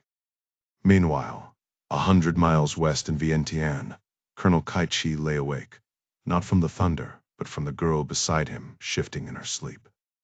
Her movement tugged the sheet off his chest, and he propped himself up on one elbow, his mismatched eyes adjusting to the dim morning light filtering through the blinds. The hum of his Mitsubishi air conditioner filled the room as he studied the girl, small, delicate, with mocha skin and glossy black hair. The mascara smudged under her lashes made her look even younger. She wouldn't wake for hours, not with the drugs in her system. Kai traced the sharp lines of her ribs, the narrow curve of her waist. No wasted fat, just lean muscle, a prime specimen. His men had good taste. Probably picked her up in Chiang Mai or Yangon, where the girls were naive and easier to control. The provinces were gold mines for his operation, supplying fresh merchandise for the markets in Ho Chi Minh and Bangkok. He almost admired the efficiency of it. A gust rattled the shutters, pulling his gaze to the clock. Nearly 9 later than usual, but Taoism taught harmony with nature's flow. If the universe wanted him to sleep in, who was he to argue? Still, business waited. Her boat left at noon, destined for the Mekong and beyond Beijing, Pyongyang, maybe even Riyadh. Not his concern. His job was delivery. Thunder rumbled again as he draped the sheet back over her, a merchant safeguarding his investment. For a fleeting moment, he considered keeping her. Absurd. With a practiced stretch, he rolled his neck and stood, his bare feet meeting the cool marble floor. The day had begun. Kai stretched his neck, feeling the familiar crack at the base of his skull as he rolled his shoulders, shaking off the lingering stiffness from sleep. He grabbed his black gym shorts from the dresser, pulling them on while leaving his torso bare. Phone in hand, he nudged aside the blinds and stepped onto the spacious balcony. The air was thick with humidity, the kind that clung to the skin even before the sun reached its peak.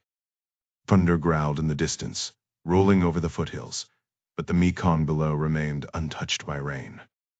He inhaled deeply, the scent of damp earth and river water filling his lungs. Down by the water's edge, a fisherman's voice carried up, sharp and commanding as his crew maneuvered their boat toward the dock.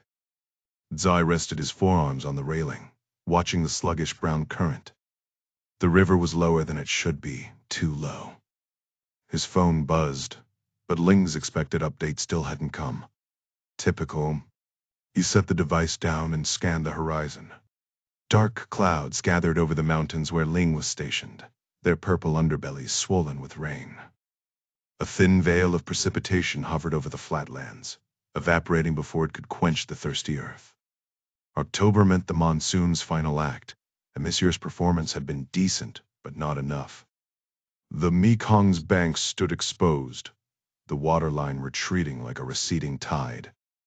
Blame for that rested squarely on the new Chinese dam upstream, a gleaming monument to progress that siphoned more than just electricity. Sure, Laos needed power, but at what cost? The dam's operators had throttled the river's flow, diverting most of the energy northward while the locals scraped their boats across mudflats. Kai clenched his jaw. He had connections in Beijing, influence he could leverage, but only after wrapping up the geotech operation. He turned away from the view, pacing the length of the veranda. His house was a relic of French colonial elegance. High ceilings, sweeping balustrades, a porch designed to catch every whisper of breeze. The kind of place built by men who'd grown rich off rubber and sugar, then abandoned when history moved on. Kai paused by the heavy bag hanging near the far end. His muscles ached faintly from last night's exertions, both the fight and the woman who'd followed it. He bent to stretch, then snapped into motion, driving his elbow into the bag. A sharp kick sent it swinging. 10 more strikes, each one harder than the last, until sweat slicked his skin and his breath came fast. 30 minutes later, he wiped his face with the back of his hand and grabbed his phone. A message blinked on the screen finally, but the string of numbers and the single-word code beneath it weren't from Ling. Priority 1. He sank into a chair, still panting, and dialed. The line crackled to life, though no voice came through, just a rhythmic pattern of mechanical clicks. Kai recognized it as manuscript's encryption, though he couldn't decipher the code himself. When the noise ceased, the faint hum of an open connection lingered. J. Ma. He ventured into the silence. Who's there? before adding the customary greeting. Zipo Shanghaipo. Good morning. Control, his Beijing handler, never deviated from this ritual. Without pleasantries, the first question sliced through the static. Are you concerned about the acquisition, Cai Chi? Kai had spent years taking orders from a man he'd never seen. No, he replied smoothly. Everything is on schedule. A pause stretched before Control's clipped response. We disagree. There are doubts here. Kai exhaled slowly, weighing his words. Officially, he held the rank of manuscripts colonel, but his real leverage came from his father's legacy, a childhood bond with the chairman that had secured his family's influence before their deaths. That history bought him room to maneuver, though the limits were never clear. Your concern is unnecessary, he countered. Young grows exactly where he needs to be. The codename Lamb referred to David Highsmith, his carefully placed asset. The line hissed, then clicked twice before Control pressed. Can you verify Yangrojo has full authority to finalize the deal? Confirmed. He's acting CEO per corporate bylaws. I'll ensure it stays that way. No obstacles.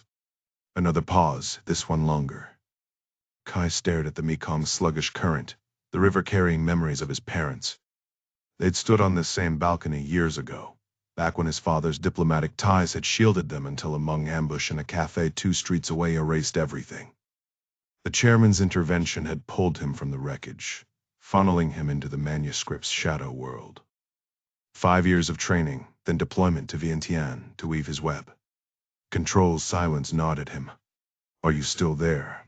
Yes. The voice was icy. The auditors must be found, Colonel. Kai's jaw tightened. Ling's men had dredged the wrecked helicopter from the Ka River. Bruce Stevenson, codename Ni. The bull still strapped to the pilot's seat, his body charred. But the 2 Americans? Gone. Ling's report suggested the chopper had cartwheeled down a ravine before landing in the water. If the auditors had been thrown clear, the jungle would have finished them. No confirmation yet, Tsai admitted, but the crash likely killed them. The line buzzed with interference. When Control finally spoke, the order was a slap. Suspend trafficking operations until the auditors are recovered. Tsai's grip on the phone turned white-knuckled. Shut it down? Those operations bankrolled the snakeheads, funded the Golden Triangle's chaos, all under Beijing's directive. They'd ensnared Highsmith in the first place. Now, after years of calling it strategic, Control wanted it dismantled? That's not possible, he snapped. No explanation. No room for debate. The silence that followed was heavier than the Mekong's murky depths. The line crackled with tension as Control's voice cut through the static. Shut it all down, Tai Chi. Not another shipment moves until those auditors are found dead or alive. We need absolute certainty. Tsai exhaled sharply, fingers tightening around the satellite phone. I'll track them down. But I won't stop the operation. That's non-negotiable. Silence stretched between them, broken only by the rhythmic clicking of the encrypted line. For the first time, Tsai questioned how far his authority truly reached. Had he just crossed a line? Then Control's voice returned, colder now. Justify that decision. He steadied himself. The snakeheads control these rivers, these villages. They're the ones who can locate those auditors. If I cut off their trafficking drugs, people, everything, they'll walk. And then we lose our only leverage. You know how this works. Another pause. Somewhere across the water, a Thai fisherman shouted orders, his voice sharp over the lapping waves. Finally, Control spoke again, but the tone had shifted, less commanding, almost wary. We have intel suggesting a breach. Tsai frowned. Based on what? You reported a missing operative in Hong Kong where the auditors were last seen. Same with the Vietnamese woman your team was tracking. Tway, Tsai muttered. Losing him had been a setback but hardly catastrophic. Yongro hasn't flagged any issues. And our surveillance confirmed the auditors were strictly focused on Hispi business. That woman, she did nothing but shop. And yet, Control countered, Tway ended up dead in the Kowloon market. Strangled with a clothesline. Our people cleaned it up, but the method that wasn't intelligence work. That was street justice. Ty's jaw clenched. Tway had been one of his best, trained under manuscript protocols. But old habits died hard. He'd always suspected Tway dabbled in side operations, drugs, maybe smuggling. Probably crossed the wrong triad. Still, the timing gnawed at him. Control pressed on. We don't know what those auditors uncovered. If they're alive, bring them to Beijing. If not, erase all traces. They cannot resurface. This isn't a request, Colonel. It's a strategic imperative. A gust of wind stirred the river, carrying the scent of rain. Thunderheads loomed in the distance, dark and inevitable. Kai closed his eyes, letting the first drops cool his skin. The storm felt like a sign, an omen from the Tao itself. It reminded him of the dam upstream, of the concessions he could secure from Beijing if he played this right. Fine, he conceded. I'll pause operations. And I'll lead the search personally. Good. We'll expect progress by tomorrow. The line went dead. Kai stared at the storm, fingers absently tracing his chin. His men would revolt over halting their lucrative trade, but the payoff Beijing's favor, the dam, his father's legacy was worth the gamble. The auditors were just another piece in the grand design, woven into the Tao like the river, the rain, and the weight of his own ambition. Yo River, Vietnam, Sunday, October 6. Who are you? Who are you? Asked a weathered Vietnamese man with jet black hair, sunken ribs, and uneven teeth. His leathery skin and sinewy frame made it impossible to guess his age. He could have been 30 or 50. The river guide gripped the wooden tiller of his makeshift boat, which was powered by a rusted Ford engine bolted to the deck, its drive shaft churning the muddy water below. Jack spoke slowly, gesturing toward the jungle-choked banks, hoping the man understood their desperate need to reach help. A hunched woman in a faded sodai emerged from beneath the boat's woven roof, adjusting her straw hat as she studied them with tired but kind eyes. After a moment of silent pity, she disappeared below deck and returned with strips of dried catfish and chunks of bitter melon. Jack gave up on conversation and carried the food to Howard, who sat trembling against the hull, his neck welted with mosquito bites. The fish was tough and flavorless, but Jack chewed gratefully. When the woman reappeared with more melon, Jack pointed to Howard's swollen skin. Without a word, she fetched a jar of milky blue ointment. Medicine, she murmured, dabbing the cool gel onto Howard's wounds. Tell her. Thanks, Howard managed through chattering teeth. She draped a threadbare blanket over his shoulders before retreating. Standing in the rain, Jack let the drops sting his face as the sampan drifted downstream. The couple had nodded at his frantic gestures, steering east away from the mountains, toward what he prayed was a village. He needed to find Stevenson's body to bring him home. That much at least he owed. He tapped the pilot's shoulder, miming a helicopter crash with his hands. The man grinned crookedly, nodding, but Jack doubted he understood. The engine sputtered as they neared the bank. Here, the pilot shouted. Jack gripped the canopy post, spotting an approaching speedboat. 3 men aboard, 2 clutching rifles. He dropped low, heart pounding. Ho Chi Minh City, Vietnam, Sunday, October 6. Listen winced as John Clark's pixelated face grinned from the laptop screen. Change of plans, he said. You're pulling a rescue, not a body bag. Seated between Carrie and Jad in their cramped hotel room, she absently pressed a hand to her bandaged shoulder. After the hell of the last day, it was the first glimmer of hope. Rain hammered the windows as Master Chief Moore loomed behind them. Jack's alive? She asked. Probably, Clark said in that infuriatingly vague tone spies loved. Intel suggests he's breathing. For now. The Sen clenched her jaw. Intelligence jargon was fine for briefing rooms, not when lives hung in the balance. Dealing with Jack Ryan Jr. was an entirely different ballgame. Just yesterday, she'd walked out of the Subic Bay Hospital, fresh stitches pulling at her skin, and a deep bruise throbbing across her chest. Alongside Moore, Mustafa, and Marks, she'd climbed onto a chartered jet at Kubi Point, barely down the road. That's when she got the news Jack was missing, and their new mission was to track him down, no matter the cost. What do we know? she demanded, voice tight with exhaustion and pain. Between her injuries and the gut-wrenching news about Jack's crash, sleep had been impossible. Gavin, the campus's tech guru, leaned forward in his seat. NSA's got Echelon locked onto the region, he said. They were deep in the underground conference room beneath Hendley's Arlington office, walls thick enough to muffle the occasional gunfire from the adjacent range. The cipher-locked stairwell kept Henley's legitimate employees from stumbling into their world. We picked up chatter about survivors, even heard the word Americans. Lisane's eyebrows shot up. Echelon, you've got a direct line into that? Affirmative, Gavin confirmed. And trust me, NSA's throwing everything at this. From the chatter, it's a top-tier priority orders straight from the top. Clark cut in before Gavin could finish. Our inside connection hooked us into the feed, he explained.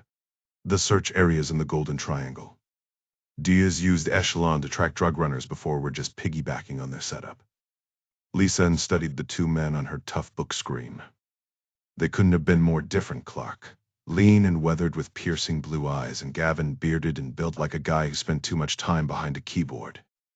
Carrie nudged her, his new Saigon market jeans and plaid shirt a stark contrast to their usual gear. So what exactly did the intercept say? Was there confirmation it's Jack?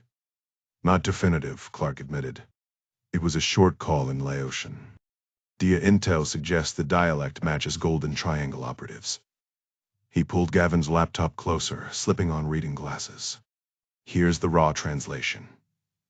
A local reported picking up two men he referred to as Americans.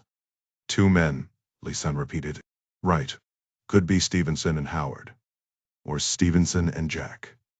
Either way, we've got two to extract. One of them's ours. And Stevenson's no-slouch Silver Star for medevac runs back in the day. Jad chimed in. Maybe the caller's friendly. Maybe they're headed to a village. Clark shook his head.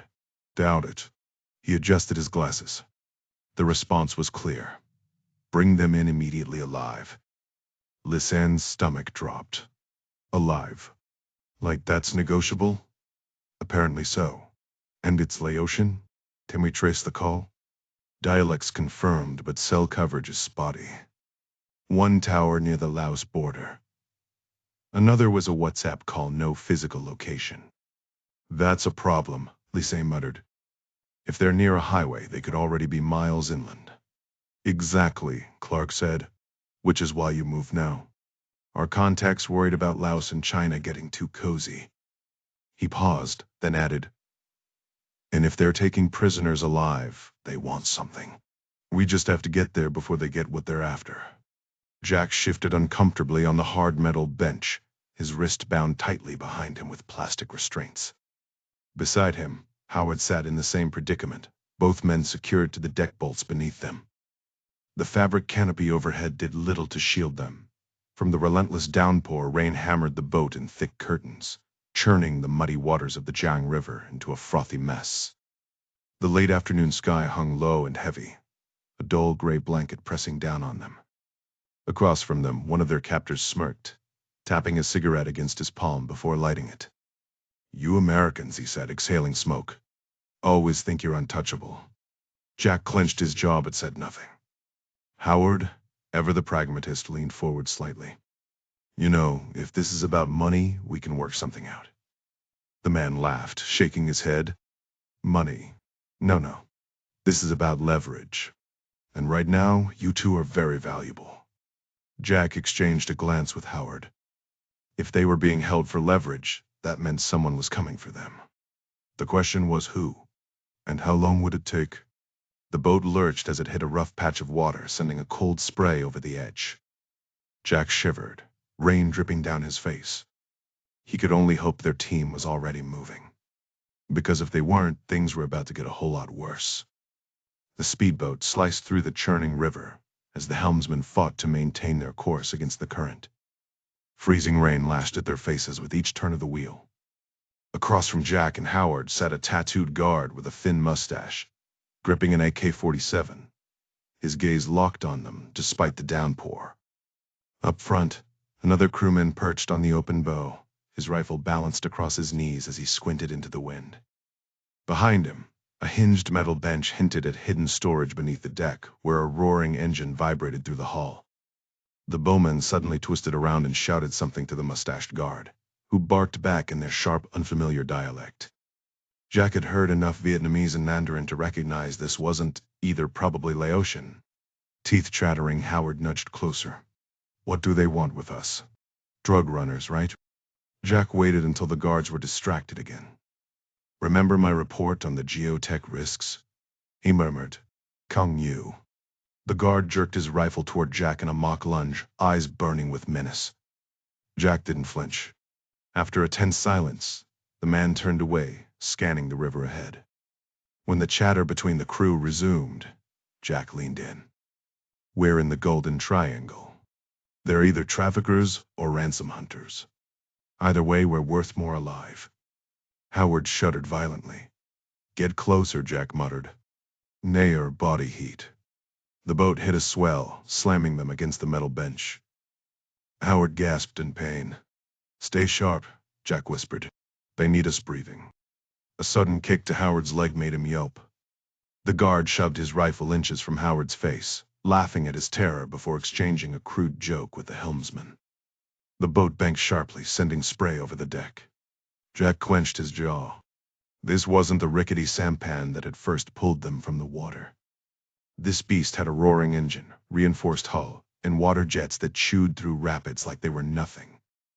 Rust speckled the deck, but the welded benches and bolted steering console weren't going anywhere. Rain stung Jack's skin again as he scanned the tightening river. The hills loomed taller, the sky a dull gray. His stolen Rolex, now strapped to the helmsman's wrist, was the only way to track time. Somewhere back at that three-way fork, they'd taken the narrowest branch. Now the jungle pressed in, swallowing any hope of escape. The moment Jack and Howard were dragged onto the speedboat at gunpoint, the river pirates wasted no time stripping them of their belongings, wallets, watches, even Howard's wedding band. But they missed the hidden necklace knife beneath Jack's shirt, a small advantage he clung to as he struggled against the zip ties binding his wrists. The plastic restraints were looped through a padlock, secured to a rusted ring bolt on the portside bench, and though Jack had spent hours sawing them against the metal hasp, they refused to budge. His chances of escape dwindled with every mile they traveled up the winding tributary, the dense jungle pressing in on either side. The helmsman, a grizzled figure with Jack's stolen watch glinting on his wrist, was clearly in charge. He barked orders, held the stolen loot, and even carried a stubby Makarov pistol tucked into his belt. Jack caught him using an old flip phone earlier, muttering something that sounded like Americans, whether a slip of the tongue or a taunt. It sent a chill down Jack's spine. The sky darkened, thick storm clouds rolling in, or maybe just the onset of dusk. Either way, time was running out. Then, without warning, the bowmen shouted, and the boat lurched to a stop, throwing Jack and Howard forward against their restraints. The current spun them sideways, and Fu Man, ever eager to prove his loyalty, jammed the barrel of his AK into Jack's face. The helmsman strode forward, cigarette flicked overboard, and knelt near the center of the deck. His hands worked at hidden buckles, prying open a long rectangular hatch. Jack glimpsed two sampans rounding a distant bend, drifting downstream toward them. Howard leaned in, voice low. What do you think they're gonna do? Before Jack could answer, Fu Man struck Howard across the face. The banker barely flinched, his jaw set in defiance. Jack's fingers twitched toward the hidden knife. If he could just reach it, they might stand a chance. But for now, all he could do was watch as the pirates prepared for whatever came next. The hatch creaked open, revealing something inside, something the crew clearly didn't want their prisoners to see. Jack strained to peer into the storage compartment as the hatch swung open, but his view was abruptly cut off by the bowman charging down the portside railing. The man planted himself between them, then leaned in to slice through Howard's ankle restraints before undoing the padlock on his wrists. With a rough yank, Fu Man hauled the banker upright. Get in. The helmsman barked, waving Jack's stolen Rolex in Howard's face. Howard shot Jack a desperate look just before Fu Man cracked the rifle stock against his legs, sending him sprawling. Bound and helpless, Howard was dragged and shoved into the cramped storage hold below, vanishing except for the tense line of his shoulders. Then it was Jack's turn. The bowman freed his ankles, unlocked his cuffs, and hauled him up. Fu Man kept the AK's muzzle inches from Jack's skull, while the leader motioned toward the dark pit beside Howard. On his feet at last, Jack's mind raced through possibilities. The riverbank was close. Even restrained, he might make a desperate dive for it, but one glance at Howard's shuddering frame killed the idea. No way he'd abandon him. Fu Man's rifle butt came swinging, but Jack saw it coming, bending his knees to absorb the impact before being hurled into the hold. His jaw cracked against the hull, and suddenly he was submerged in warm, greasy bilge water, gasping for air as the hatch slammed shut above him. Darkness swallowed them whole. "You alive?" Howard's voice was muffled in the oily stench. The compartment was narrow, barely 2 feet deep, with the boat's engine growling just beyond a flimsy partition. "Yeah," Jack grunted, wriggling toward Howard despite the zip ties. "Claustrophobia's kicking in," Howard admitted, his arm trembling against Jack's touch. Jack shifted onto his side, trying to lighten the mood. "At least it's heated seating." The engine roared, drowning Howard's reply. The boat lurched forward, sloshing filthy water over them as it planed across the river. Each wave hammered Jack's face against the hull, fuel fumes burning his throat. Howard coughed violently. This, Jack thought, is next-level misery. It reminded him of SEER training, that sadistic special forces instructor, who'd once locked him in a water-filled pickle barrel for hours. "Your brain's the real enemy," the guy had droned from outside like some twisted motivational speaker. Right now, with oily sludge soaking into his clothes and Howard hyperventilating beside him, Jack had to admit the guy wasn't wrong. Jack wasn't drowning, his terror just made it feel that way. "Control the panic," he reminded himself, hearing his old instructor's voice echo in his head. The memory hit him like a wave. Clark's barn, the scent of motor oil and hay, sunlight cutting through the gaps in the weathered wood. A sudden jolt from the boat snapped him back to reality. The taste of filthy bilge water bitter in his mouth as he spat it out. Gritting his teeth, he twisted away from Howard, crawling toward the port side only to smack his head against the low ceiling. Then came the searing pain. His elbow brushed something scorching hot. He recoiled, but the boat lurched, tossing him back against the blistering metal. More water shot up his nose as he gasped, coughing violently. "Focus," he told himself, forcing his breathing to steady. The engine roared, drowning out any chance to check on Howard. What had burned him? His mind raced back to Clark's farm, to the instructor's advice: keep your brain busy. An engine. Right in front of him.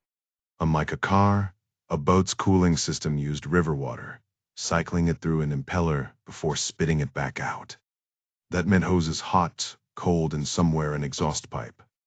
He groped along the bulkhead, fingers tracing 3 rubber tubes.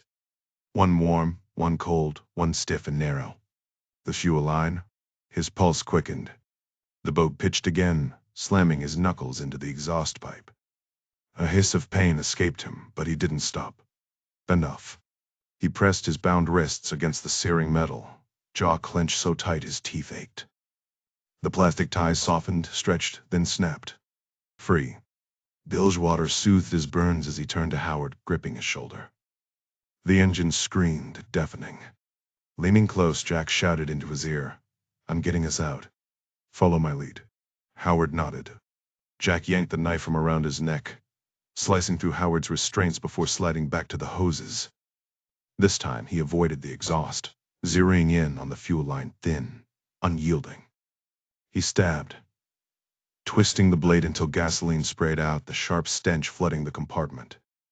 The engine choked, sputtered once, twice. Then silence. The boat lurched to a stop, the sudden silence broken only by the sloshing of fuel and filthy water flooding the compartment. Jack fought to keep his head above the rising tide of gasoline, his lungs burning as he gasped for air. Nearby, Howard coughed violently, his face slick with oil. The shouts of the crew echoed above them, boots pounding against the steel deck. Jack twisted onto his stomach, forcing his hands beneath him. His fingers closed around the knife, its short blade wedged between his knuckles. He dragged himself toward the port bulkhead, his voice a hoarse whisper. "Howard, get to the right." When they come, a metallic screech cut him off. Daylight spilled in as the hatch groaned open. Jack rolled onto his back just as Fu Man leaned in, A-47 in one hand, his face twisted in anticipation. Jack struck fast, driving the blade deep beneath the man's jaw. A sharp twist and the boatman's body went slack. Jack snatched the rifle as the man collapsed, scrambling over him just as the helmsman lunged from behind the console, pistol raised. Jack fired blindly, bullets ricocheting off metal. The helmsman ducked for cover, and Jack cursed his aim had been sloppy. He bolted for the starboard bench, rising just in time to see the helmsman's head vanish behind the shattered console. One more burst, and the glass exploded. No return fire. Jack edged closer. The helmsman lay motionless, half his skull missing. The boat spun helplessly in the current, waves slamming against the hull. Howard staggered out of the hold, choking on fumes, just as Jack spotted the bowman taking aim. "Howard down," Jack shouted, firing as his friend dropped back into the hold. The bowman ducked behind the forward bench, returning fire. Bullets tore into the deck, forcing Jack behind the console. Peering around the edge, Jack watched the bowman rise again, this time firing low. Jack barely dodged, crouching beside the dead helmsman. He steadied his aim, waiting. The bowman popped up and Jack squeezed the trigger. Click. Empty. The bowman grinned, crawling toward the open hatch for better cover. Jack dropped the useless rifle and grabbed the helmsman's Makarov. He fired twice at the sliver of leg visible behind the bench. Missed. The boat pitched violently, throwing the bowman into a canopy post. Jack lined up the shot and missed again. Damn it. He checked the clip. One bullet left. The bowman advanced, ache-huddled. Jack held his breath. One shot. No room for error. He waited. The archer moved stealthily along the left side of the hatch, crouching low near the open storage compartment. His rifle was raised, eyes locked on the control panel ahead. Without warning, Howard burst from the lower deck, slamming into the pirate with enough force to send them both crashing against the metal wall. A desperate struggle ensued, Howard wrestling to control the AK-47, while the pirate struck back with sharp elbows in the rifle's wooden stock. Their bodies pressed together, the weapon trapped between them. Jack lifted his pistol, finger on the trigger, but hesitated. After 3 failed shots, he couldn't risk hitting Howard. Instead, he lunged forward, smashing the Makarov's grip into the pirate's face, sending him stumbling back. Jack moved to finish the job, but Howard collapsed in his path. Shoving the banker aside, he saw the pirate scramble behind the front seat. Outmatched, Jack grabbed Howard and dragged him behind the control panel for cover. "Stay down," he barked. Howard gasped for air, reeking of gasoline, his knees pressing into the lifeless helmsman beneath them. Jack's mind raced. 1 bullet left, a shaky aim, and an enemy with an automatic rifle. The odds were grim. Even if they tried swimming, the pirate would pick them off before they reached the riverbank. Howard looked up, jaw set, sweat mixing with rain on his face. "You'd better shoot that son of a bitch," he muttered. Jack shook his head. "Got something better." He rummaged through the dead man's pockets, retrieving a Zippo lighter in Howard's wedding ring. After slipping the band back onto Howard's finger, he reclaimed his own necklace knife and snatched his stolen Rolex from the corpse's wrist. "Listen," Jack said, fastening the watch, "that guy's got firepower. We don't. If we fight, we lose." Howard's eyes widened. "So what's the plan?" "You're jumping in the river." Howard paled. "I sink like a rock, Jack. And that current doesn't matter. I'll be right behind you. We'll make it. He'll shoot us in the water." Jack smirked. "No, he won't." A burst of gunfire shattered the console in front of them, sparks flying. They ducked lower. "Go now," Jack shouted. "When he hears the splash, he'll think we both bailed. Then I'll take him. Move." Howard hesitated, then scrambled over the stern and hit the water. The moment the splash sounded, Jack flicked open the Zippo, shielding the flame from the rain. In one swift motion he stood, hurled the lighter into the fuel-soaked bilge, and leaped. He crashed into Howard, who was still clinging to the boat's side, and yanked him under just as the explosion erupted above them. The blast sent debris raining down as they kicked deeper into the murky depths, the heat of the fire licking at the surface behind them. The humid air of Da Nang clung to Lisan's skin as she leaned across the cluttered hotel desk, her Marine Corps tank top damp with sweat. The bandage on her shoulder itched beneath the fabric, a constant reminder of the wounds she'd sustained days earlier. Her prosthetic arm rested on the nearby bed, discarded for now. Kendrick had helped her change the dressing earlier, his awkward attempts at first aid almost endearing. The stitches held, but the ugly bruise spreading from her collarbone made her grimace every time she caught her reflection. Gavin Beery's face filled the laptop screen, exhaustion etched into every line. He rubbed his eyes, stifling another yawn. "Liz, I've been at this for 20 straight hours. 10 we call it?" Lisanne clenched her jaw. 3 of their own were missing, 2 confirmed alive, 1 still unaccounted for.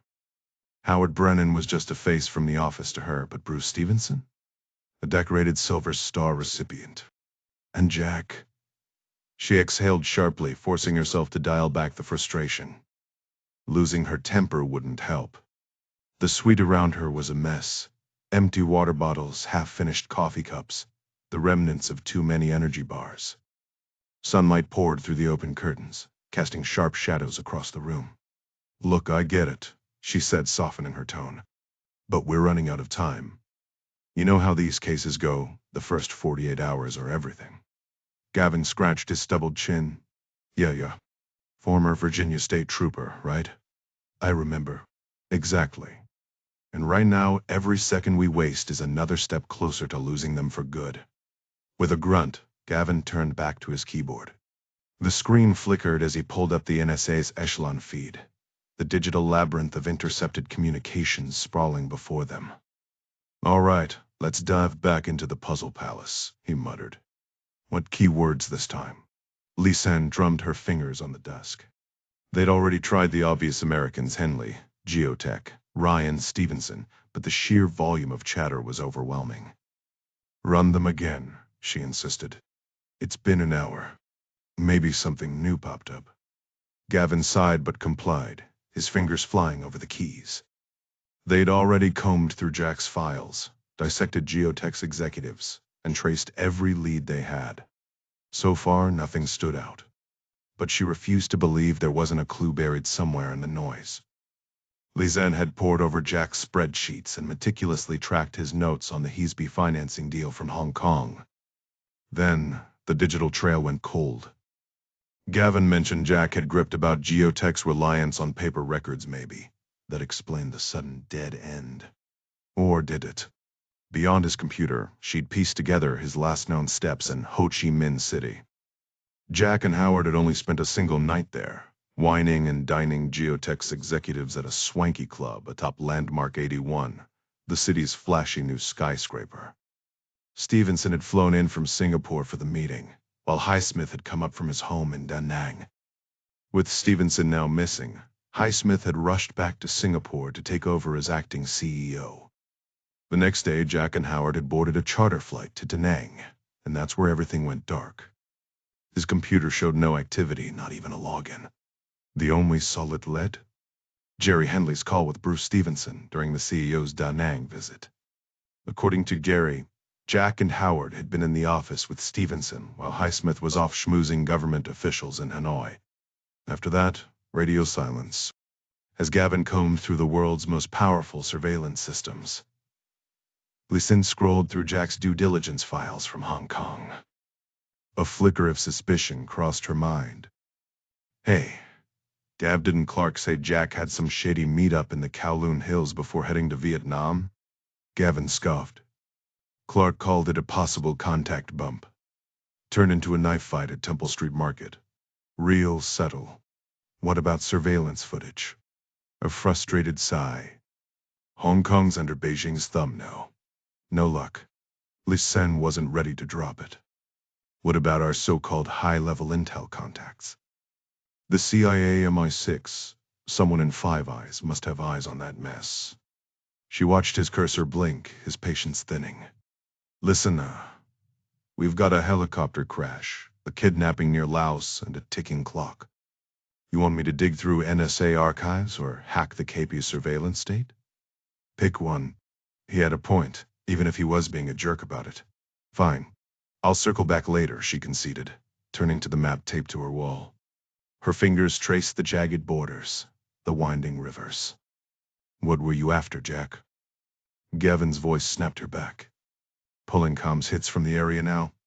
A beat. Nothing. Same old chatter. Then let's re-examine what we've got. He replayed the fragmented intercept. We have 2 Americans heading back. A gap then, precautions taken. NSA's translation, at least. Lisanne leaned over her tough book, her mind racing. The pieces were there if only they'd fit. The screen displayed more than just the conversation. Geotags, timestamps, and cryptic data strings surrounded the dialogue. Lisanne's eyes locked onto a detail she'd previously overlooked. Hold on, Gavin, she said, pushing back from the desk to cross the room toward the wall-mounted maps. She'd already marked the cell tower's location, a remote hillside in Vietnam's northwest, hugging a north-south highway that traced the Laotian border. The memory of Virginia State Police subpoenaing carrier records flashed through her mind. Gavin, can we filter out the audio and isolate just the call's signal strength? Triangulation's off the table with one tower, but maybe NSA grabbed additional signal metrics. Keys clattered in response. Got it, line 509. Let me extract that data into a new query window. A pause. Then his voice sharpened. Bingo. Fresh dataset. You seeing this? Lisanne leaned in, studying the negative values flooding the monitor. 120 to 100. Decibel readings. Call signal strength. Confirmed, Gavin said. Tagged to speaker 1. So the closer these numbers get to 0, the weaker the connection, right? Basic decibel logic? Assuming my surround sound's any indication, yeah. Lisanne tapped the screen. Then this shows the signal fluctuating mid-call, shifting every second within the tower's range. See the pattern? Silence. Gavin had stopped typing, which she knew meant he was onto something. Timestamps confirm movement, he finally said. Radio units mobile, so the variance tracks. Which means we can map the trajectory. As dB drops, the speaker's moving away from the tower. Gavin exhaled. Highway 8, he muttered. Google says it's the old Ho Chi Minh Trail Laos supply route back in the war. Lisanne traced the map with her finger, mentally overlaying the signal decay with the terrain. A hypothesis clicked. She grabbed a post-it, scribbling the classic distance formula. Gavin, this math suggests a constant 10-mile-per-hour pace. The decibel intervals are too uniform for a vehicle. Okay, smartass. What crawls at 10 miles per hour? Beltway gridlock. Or, she paused for effect, a riverboat. 3 sharp raps at the door, Master Chief's signature knock. Gotta go, she said, slapping the post-it beside the nearest river. Keep me posted on echelon updates. She unlatched the door to reveal Moore's bulk, flanked by Jad and Carrie, all hauling oversized duffels. The trio pushed past her, gear clanking like amateur movers. Moore shot her a grin. Hope you packed a life jacket. The Master Chief groaned under the weight of his load, flashing Lisanne an apologetic grin. Perks of having the suite, you get to babysit all the gear. He brushed past her, almost sending her tumbling over the cramped apartment's coffee table. The trio dumped their haul onto the floor before crowding around the cases, chairs scraping as they tore into the equipment. Moore's madras shirt clung to his back with sweat. Lisanne let out an exasperated sigh. Seriously? Clark said spend freely, but this is ridiculous. Guess who gets to explain this shopping spree to accounting? Carrie yanked open a canvas duffel with a smirk. Come on, of anyone, you should recognize top-tier hardware. He lifted a Kevlar vest by its straps, turning it like he was judging a designer jacket. Moore held up a rifle barrel in one hand, the stock in the other. Ring any bells? Lisanne barely glanced. Uh-huh. SAW's HK-4116s, none of that janky M4 piston system the Filipino teams dealt with, Carey continued. Plus enough 5. When he seeks to start a small war. Flashbangs, breaching charges. Oh, and sidearms. Still need comms gear, though. Lysen stared at the arsenal now littering her kitchenette. How the hell did you pull this off? Moore dabbed his bald head with his sleeve. Clark's guy came through. Took all day to set up the meet. Ended up at Pier 70 by the fishing docks. Any eyes on you? Plain. We ran surveillance detection routes in the rental. Used Stevenson's Marina Pass. Played maintenance crew. Nobody blinked. Jad chimed in, racking the slide on a Sig Sauer. Dude's stash was insane. Like a black market superstore. Lysen frowned. Who is this guy? Ex-importer supposedly, Moore said. Crates had Thai SF markings. Probably hijacked cargo. Does it matter? It does if we picked up heat. She paused. Wade Stevenson keeps a boat at that marina. Carey grinned. Yeah, a restored Navy patrol boat. The Longhorn. Even has bullhorns on the bow. Guy's got a thing for vintage hardware. Jad whooped. This gear almost makes up for the crap we lost in Manila. Moore caught Lysen's expression. Boat's operational diesel engine, water jets, fresh paint job. Looks straight out of a war movie. Why? Lysen folded her arms. Because we're taking it. Vientiane. Laos rain drummed against the veranda as Kai sat motionless, bare-chested, his skin glistening. The storm had rolled in hours ago, but he remained cross-legged, hands resting on his knees, eyes shut.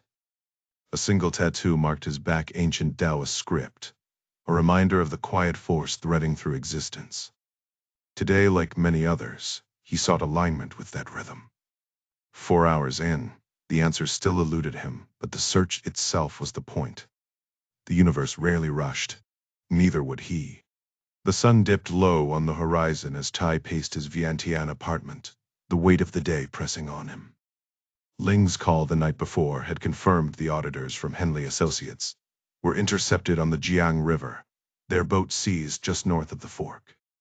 They were supposed to be en route to Laos, delivered straight to him for questioning valuable leverage in his push for the hydroelectric dam project. But then disaster struck. That afternoon, Ling reported the boat had been found gutted by fire, its crew reduced to blackened corpses on a sandbar. The auditors had vanished.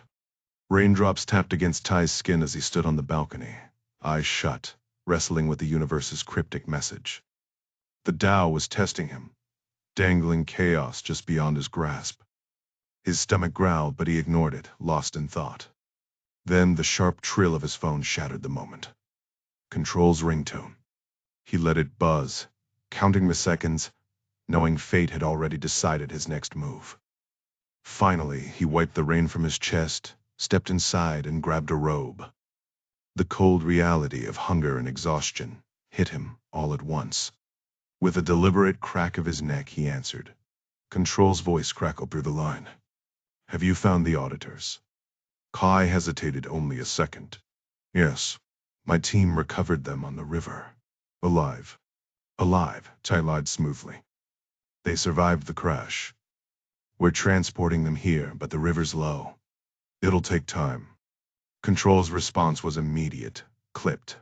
Bring them to Beijing. Mrs. Headquarters. Now.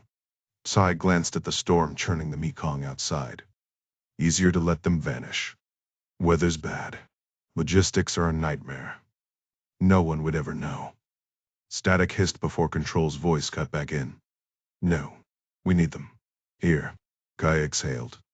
Even if the Americans had somehow escaped the burning boat, the jungle would finish them.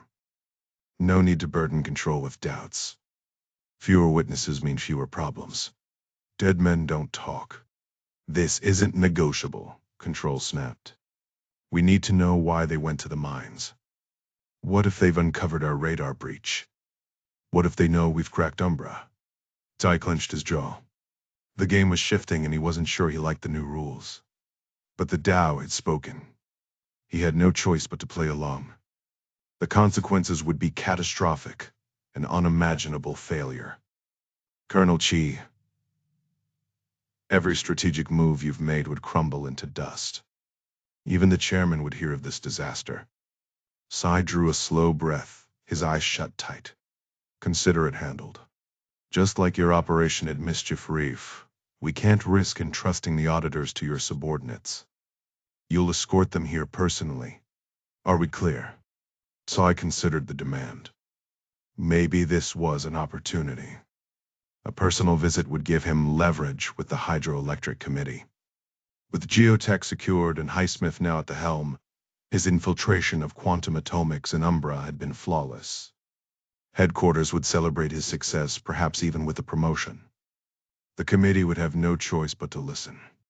The Tao had guided him once again. Only one loose end remained: those missing Americans. Understood, he replied, voice steady. I'll oversee the auditors' transfer myself and deliver them to you, Control. Laotian Highlands, Monday, October 7. Even after sunset, Jack could still trace the river's winding path through the valley below. Perched on the bluff, he studied the dark silhouette of water cutting between the hills. From this height the current seemed calm, though he knew better.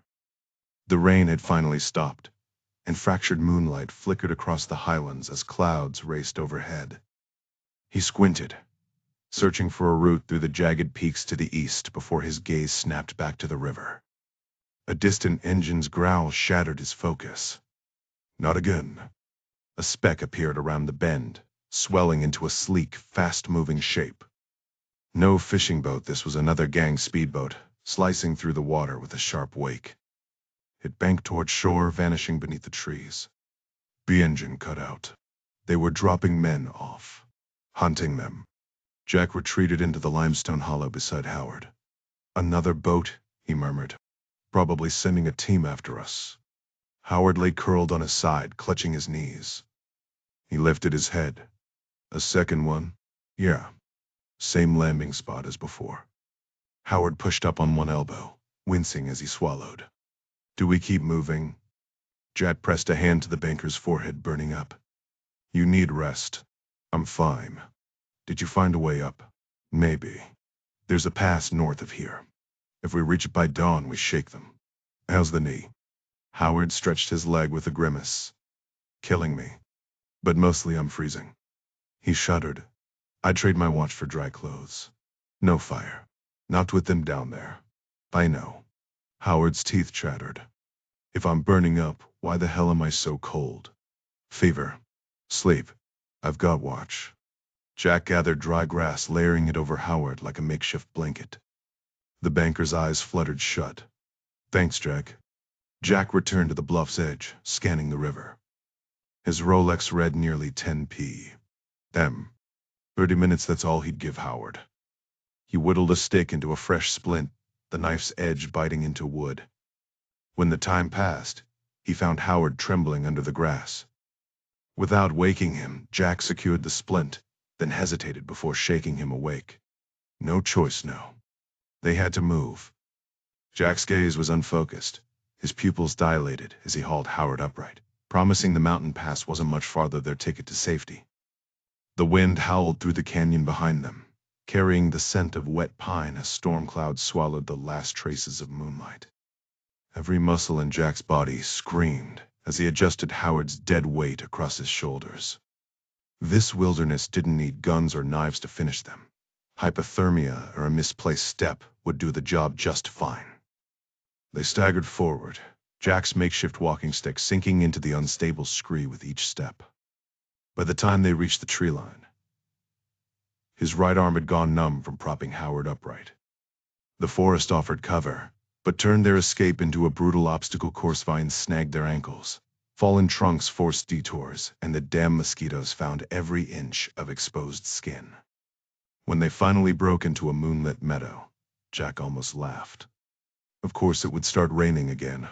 Howard collapsed face first into the silver grass, his whole body shaking. Jack dragged him up, alarmed by the feverish heat rolling off him. Still with me, banker boy. He grunted, half carrying, half dragging him toward a massive tree. Howard managed a weak chuckle. Never better. Though next time, hiking boots.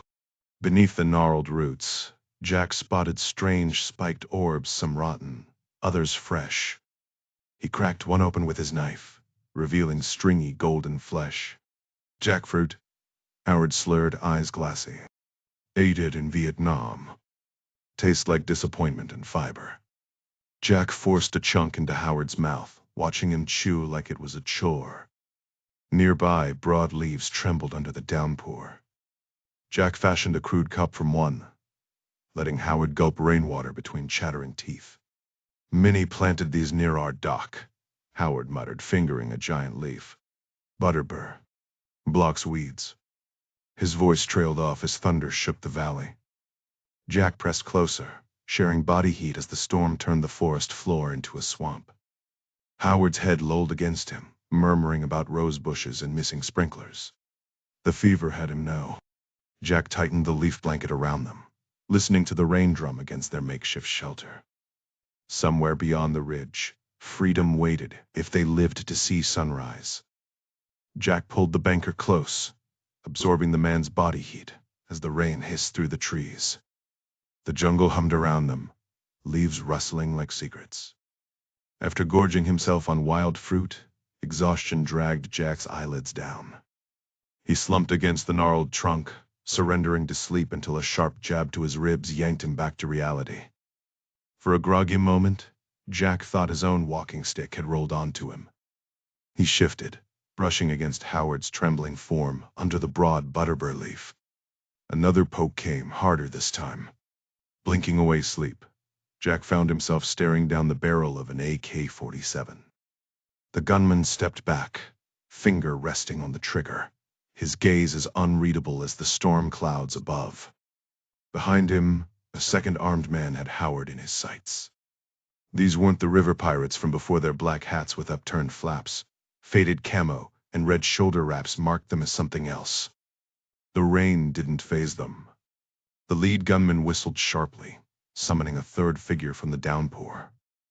Older, face carved with deep lines, he carried a machete at his waist, like an afterthought. His eyes locked onto Jack with unsettling intensity. Howard stirred beside him, gasping as a boot shoved into his ribs. "Hands up," Jack muttered. "Slow. Against the tree."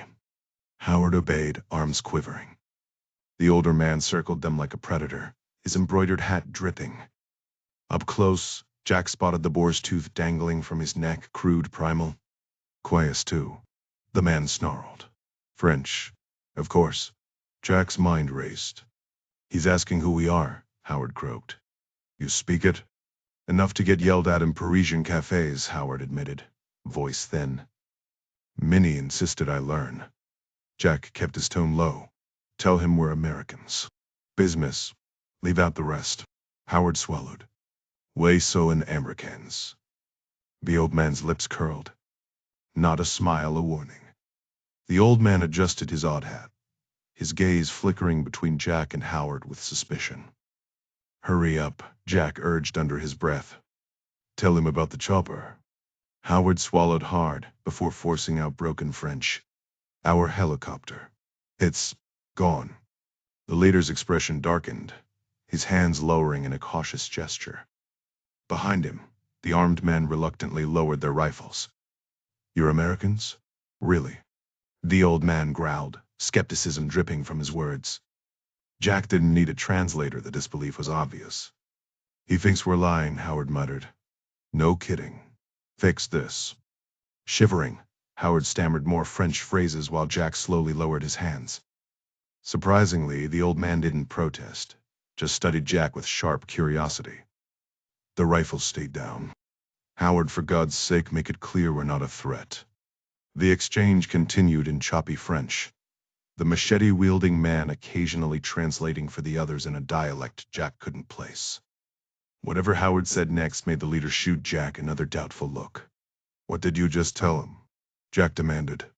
"That we're sick, starving, and running from the same bastards who held us captive on the river. Oh, and that we killed a few of them." Jack's stomach dropped. Great, now these strangers knew they were wanted men. The leader's fingers brushed his machete handle as he stepped forward, then suddenly bowed twice in quick succession, the boar's tooth around his neck clacking against his chest. With a tight-lipped grin, he yanked off his hat and thrust out a weathered hand. "Welcome, Americans. It's been too long." Jack mirrored the bow, gripping the man's calloused palm. "What did he say?" "He's glad to see us. Apparently it's been a while." The scent of wood smoke pulled Jack from sleep, wrapping him in a hazy warmth that reminded him of winters back in Maryland, crackling fires at Peregrine Cliff, nights camping by the Chesapeake, hiking trips upstate. For a moment, he almost forgot where he was.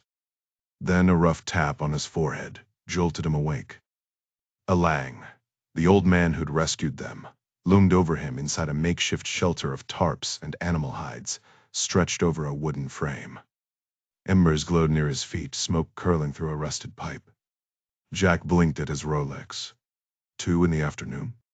The last thing he remembered was the old woman's syrupy licorice drink. What the hell had been in that? "Your friend," Alang said, poking Jack's chest before pointing at Howard, still unconscious. Jack shoved off the scratchy boar hide, realizing he was down to his underwear, another detail lost to whatever that medicine had been. Howard's face looked ghostly in the dim light. Memories rushed back. The grueling climb in the rain, Howard collapsing, the silent rifleman hauling him up the mountain. By the time they'd reached this cluster of crude tents, Jack had been too exhausted to protest when the old woman stripped them both and shoved them under furs by the fire. Now, with his head still foggy, he wondered if they'd traded one danger for another. Without hesitation, she'd slathered Howard's swollen insect bites with thick blue ointment as he trembled uncontrollably. The feverish banker barely registered the stale biscuits and bitter herbal tea she forced down their throats. Whatever was in that concoction had sent them both into a deep, dreamless sleep. Jack woke 9 hours later to find the old man murmuring "Tonami" while prodding Howard's shoulder. Caked in drying blue paste, the banker blinked groggily before his bloodshot eyes snapped open in sudden panic. "We alive?" he rasped, furred raw. Jack gripped a clean patch of Howard's shoulder, avoiding the medicinal stains. "Still kicking." Howard squinted at the dim tent. "How'd we end up in this circus tent?" "You blacked out halfway up the ridge. Alang's boys hauled you the rest of the way. Remember the machete guy?" Jack watched recognition flicker across Howard's face as the older man massaged his temples. "Christ, I've been hallucinating dancing monkeys. And were there flamingos?" Their host wordlessly pressed a hand-carved cup to Howard's lips. Water sloshed down the banker's chin as he gulped desperately, finally gasping mercy before collapsing back onto the animal hides. "Where exactly are we? And why do I smell like a Smurf?" "Past 2 o'clock you've been out cold. Best I can tell, this is their seasonal hunting outpost." Jack gestured at the boarskin blankets, just as a gust rattled the plastic sheeting walls. Rain pattered steadily like distant gunfire. Howard's teeth chattered despite the layers. "Those rifle-toting kids his sons. Can they get us to civilization before those river pirates pick up our trail?" "You're the French expert, ask him."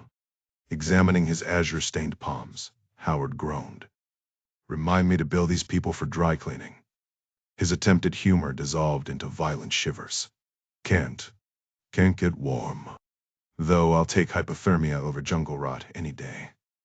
Jack pressed the back of his hand to Howard's forehead. "Malaria or dengue, maybe.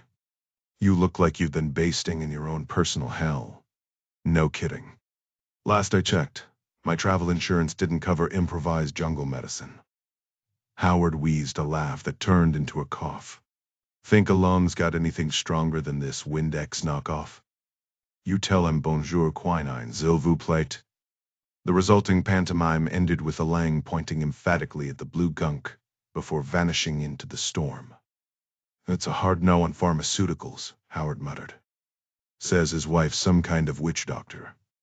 Or maybe she sells essential oils." My translation skills peaked at ordering croissants. Jack caught Howard's wrist as he swayed sideways. "Whoa there, Hemingway. You're burning up again." "Sorry to be such a liability." Howard's words slurred slightly. "Should have stuck to foreclosures and golf outings." "Cut the crap. You hacked through a mile of vines, survived a helicopter crash, and outran armed psychopaths. We're a numbers guy. You're one stubborn sob. A ghost of a smile appeared. Still telling that helicopter story at the country club. If we make it back. His eyelids fluttered. How'd you know to flip that boat anyway? Special forces training you forgot to mention? Nearly drowned us both. Funny. I remember you hauling me through rapids like some action hero. Howard's head lolled before he jerked awake. Jerry, we should signal him somehow, trust me. That wrecked Huey's already on satellite images. They'll know we survived. The unspoken unlike Stevenson hung between them. As Howard's breathing evened out, Jack studied the storm through the flapping plastic. Time was running out both for the deal and for Howard's grip on consciousness. Jack leaned against the damp tent pole, wiping sweat from his brow. Howard, I get this isn't the best moment, but with Stevenson out of the picture, is it really going to pull funding for geotech? Or are we looking at a dead deal? Howard massaged his temples, his breathing shallow. Stevenson's death doesn't automatically kill the deal. Highsmith steps in as interim CEO. Geotech's bylaws ensure that. And trust me, he wants this. It's his golden parachute straight back to London. Jack frowned. What about my missing due diligence report? Doesn't that raise red flags? Howard exhaled sharply. Jerry could have pushed it through anyway, tightened the terms, swallowed the risk. When I last talked to him, he was ready to bulldoze through any obstacle. Jack stiffened. Wait, you're telling me he'd just ignore due diligence? That's insane. Howard gave a weak shrug. Desperate buyers skip inspections all the time. Same principle. A bitter laugh escaped Jack. So all this me tracking those Sumerian discrepancies in Vietnam was pointless? The deal was happening regardless? Howard winced, pressing his fingers harder against his skull. If you'd found something concrete, yeah, that could have stopped it. I thought you were close. I even told Jerry we needed boots on the ground to verify. But at the end of the day, it's his money. If he wants to overpay for geotech, that's his funeral. Jack stared at the flickering lantern light. 2 days ago, he'd been convinced that helicopter crash was sabotage, someone silencing opposition to the deal. But none of it added up. The deal was bulletproof. The tent flap rustled as a line ducked inside, sealing out the monsoon air. He knelt beside Howard, placing a weathered boar hide on his lap. His odd flapped hat remained firmly in place. Lefebvre? He asked, pressing a calloused hand to Howard's forehead. Yeah, Jack answered for him, shaking Howard's shoulder. Stay with me, man. Alang's back. I need you to translate. Howard managed a nod. Still here. Just keep it simple. Alang unfolded the hide, revealing a yellowed envelope. He tapped his hat beret vert, locking eyes with Jack. Green beret, Howard mumbled. Jack's mind flashed to Carrie and Jad. Tell them I know green berets. Hurry, Howard. Howard slurred the translation, his voice fading. Alang studied him for a moment before extending the envelope across Howard's slumped form. Jack took it, moving toward the tent's opening for better light. He unfolded the brittle paper, squinting at the faded type. From Commander U.S. Forces, Vietnam to Corporal Alang Nic Trong subject. Expedited visa, to whom it may concern. Corporal Alang Nic Trong, Indochina Free, French Montagnards, served with distinction as an advisor and mountain guide for the 315th Special Forces Group. MACV from May 12, 1969 to February 23, 1971. In recognition of his valor, he is granted priority access to the U.S. Embassy in Saigon and expedited immigration processing under Delta 02 status, should he seek American citizenship. His service embodies the highest traditions of the U.S. Armed Forces. Jack exhaled slowly.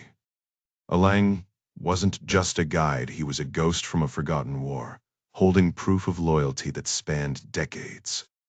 And right now, he might be the only one who could get them out alive. With deep appreciation, Lieutenant Colonel Stanley Wilcox on behalf of General Creighton Abrams, United States Army. Howard's eyelids fluttered as he muttered weakly, Montagnard. Good for him. Jack frowned. A what? Remember that old John Wayne flick? The Green Berets, I think. Had Montagnards in it. Pretty sure they were Hmong. There was another movie, Clint Eastwood, about Hmong folks in America. Gran Torino. His voice trailed off. Lang studied Jack, who offered a hesitant smile, unsure how to react. He slid the paper back into its envelope, handed it over with a quiet mercy, and watched as the elder carefully tucked it into his boar-hide pouch. Then, to Jack's surprise, the man produced another sheet covered in delicate, looping script, utterly indecipherable. The lines repeated in a rhythmic pattern.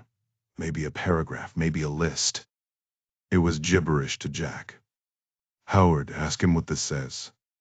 Lang answered before Howard could translate, his voice rough with emotion. "Nos Phil." He spoke in broken French mixed with his native tongue, explaining that the list contained names, girls taken by the men along the river. He begged for American help, insisting the Green Berets owed him. Howard's translation grew shaky. "Says they've been snatching girls all year. Wants us to." "Jack, I'm fading." A cold realization hit Jack. The boat they'd been held on those bolted benches weren't for smuggling drugs. They were for trafficking women. His stomach turned as he remembered Highsmith's club. The young girls with painted faces, their forced smiles. Lang pressed a hand to his chest, eyes burning with urgency. Jack shook Howard. "Stay awake. This matters." "What's he saying now?" Howard's words slurred. "His daughters-in-law. Granddaughters. So many taken." His eyelids twitched. "Jack, I can't." "One more minute," Jack urged. "Just tell him if he gets us out safely, I'll bring the Green Berets back for his girls." "Say it, Howard. Tell him." Howard managed a garbled half-sentence before his head lolled. Lang frowned, waiting. Jack shook him harder. "Did he agree? Will he guide us?" No response. Howard's breathing turned ragged, his feverish body trembling. The old Montagnard gestured for Jack to keep the list, then slipped out into the rain. Moments later, he returned with his wife, her peaked hat and draped smock giving her an almost mythical air. She cradled Howard's head, tipping water into his mouth, but most spilled down his stubbled jaw. Gently, she laid him back, her sorrowful gaze locking onto Jack. "Sorry, Minnie," Howard whispered suddenly, clear as day. The woman stroked his cheek, then shook her head. Jack turned to Lang, tapping his pocket where the list rested. Desperate, he fumbled for French. "Les Phil. Jen. G." The elder stared, uncomprehending. Frustrated, Jack pointed to his own head. "Beredvert. The Gebredvert will come for your fills." The old man's eyes widened, hope flickering in the dim light. Outside, the rain drummed on, relentless. The mountain man gave a gruff response, eyeing Jack with suspicion. "You need to get us, me and my friend here, out of this place. Take us to a city." "Who or Dunning?" "Somewhere with a hospital. Fast." Jack motioned toward Howard, then himself, before making a sweeping gesture to suggest they all needed to move. He tapped his vintage Rolex for emphasis. "No. Understand?" The elderly Montagnard studied Jack's face, his gaze lingering as his wife hovered behind him. After a long pause, he shuffled forward, his feet disturbing the scattered animal pelts. "Good American," he muttered, offering a weathered hand. "For your friend, we go by boat. Tonight before dark." Jack clasped the man's hand, unaware that the Montagnard had just sealed their fate. They'd be returning to the very river they'd fought so hard to escape. Ka River, Vietnam, Tuesday, October 8. Bruce Stevenson, a dedicated war memorabilia collector, had poured his passion into restoring the vintage U.S. Navy Pirate Patrol boat River docked at Da Nang's marina. The 31-foot vessel, originally powered by Jacuzzi hydrojets from Irvine, California, had met its end in the Mekong Delta's infamous Forest of Assassins, sunk by a Viet Cong RPG back in 1969. After decades buried in river silt, a dredging operation in 2018 spat the wreck onto the shore, right where enemy fighters had once ambushed it. Stevenson didn't hesitate. He wired $100,000 to Vietnam for salvage rights, then spent twice that on a Malaysian crew to haul it out. Another fortune went to a Massachusetts restoration team, to bring the boat back to life. By 2020, it was pristine, except for the missing 50-caliber machine gun, now a museum piece in Ho Chi Minh City. In its place, Stevenson mounted a pair of Texas Longhorns and christened the boat the Longhorn. Special Operations. Master Chief Kendrick Moore flipped through Stevenson's meticulously kept logbook complete with restoration photos, while Jad rifled through the harbormaster's shack for keys. Eyes up. Moore hissed from the helm, adjusting his night vision goggles. The river stretched ahead, dark and silent. Jad, possible contact ahead. You see it? Bathed in the ghostly green glow of his nods, Jad steadied his M249 against the Longhorns. Yeah, Chief. Small boat, 2 o'clock. No lights. Lysen leaned over the Garmin radar screen, her fingers tracing the blip. Confirmed. 5 knots. Closing fast. Moore eased back on the throttle, the Peeperaz engines growling lower. No running lights? That's not a good sign. They'd spent the last day loading gear, fueling up and racing north along the coast before cutting inland toward the CA River. Gavin's NSA intercept had picked up another cryptic call someone was talking about American hostages. And now out here in the dark, something was moving toward them. Lysen's calculations had narrowed, the mysterious second call to one of 3 Laotian rivers feeding into the KA. She charted their path toward the confluence where the waterways merged. Switch to thermal, the chief muttered to Carey as he eased back on the throttles, letting the Longhorn drift silently under the pale moonlight. Earlier that evening, they'd hidden the patrol boat beneath dense mangroves off a secluded tributary far from the main river's traffic. The team had waded ashore to gather foliage, securing it to the hull with zip ties for camouflage. Now Carey leaned against Lysen's seat, raising his modified HK rifle equipped with a versatile scope capable of thermal, laser, and infrared. Adjusting the focus, he whispered, "Thermal shows 5 on board. Exposed rear engine, long canopy. 1 hostile near the stern, 2 more up front. Engines running hot, you hear that?" The distant growl of a V8 carried across the water. Lysen edged closer to Master Chief Moore. "No lights, moving at night. Matches the Dia's intel on traffickers," she said. Moore peered through his night vision goggles, jaw tightening. "Stay sharp," he rasped toward Jad, who silently readied the M249, feeding the ammo belt smoothly into place. The unknown boat drew nearer, its engine noise swelling. Moore nudged the Longhorn forward, the diesel vibrating beneath them as they angled across the current. Then Carey's voice cut through the tension. "Stern down. Not our target, repeat, not our target." He kept his scope trained but shifted his stance. 2 adults, 3 kids. No weapons. 1 toddler's even.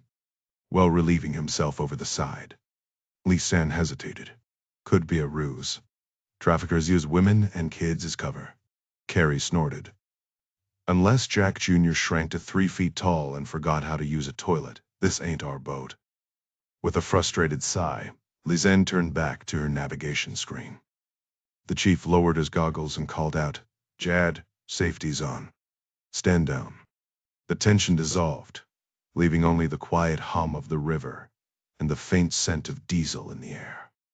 "This isn't our ride." As Jad secured the heavy machine gun below deck, Moore pushed the throttles forward, swinging past an approaching fishing boat. For hours, the Longhorn cut through the darkness, weaving upriver with all navigation lights extinguished. The Master Chief maintained a steady 15 knots, making solid progress toward the junction where the river split. They paused 3 times to check suspicious vessels, each turning out to be nothing. Eventually, Lysen glanced up from the GPAs and tugged Moore's sleeve. In the dim screen light, she held up 3 fingers, signaling their approach to the 3-way fork. Moore reduced speed, flipped up his night vision goggles, and pulled off his helmet before moving closer. "This it? We here?" "Yeah. The split's just past this bend. According to the map, we're roughly 100 yards south of it, maybe half a kilometer following the river." Moore eased back on the throttle, rubbing his shaved head as he studied the swollen moon peeking through scattered clouds. "Clear skies now, but I'd bet my pension We'll see river fog rolling in soon. Not ideal. Nope. He cracked his knuckles before eyeing her shoulder. How's that wound holding up? She glanced at the bandage. Stopped bleeding. Mostly just sore now. Wangier is going down. His gaze swept the shadowed riverbanks before returning to the GPS. All right. We're here near Namsam village, those flickering lights over there. Another quarter-mile up either branch, and we cross into Laos. Right. He tapped the screen. Need to pick which fork to take. I know. Was hoping for fresh intel from Echelon. It's our only lead. Carey approached, helmet off, rifle slung over his plain tee. What's the holdup? We camping here? Moore nodded. Just hit the fork below Namsam. Still no clue which route leads us right. Taking the GPS, Moore zoomed in, verifying the river's curve and the split ahead. A narrow peninsula separated them from the convergence. The clock read 10 p.m. As the longhorn drifted backward in the current, palm fronds rustled overhead. Moore highlighted a small inlet on the screen. This spot looks sheltered enough to lay low while we wait for updates. I say we bunker there. Agreed. Lisanne grabbed her rugged laptop. I'll ping Gavin via satellite, see if he's dug up anything. Do that, then get some shut-eye. We'll rotate watch shifts till dawn. Carey, you're first. Swap with Jed, tell him to grab Chow and Crash. He relieves you in 2. Copy that, Master Chief. Moore turned to Lisanne. Here's hoping the smugglers got careless on comms. Or that Jack found a way to signal. The chief weighed his reply. Knowing what I do about him? Wouldn't shock me. John River, Laos, Tuesday, October 8, 20 miles northwest. Kai strolled the dock, hands clasped behind his back. The last raindrops pattered against his soaked shirt. A mountain gust rocked the floating planks beneath him. He didn't mind the drenching. The storm was a reminder the rains weren't done yet. As his boots thudded along the dock, he smirked. By now, he thought, the Chinese reservoir downstream must be brimming. The relentless rains of the past week should leave no doubt in the committee's mind more water needed to be released into Laos's rivers. The wind had settled, leaving the water near the lake eerily calm. Moonlight danced across the surface as Kai lifted his mismatched eyes to the sky, where a patch of stars peeked through the clouds. His thoughts drifted to his father, the Mekong, and the argument he'd soon make in Beijing. Everything had fallen into place lately. Highsmith was performing flawlessly, Stevenson was neutralized, and the acquisition was complete. Best of all, the Americans remained oblivious that their prized stealth tech, enabled by geotech's magnets, lit up like a Christmas tree on Chinese radar. His bold move at Mischief Reef had proven that. After all he'd accomplished, how could they refuse his request to increase the Mekong's flow? Then again, he mused darkly, they might if he didn't locate those missing American auditors. The growl of an approaching speedboat shattered the silence, its wake distorting the moon's reflection. Kai squinted as the vessel neared, immediately recognizing Ling at the helm. The jet boat slowed, and a crewman tossed a line before leaping onto the dock. Tsai secured the rope while 4 armed men disembarked, A-47 strapped to their backs. Ling remained seated, lighting a cigarette with deliberate calm. Nothing? Chai asked in Lao, stepping aboard. Ling exhaled smoke. Nothing. Only Ling and Tui had ever grasped the full magnitude of Geotech's operations. Years ago, Kai had recruited them from the Snakeheads, a notorious Golden Triangle syndicate. They shared his hatred for the Hmong rebels, who'd slaughtered their families in Vientiane. In exchange for immunity and Wan-filled payouts, they'd infiltrated the gang, later receiving specialized training in Beijing. Their value: handling missions too sensitive for ethnic Chinese operatives, like Mischief Reef. You check civilian vessels? Kai pressed. 10 at minimum, Ling replied. My team alone. The others are still combing the river. How many boats remain? Ling gestured down the deserted dock. All 6 stretched toward the Kea River. Some may have crossed the border by now. And the search near the wreck. 6 men on foot. The mud swallowing their boots. Tsai took a slow breath. Do you believe they're alive? Ling's jaw tightened. I hope so. Why? So I can put a bullet in them myself. Ling blamed the Americans for Tui's death in Hong Kong. Kai knew the truth. Control had confirmed the auditors never left manuscript surveillance during their Haspi dealings, but he let Ling simmer. Rage made him useful. Our orders are clear, Kai said. Alive. Control wants them interrogated in Beijing. A scream pierced the night from one of the Quonset huts lining the shore, remnants of a covert U.S. airbase once used to bomb the Ho Chi Minh Trail. Another shriek followed. The men are restless, Ling muttered. No products moving. Even the girls are suffering. Tsai listened to the woman's cries, his expression unreadable. The operation was fraying at the edges, and time was running out. We're out of options, Ling muttered, tossing the last ember of his cigarette into the murky river. His stomach growled as he turned toward the cluster of buildings. Let's grab a bite before this night gets any worse. The two Laotian operatives moved up the embankment, their boots sinking slightly into the damp earth. The screams from the Quonset hut grew more distinct, sharp, then fading into exhausted sobs. That the girl from Rangoon? Mayu, Sai asked, pausing to listen. Ling nodded grimly. Inside, a man's laughter cut through the night. Told you, Ling muttered. The boys are getting restless. Sai hesitated, weighing the consequences of defying Control's orders. Shutting down the trafficking ring now could destabilize everything, including his carefully negotiated dam project. After a tense silence, he made his decision. Find those auditors, he told Ling. If you need to take them out, do it. We'll report they died in the field. Just make sure there's proof. Before Ling could reply, his encrypted satellite phone vibrated against his hip. He ducked behind a crumbling concrete wall, shielding the receiver from the wind. You serious about killing them? He asked when he returned. Tsai frowned. Of course. Bring me the bodies. Why? Ling's expression darkened. Because our guys just spotted them floating down the Jiang River, near the fork where it meets the Ka. Guy narrowed his eyes. How soon can we intercept? 15 minutes. The boats are already moving. Jiang River tributary, Tuesday, October 8. The old Montagnard's final words, "You Trevez knows feel," echoed in Jack's mind as the dugout canoe drifted downstream. He didn't need a translator to understand the plea. The man had jabbed a calloused finger at the letter in Jack's pocket, now sealed in a Ziploc bag by his wife. Barry Vert, Jack had promised, tapping his chest. We'll come back for them. Hours later, the river carried them swiftly through the darkness, its current growing stronger as it left the mountains. Jack adjusted the oar, steering them back toward the center of the channel.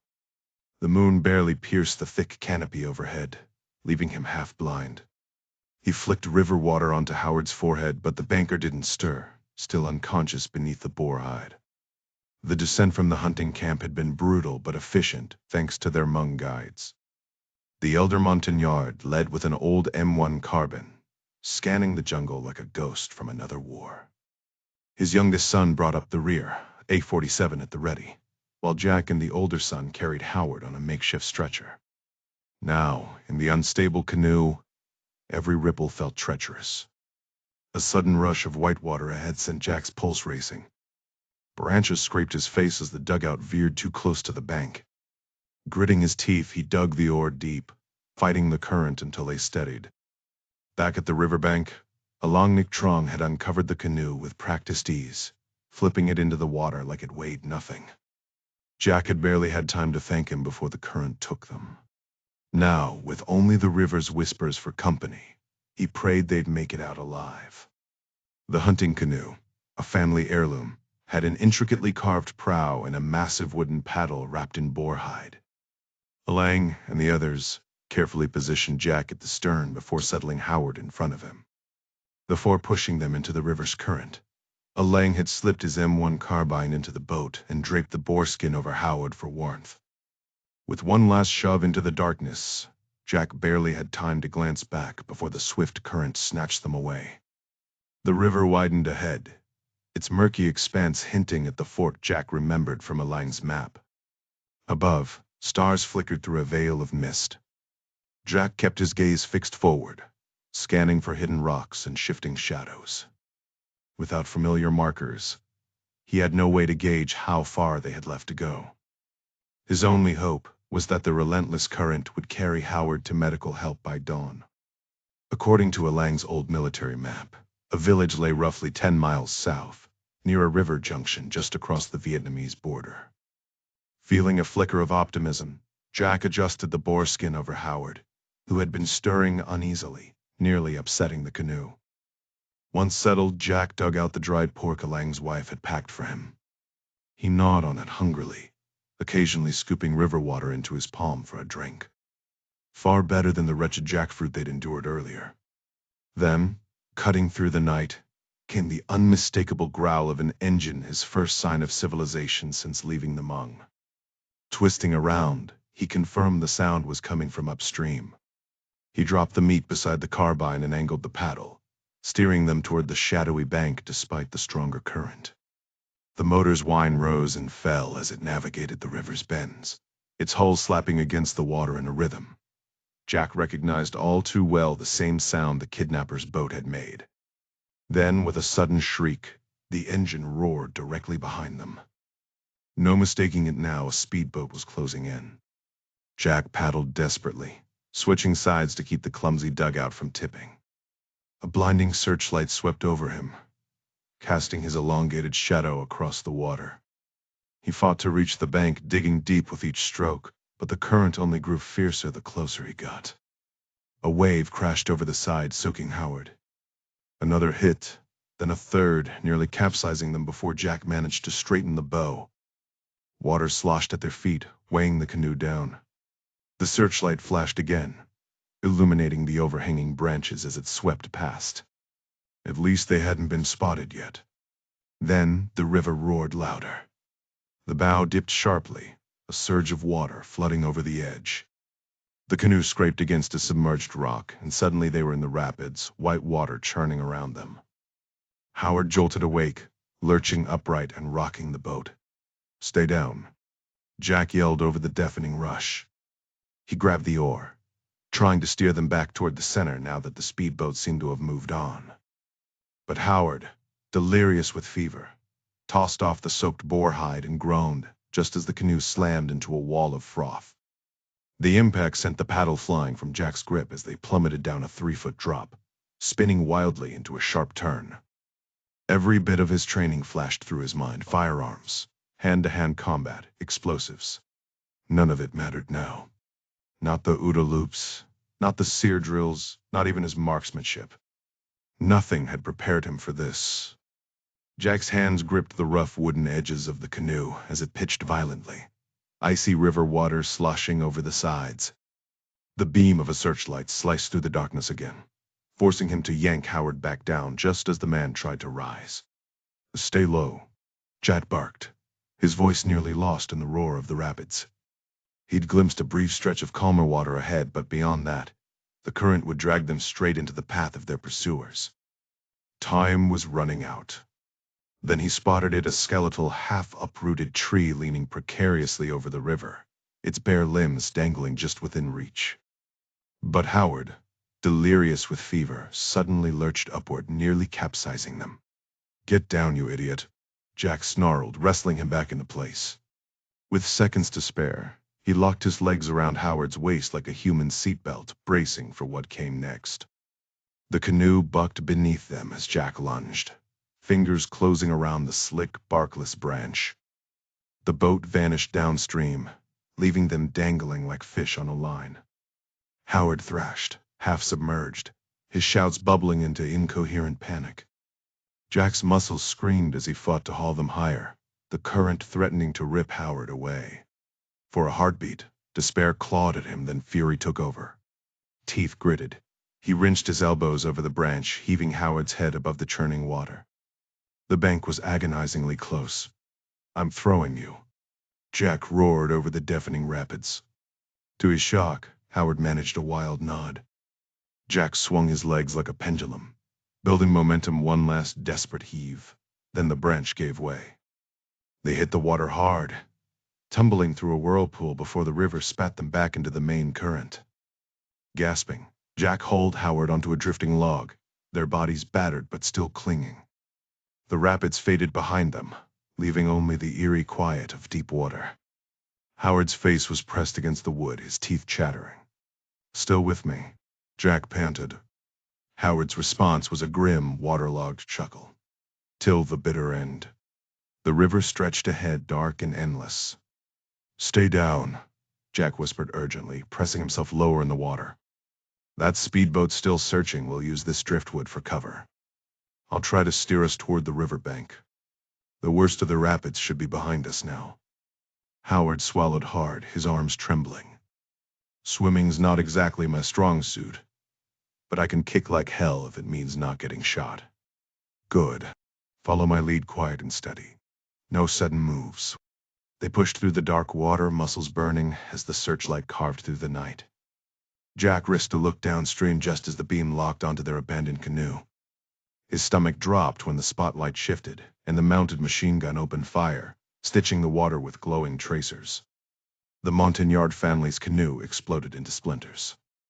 The gunfire echoed like thunder, and in that moment Jack understood. This wasn't a kidnapping. They were being hunted. River Fork, Tuesday, October 8. Moore's head snapped up at the sound. "You catch that?" He yanked his helmet on, flipping down his night vision goggles as he scanned the black water ahead.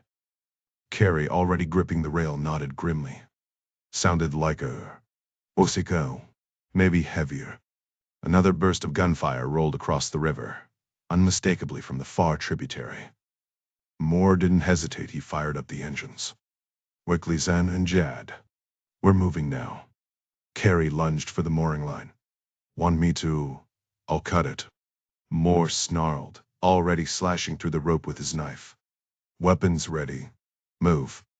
Below deck, Lisanne jolted awake as the boat lurched. She scrambled topside, barely catching herself on the Garmin console. "Guess the intel was right," she muttered, squinting at the screen. "Where's that gunfire coming from?" "Left tributary," Moore barked. "Sounds like a damn Dishka Soviet relic. Idiots slap those things on anything that floats." He bellowed over his shoulder. "Jad, man the saw.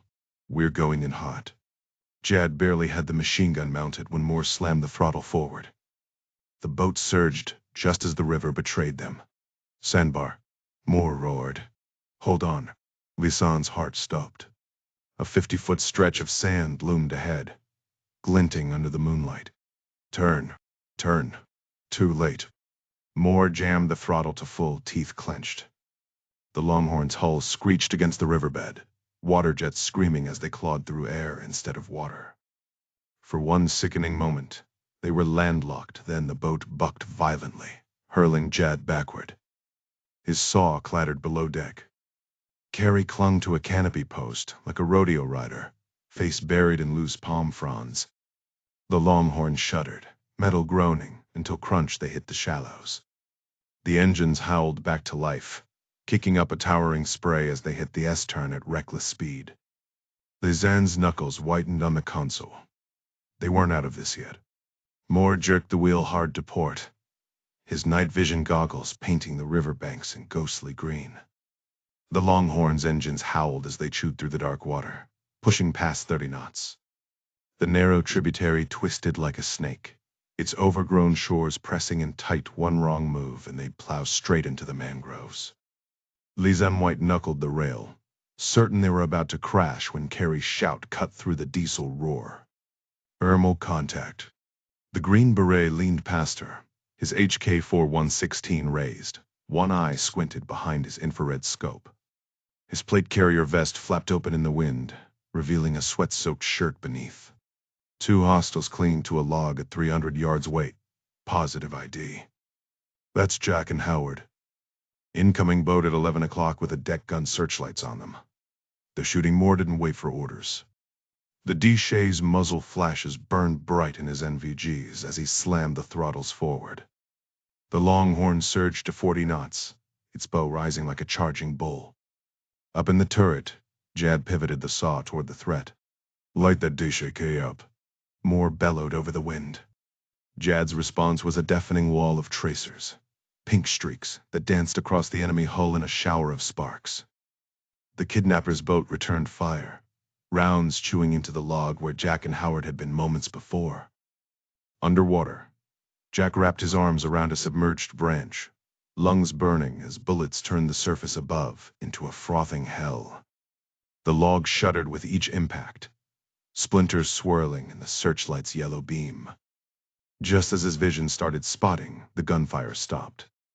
He breached the surface, dragging a sputtering Howard with him only to freeze at the sight downstream.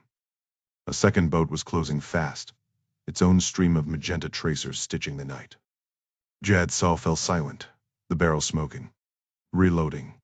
He yelled, ducking below as spent brass clattered across the deck. Carey took over, his rifle cracking twice from the cockpit. Drivers down. He reported, but the enemy boat kept coming. Now a runaway missile heading straight for the log. Leeson's scream tore through the chaos. They're gonna hit. Moore swore and wrenched the wheel, throwing the Longhorn into a skidding turn that sent a wall of water crashing over the bow.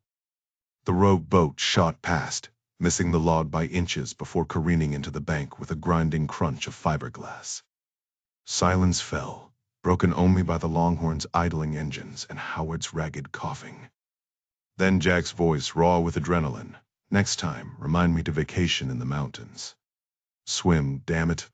Jack roared, wrenching Howard free from the splintered branch.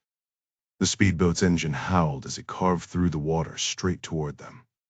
The hail of pink tracers from the second vessel had ceased.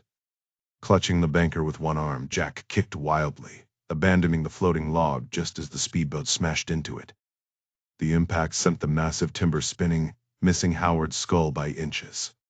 The violent wake tore the banker from Jack's grasp, swallowing him in the churning current. Howard. Jack's voice cracked as a wave crashed over him. Treading water, he spun around just in time to see the speedboat plow into a boulder with a deafening crunch. The jet boat launched into the air like a flipped coin, shearing through palm fronds before vanishing into the jungle with a series of snapping branches. Before Jack could react, the river surged around him, dragging him under in a whirlpool of conflicting currents. He fought his way back to the surface, gasping. Howard. He choked out, scanning the dark water for any sign of the banker. Then impact. A hand clamped onto his shoulder, yanking him backward. For a split second, relief flooded him. Howard had made it. But the grip was too strong, too deliberate. Dutch Orion. A gruff voice barked in his ear. Jack thrashed, trying to break free. Howard can't swim. He snarled. Go after him, you moron. Relax, the bold swimmer grunted, dragging him sideways through the current. We already got him. A flashlight beam sliced through the darkness, illuminating the water. Jack squinted. There was Carey Marks, floating on his back, arms locked around Howard in a rescue hold. The banker lifted a trembling hand, flashing a shaky thumbs up. Blinding white hit Jack's face. A loose braid brushed against his cheek. You alive? Leeson's voice cut through the roar of the engine beneath them. Jack pushed himself up, shivering as wind whipped over the speeding boat. She pulled him close, her grip fierce. He hugged her back, the Longhorn slicing through the rapids. How? He managed. She tightened her hold. Later. You hurt? He pulled away as the boat jolted over a rapid, nearly knocking him off balance. Fine, Howard. Staggering to his feet, he spotted Jad crouched over the banker, medical kit open. The Green Beret had ditched his helmet, but still wore his tactical vest over a plaid shirt. Howard's eyes fluttered open, dazed. Jack, was Lisanne really here? Or did I hallucinate that? Jack smirked. Rest, Howard. We're clear. The banker sagged back, squeezing Jack's hand weakly. We showed those bastards, huh? Damn right. Tough as nails, old man. Howard's feverish grin faltered. His grip slackened. He's fading, Jad muttered, pressing a gauze pad to a wound. Let me work. Jack hesitated before releasing Howard's hand. Stay with me, he urged. Howard gave a faint nod, eyes shut. What do you need? Jack asked Jad, voice tight. Jad's hands moved swiftly over Howard's body, checking for injuries. He's going into shock, he muttered, frowning as he felt the heat radiating from Howard's skin. I expected hypothermia after being in the water, but he's burning up. Any wounds? Internal bleeding. Jack shook his head. His legs banged up, but nothing serious. He's been sick for days, fever comes and goes, leaves him shaking like a leaf. Got it, Jad said, turning to Lisanne. Grab his legs. We need to prop them up. She quickly slid an ammo box under Howard's legs, cushioning it with a boat fender. As she peeled off his ruined Gucci loafers and soaked socks, Howard stirred, mumbling, "Be careful with those." Then his head dropped back down. Jack took the shoes from Lisanne and tossed them overboard. I'll replace them, he said dryly. Blanket, please, Jad ordered. One for Jack, too. We need to stabilize him before tackling the fever. Lisanne draped a wool blanket over Jack's shoulders before carefully tucking another around Howard. Jad examined Howard's yellowed eyes and the angry mosquito bites covering his skin. Classic malaria symptoms. Didn't you guys get vaccinated before leaving D.C.? Jack grimaced. We were supposed to be in Hong Kong for 3 days, Max. Surprised he's still alive, Jad muttered, pulling out an IV bag from his medical kit. Tougher than he looks. Must be, Jack agreed. Malaria should have taken him by now. Jack hesitated before adding, we got help from a Hmong family. They took us in, gave us some kind of medicine, knocked us out cold. Howard got a second dose earlier tonight. Jad paused while inflating the blood pressure cuff. What kind of medicine? Some bitter drink tasted like licorice. A homemade remedy. Jad's eyes narrowed. Sounds like laudanum. Bob, mister. See? Doesn't drug test us when we get back. Laudanum. Basically liquid opium. He checked the pressure reading and cursed. BP's dropping. Yeah, Howard might have overdone it. Opium. Lisanne's eyebrows shut up. You've been making interesting friends. Jack tightened the blanket around himself, thinking of the folded paper in his pocket. Long story. But yeah. Oh, we crashed with Bruce Stevenson? He didn't make it. At first, we only knew 2 of you survived, Lisanne said, briefly touching Jack's arm. River pirates were hunting you. Dia said the snakeheads, a gang out of Laos, were looking to snatch you. Drug runners. Not just drugs, Jack thought. Worse. He stood, glancing at the massive cattle horns mounted on the boat's turret. Liz, what is this thing? Stevenson's restored Navy patrol boat. She's called Longhorn. Jack smirked. Of course it is. Hey, Chief. Jad called from the deck. Slow her down trying to stick a needle here. The engines quieted as Master Chief Moore turned to Jack and Lisanne. River's wide enough to drift for a bit. He extended a hand. Kendrick Moore. Good to meet you, sir. Sir? SEAL Master Chief. Dev Grew, Lisanne explained. Clark hired him. Former SEAL, Moore corrected, shrugging off his plate carrier with a clatter. He's campus now, Lisanne added. Moore smirked. More like a temp. Mr. Clark believed I could assist with navigating the jungle operations. Lisanne, I suggested. Why don't you pull up Gavin's intel feed one more time? Better safe than sorry, we don't want any surprises tailing us. She nodded, settling into her seat and firing up the tough book. Jack leaned in, curiosity piqued. Gavin's intel feed? He asked. Yep, she replied, fingers flying over the keys. He gave us a direct link to NSA's Echelon system. Real-time updates. Jack edged closer, eyes locked on the screen as she logged in. Mind if I take a look? Go ahead. She pulled up the file. See these readings at the top? And that's how we tracked you to the boat. Sigma fluctuations matched vessel movement. And down here, that's the intercepted conversation, translated from Laotian. Jack scanned the transcript, then suddenly snatched the sat phone from Lisanne's hand mid-call. Hey, she snapped. What's your problem? Ignoring her, he jabbed a finger at the screen. Right here. They're not just calling us targets, they're labeling us auditors. That means they know about geotech. Lisanne frowned. Okay, so? We already knew they were hunting you.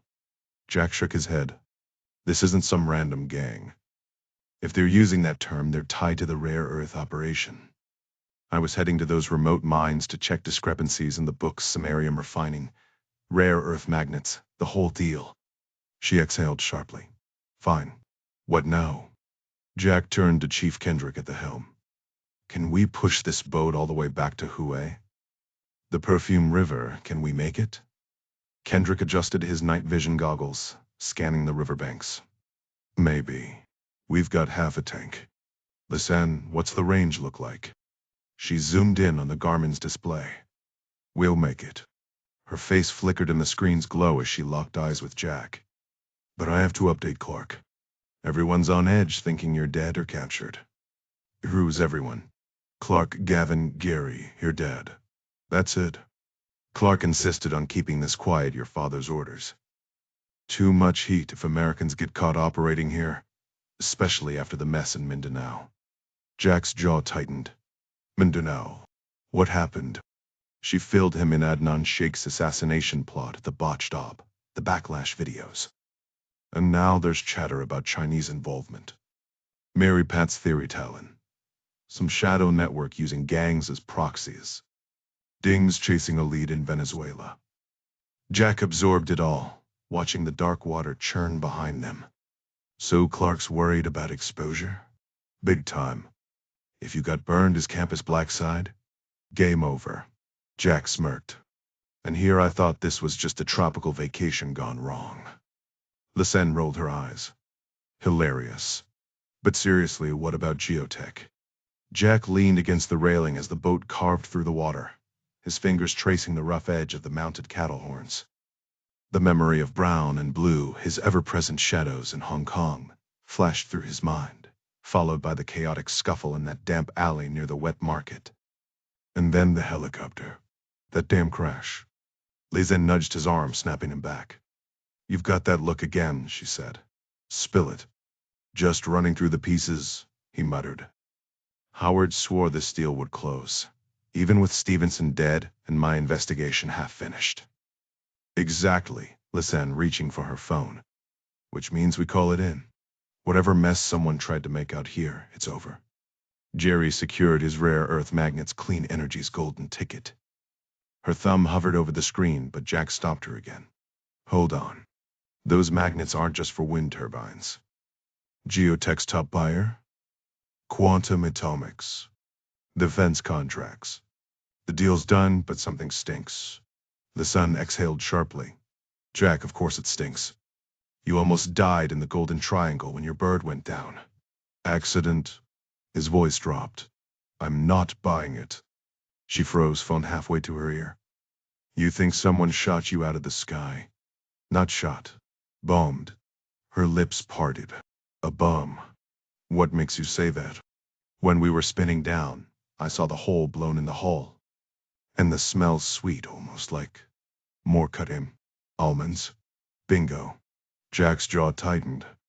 There was this French guy who packed our lunch cooler. Almond croissants. At first I thought that was it. Lisan's eyes darted between them. Jack, how much opium were you on? Zemtex, more corrected. They lace it with that scent so you know it's there. C4's the same. Once you catch a whiff, it sticks with you. Jack nodded. So maybe the croissants were just cover. Saw it in Aleppo Ace's hid aid labs behind bakeries. Lisen's fingers tightened around her phone. So you're saying someone tried to take you out, and now a hit squad's hunting auditors? Mary Pat might be right about Talon. Maybe China wanted to screw with our samarium stockpile. Or, Jack countered, they wanted the deal to happen. Her brows knit together. Why the hell would Talon push it through? Jack tapped the Garmin. Get me back to Hue. Then we'll find out. Singapore, Wednesday, October 9. David Highsmith crossed his legs, swirling the ice in his lemon water as he stared through the floor-to-ceiling windows. The skyline of downtown Singapore stretched before him, ships dotting the South China Sea like toys in a bathtub. Bruce Stevenson had always raved about this view. Highsmith couldn't care less. The desk phone buzzed beside a framed photo of Stevenson's grinning kids clustered around him on a sailboat. With a flick of his wrist, Highsmith tossed the frame into a drawer before answering. He's here? Yes, sir. Shall I send him in? Highsmith took a slow breath. Almost over. Do it. I'm prepared. The Financial Times Singapore bureau chief stepped into the expansive office, exchanging a brisk handshake with Highsmith before settling at the gleaming conference table. The reporter looked younger than expected, his untucked chambray shirt, faded jeans, and scuffed Adidas sneakers clashing with Highsmith's tailored suit. The man's casual appearance made Highsmith's lip curl slightly. Was this really the best the FT could send? Without ceremony, the journalist pulled a compact recorder from his worn canvas bag and set it between them. Hope you don't mind if I capture this for accuracy? Not at all. Highsmith took his seat, masking his distaste for the reporter's unkempt beard and shaggy hair. Alice, his PR head, had assured him this would be a flattering profile, a chance to position himself as the steady hand guiding Geotech's future. And this kid? Hardly a threat. Questions about the Hendley deal or Stevenson's vanished helicopter wouldn't rattle him. Geotech was private after all. If things got too uncomfortable, he could simply shut the conversation down. The reporter clicked his pen open, glancing at his notepad. First, my condolences about Bruce Stevenson. It's an unfortunate situation. Highsmith waved a dismissive hand. Bit early for condolences, don't you think? The journalist paused, then nodded. Right. There's still hope he'll be found. 3 days had passed since Stevenson's helicopter disappeared over Vietnam's rugged highlands. The 2 American auditors on board? Officially, they didn't exist. Hendley had seen to that. Highsmith drummed his fingers lightly on the table. Everyone at Geotech remains optimistic. Search efforts are ongoing. The reporter crossed his legs, his sneaker bouncing in a rhythm that grated on Highsmith's nerves. Speaking of ongoing, you've stepped into the CEO role, albeit temporarily. What's that been like? Acting CEO, Highsmith corrected smoothly. But leadership transitions are inevitable. Geotech's work doesn't stop, not with governments, tech giants, and supply chains depending on us. He leaned back, savoring the understatement. If only this kid knew the chaos of the past 72 hours. The tearful video calls with regional offices, the staged solidarity with Singapore staff, all while he finalized the Hendley paperwork and watched his bank balance swell by 27 million. You're a founder too, the reporter noted. I read that much of Geotech's land was originally your wife's family's rubber plantations. Claudette Claret, right? French connections must have helped. Highsmith's smile tightened. This boy had no idea what it had taken 15 years of draining Claudette's inheritance, leveraging his own estate, even grinding in Hisby's private equity division, just to spot the rare earth opportunity. When tests confirmed samarium deposits on her family's Vietnamese land, it had taken Henry's political maneuvering to sway Hanoi's restrictions. And Bruce, a convenient CEO plucked from their Hesby days. The journalist flipped a page. Your wife's family's still in Hue, but she prefers Paris, I hear. Highsmith's gaze turned icy. Claudette enjoys the city's culture. He left unspoken the real reason. Distance from the messier chapters of their rise. Let the kid scribble his half-truths. The real story wasn't for the Financial Times. Really.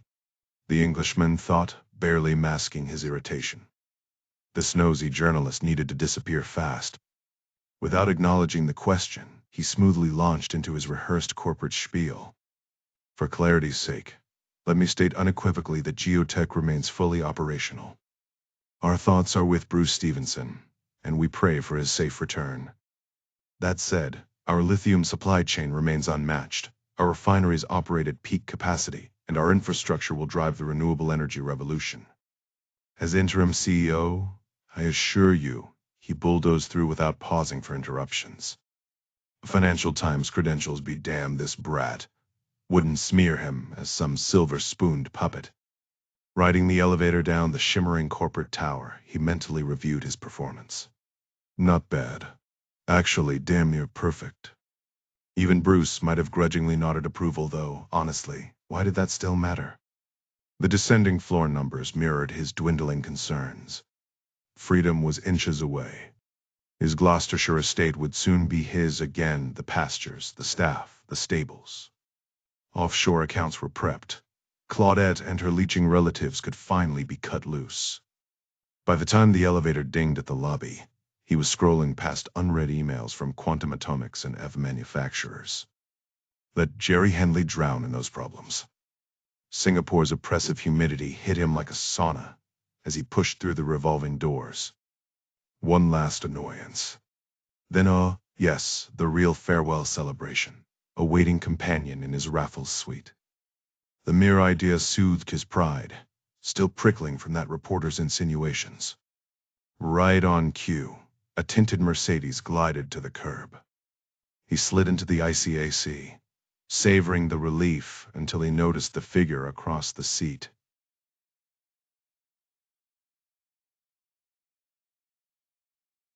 Kai, drive, the Laotian ordered. Highsmith's stomach dropped as the car surged forward. The driver's serpentine gang tattoo coiled beneath his bun. Guh Crisp, in a white short sleeve, watched him with those unsettling heterochromatic eyes. The privacy screen rose, door locks thumped shut. This is absurd, Highsmith muttered, staring at Orchard Road's luxury shoppers. Kai's voice was a blade. We have unfinished business, Sir David. The Henley deal is closed. We're done. Not quite. I leaned closer. The auditors. Highsmith exhaled through his nose. Not my circus. Henri gave you the helicopter details. What more do you want? The Mercedes accelerated, merging into traffic as his carefully planned exit crumbled. Kai let out a derisive laugh. You think this is over? Stevenson might be gone, but those auditors slipped right through your fingers. Mark my words, they'll resurface when you least expect it. Highsmith's face twisted in irritation as Kai mimicked his stiff upper lip and haughty tone. So what? He snapped, watching the bustling city fade behind them. They'd already passed the turnoff that would have led him back to Raffles and to her. What's the point of dragging me out here? He muttered, rubbing his temples. The point. Tai smirked. You're catching a flight. To Da Nang. Highsmith scoffed. That's absurd. Thanks to your meddling, I'm Geotech's interim CEO now. My office is in Singapore? Not for long, Kai countered. Those auditors will reach out the second they're safe. And when they do, you'll play the gracious host. Highsmith arched a brow. Will I? Absolutely. Then you'll call me. Hue, Vietnam, Thursday. October 10. Henri Claret nearly spilled his wine when he saw Jack standing at the door. Jack, mon Dieu, you're alive. He clapped a hand over his heart, his silk pajamas rustling as he ushered Jack inside. Come, sit, you must be exhausted. Jack sank into a plush leather chair, scanning the dimly lit room. The rest of the sprawling colonial house was silent save for the hum of ceiling fans. Across the ravine, the rest of his team was holed up in the guest villa Howard hooked to an IV, feverish but stable. Henri fussed with a decanter. You must eat, drink, tell me everything. Jack leaned back, crossing his arms. Bruce didn't make it. Howard's got malaria. Henry's smile faltered. Terrible. What happened? Bruce took us on a joyride near Les TW. Helicopter malfunctioned, probably hydraulics. We spun out. Jack kept his voice steady. Howard and I got thrown clear. Bruce didn't. Henri shook his head. Always reckless, that one. And after the crash? Jack studied the Frenchman's too eager expression. We hiked out. Took days, but we hit Highway 8 eventually. The old Ho Chi Minh Trail, Henri murmured. Yep. Jack's smile didn't reach his eyes. Funny how things work out. The remnants of the Ho Chi Minh Trail lingered in Jack's mind. Bruce would have found the twisted humor in it. The dim glow of the table lamp carved sharp shadows across the Frenchman's face, leaving the rest of the house swallowed in darkness. A faint creak from upstairs betrayed Madame N's presence. At least let me offer you bread, Henry insisted, his voice too smooth. Freshly baked. Some curry soup? Wine. You look surprisingly intact, though those mosquito bites tell a different story. Hell must have missed you by inches. Jack didn't blink, his posture rigid as he studied Henry's restless gaze. Sit. You've had your turn asking questions. Now it's mine. Henri hesitated, feigning concern. You should eat first. Lost my appetite for your hospitality, Jack shot back. Henri stiffened, then turned toward the archway. Water, then. Jack let him go, listening as footsteps retreated down the hall. A sudden gasp cut through the silence. When Henri reappeared, Kendrick Moore had him in a brutal wrist lock, shoving him into a chair. Found him trying to sneak out the back, Moore growled. Jack leaned in, unimpressed. Really, Henry? That's your play? A backdoor escape? Henry rubbed his wrists silent. Moore cracked his knuckles, looming over him. Nothing to say. Jack taunted. Let's fix that. With a nod, Moore seized Henri's head and forced his thumbs into the man's throat, choking him until he gagged. That picnic you packed for us? Jack said coolly. Bond me with a side of explosives. Classy touch, the almond croissants. Moore released him. I didn't, Henry sputtered, wiping his nose with a trembling hand. The cooler wasn't my doing. The maintenance crew, but you knew, Jack interrupted. You knew that Chopper was rigged. A soft light spilled into the room as Madame Anne appeared in the doorway, draped in a sleek black robe, her hair loose. She watched Henri with icy disapproval, but made no move to intervene as Moore struck him again. Jack, she murmured, I didn't expect you back. Guess you didn't need to slip me another note like on the Star Ferry. You've got me now. Her shoulders sagged. So you did recognize me in Kowloon. Took me longer than it should have. Now I'm wondering why you led me into a snakehead ambush. Her eyes flashed. No, that wasn't me. I arranged that trip just to talk to you. I had no idea they'd follow. She shot Henri a venomous glance. But I suppose he did. Henri flinched. Marie. He fell silent under Moore's glare. Jack exhaled sharply. Let's pretend you're telling the truth. Let's say Hong Kong was just bad luck. But you still let your husband load a bomb onto Bruce's chopper. The unspoken accusation hung between them, thick as the tropical heat. You were aware Howard and I would be targets as well. Her breath hitched, fingers pressing against her chest. The helicopter, I had no idea. I swear it. When I heard it went down, I was just as stunned as you. Honestly, why should I take your word for it, Madame Anne? Jack's skepticism was real, but something in his instincts tugged at him. She didn't carry herself like a guilty woman. Back in that crowded Hong Kong market, her fear had been raw. Either she was a world-class liar, or she was being straight with him. Those men are monsters, she spat. I never imagined they'd go so far as to target Bruce alongside you and Howard. Clearly, I underestimated them. Jack and Moore exchanged a glance. What makes them monsters? Jack pressed. Marie. Her husband snapped. Not another word. Moore drove his elbow into Henry's temple, then jammed a thumb behind his ear. Pipe down, Henry, Jack said coolly. Your time to talk is over. As Moore withdrew, Jack turned back to Madame Anne. Answer the question. What's their deal? Who are they? And why drag me into this in Hong Kong? She settled into the chair beside him, smoothing her satin robe over her crossed legs. Her hands, folded neatly on her knee, were bare, no wedding ring in sight, despite her marriage. I needed you to witness what they've done, she began, voice tight. When I heard you were heading to the mining zones, I was relieved. Then you vanished, and she swallowed. I was terrified. What exactly did you expect me to find up there? Her gaze turned distant, glassy. The trafficking. Young girls, stolen from their villages, smuggled south to Saigon. Sold off to brothels in Beijing, Pyongyang. They're treated like livestock. Her voice cracked. I couldn't stay silent. She sucked in a sharp breath. I saw it myself, Jack cut in. Met a family torn apart by it. But what's Geotech's role in this? They're involved. Jack's brow furrowed. Why? The company's rolling in cash, leading the charge in green energy. Why risk everything on something this vile?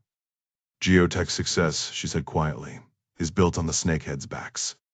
Jack studied her, weighing her words. His gut told him to listen. Fine. Start from the beginning. She straightened, spine rigid, eyes locked on the wall. After a steadying breath, she spoke. Years ago, when the samarium deposits were discovered, the snakeheads came to the Claret family. Henri was their first contact. Marie, don't. Henry's protest died as Moore dug his fingers into a nerve point. The man whimpered, slumping. Why? Jack pressed. What did they want? Her eyes pleaded with him. You have to understand, Jack. The snakeheads control those lands, the old rubber plantations, the mines. It's a lawless zone. At first, it was just protection money. Classic mob tactics. In the mines. The snakeheads left Geotech's operations alone, no theft, no attacks on workers as long as the payments kept coming. And she hesitated. As long as David turned a blind eye to the girls being moved through the same routes into Laos. Enough. Henry roared. You're signing our death warrants, Marie. Moore silenced him with a palm over his mouth. We're done with your interruptions, he muttered. Jack held up a hand. Hold on. You're saying David Highsmith, the acting CEO, is complicit in this? Yes. It spiraled out of control. The snakeheads demanded more than cash equipment, river access, free reign across the territory. David went out of his way to fulfill their every demand, quietly diverting company funds to do so. But why take such risks? Jack pressed. Geotech has the resources for proper security. Why not involve the authorities? Why keep lying? By then we were all complicit, she admitted, her voice heavy. Every member of the Claret's family, myself included, had blood on our hands. If the truth came out, we'd be branded as traffickers, stripped of everything and left to rot in a Vietnamese prison. David had been looking for an exit for years. Except what? He couldn't resist the lifestyle, she said bitterly. The high-end brothels in Saigon and Hanoi weren't just for his own pleasure. He used them to wine and dine corrupt officials, securing mining permits over drinks and other distractions. Her gaze flicked to her husband. Isn't that right, Henry? You've joined him on more than one of those little excursions. Henri turned his face toward the darkened window, refusing to meet her eyes. Jack leaned forward. Then Henley showed up and David saw his golden ticket, a clean escape with a fat payout. She gave a slow nod. Exactly. But once Henley took control, we would have uncovered everything eventually. Maybe, she conceded. The snakeheads might have backed off if they couldn't manipulate you. But think about it. Were you ever planning to relocate here? From what I heard, Henley intended to keep operations running as usual, with Bruce remaining as CEO in Singapore for another 2 years. He would have hired whoever David suggested. Jack frowned. She was right, none of Henley's team would have stepped foot in Vietnam. I thought this was our chance to end it for good, she continued, her voice tightening. And I wanted you to know the truth about David. And him. She shot Henry a venomous look. Oh, spare me the act, Marie, Henry scoffed. You turned a blind eye just like the rest of us. Don't pretend you're some innocent victim. Her hands trembled slightly as she stared at them. I did what I could, she murmured. You met Danielle at dinner. She was one of the girls I pulled out before they could ship her south. Her voice dropped further. But saving a handful doesn't change the system. I thought meeting you in Hong Kong might. Jack pulled a crumpled note from his pocket, the one the Montagnard tribesman had given him near the Laotian border. I think this is a list of missing Hmong girls taken by the snakeheads. She examined it briefly before handing it back. You're probably right. I don't read Hmong, but Danielle can translate it. That gang has been preying on those villages for years. Jack scratched at a mosquito bite, frustration creeping into his voice. One thing still doesn't add up. Bruce Stevenson would never have allowed this. He cared about his reputation. Hell, he loved this country. You're not wrong, she agreed. Bruce was a good man. But he had no idea what was happening here. He trusted David completely. Then why not go to Bruce? He would have shut it down immediately. And gotten himself killed, she said flatly. The snakeheads don't hesitate. If you doubt that. She trailed off, letting the unspoken implication hang in the air. Jack rocked back in his chair, the wood creaking under his weight. Maybe this wasn't some grand conspiracy, just a rotten operation hidden inside a legitimate business, fueled by greed and blackmail. Even if Chinese interests were involved, did it change anything? Then he remembered the quantum atomics deal, and geotech's sudden strategic importance.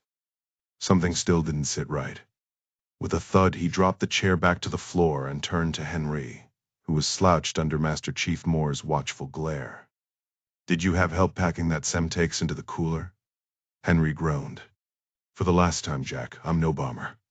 "I'm not a murderer," the Frenchman insisted, his voice barely above a whisper. The interrogator leaned forward, eyes narrowing. "Then explain the phone call. You specifically mentioned ensuring the helicopter was prepped." Henri slumped deeper into his seat, shoulders sagging under the weight of the accusation. "Fine," he muttered. "Yes, I made the call. You know I could track your phone records, right? Or maybe Chief Moore could convince you to talk faster." The interrogator smirked, tapping his fingers on the table.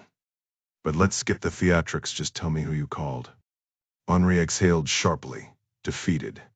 "David Highsmith. Obviously." Da Nang, Vietnam, Friday, October 11. David Highsmith, the acting CEO, basked in the newfound deference from his staff. The respectful nods, the hushed tones, it was intoxicating. Sure, the workload had piled up, but today? He was taking it easy. Last night had been brutal. Sai had shoved him onto a last-minute economy flight and dragged him back to his half-empty apartment in Da Nang. Most of his belongings were already en route to London. To make matters worse, Tai and his ever-present shadow, Ling, had tailed him all morning like overzealous bodyguards. At least the office offered some dignity. Now, seated in Bruce Stevenson's plush corner office, Highsmith picked at his lunch beneath a framed photo of the war hero receiving his Silver Star. He hadn't dared remove it, too conspicuous. Vietnamese cuisine, he mused, might actually be one of the few things he'd miss. He was mid-bite into a glazed prawn when the phone rang. "Sir, a personal call for you." Kareen's voice crackled through the speaker. Highsmith scowled, dabbing his mouth with a linen napkin. "I said no interruptions, Kareen. Especially not during lunch." "It sounds urgent. Damn it. Probably Sai again." He stabbed the blinking line button. "David speaking." "Hello, David." Madame Anne's voice was smooth, deliberate. Relief washed over him. "Marie," he replied, forcing warmth into his tone. "To what do I owe the pleasure?"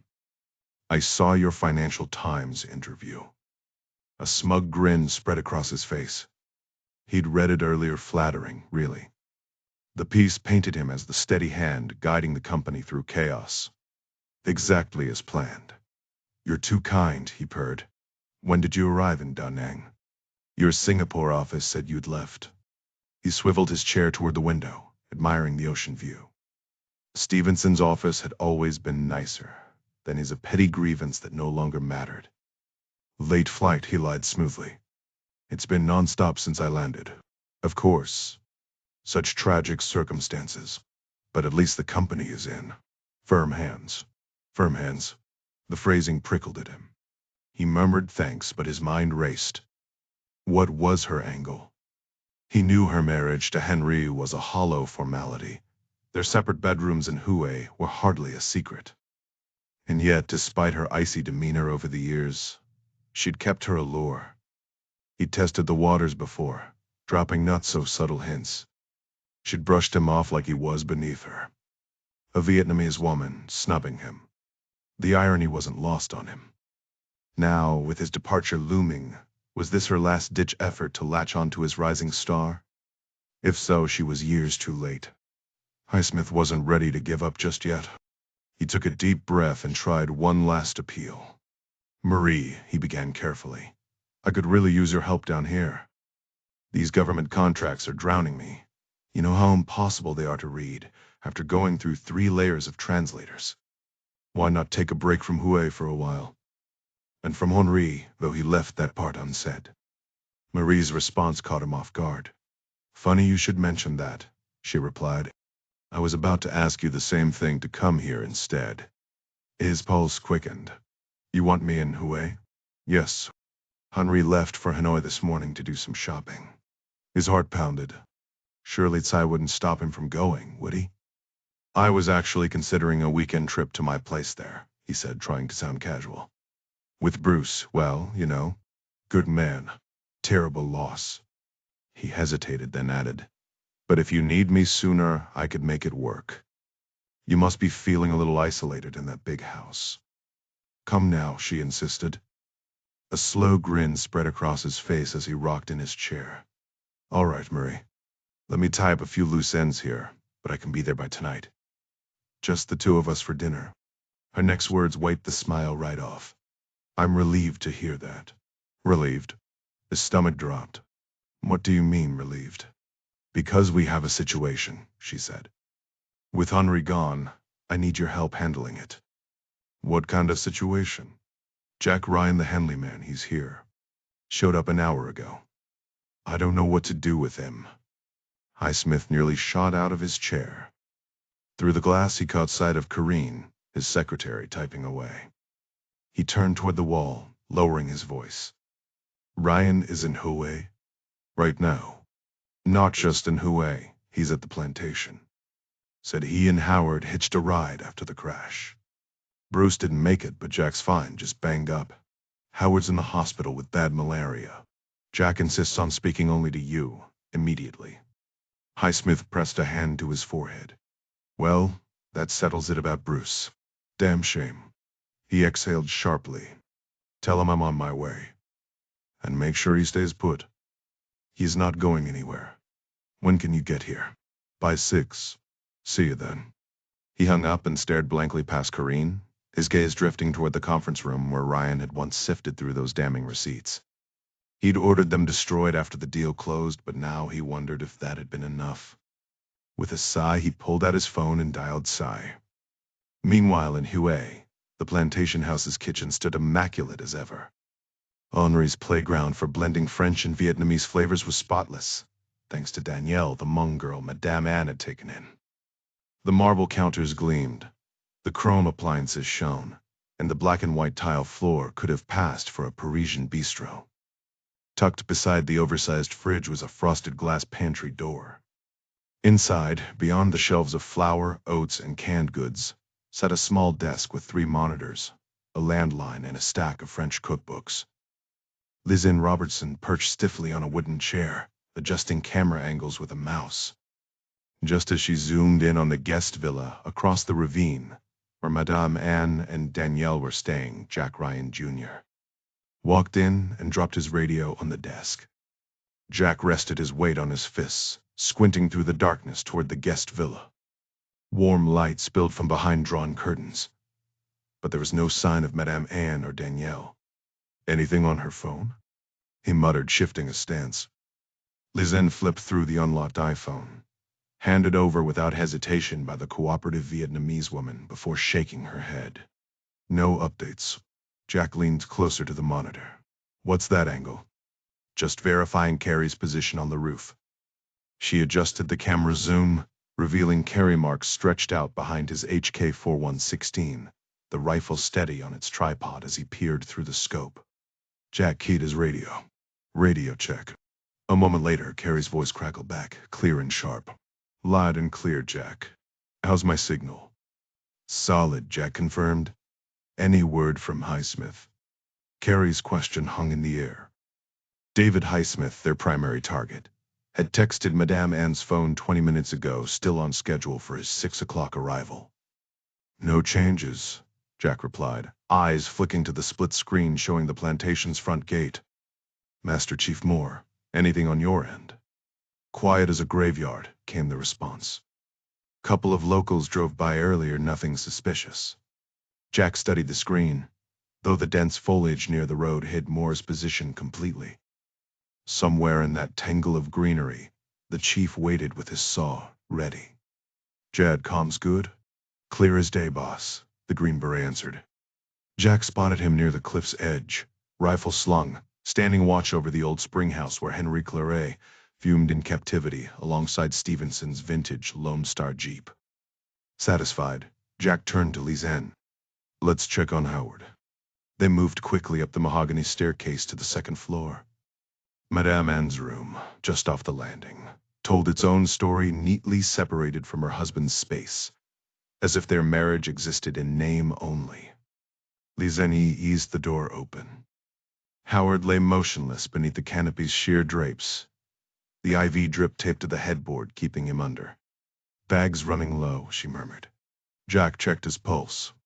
Jad said he'd be out for hours. He's stable. Lisanne brushed her fingers over Howard's forehead, the bug bites fading but still visible. Fever's better.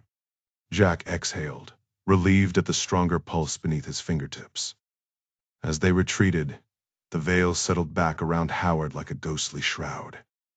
Back downstairs, Jack veered into the parlor, where the open casement window let in the night air.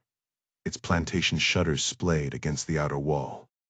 The quiet hum of cicadas filled the silence, the calm before whatever storm Highsmith would bring. Jack settled into the chair facing the open window, the evening breeze carrying the distant cries of crows from the canyon below. Across the room, Lisanne leaned against the arched doorway leading to the foyer, her posture tense. The quiet was unnerving, just the hum of the table lamp Jack had switched on before pressing the radio to his mouth.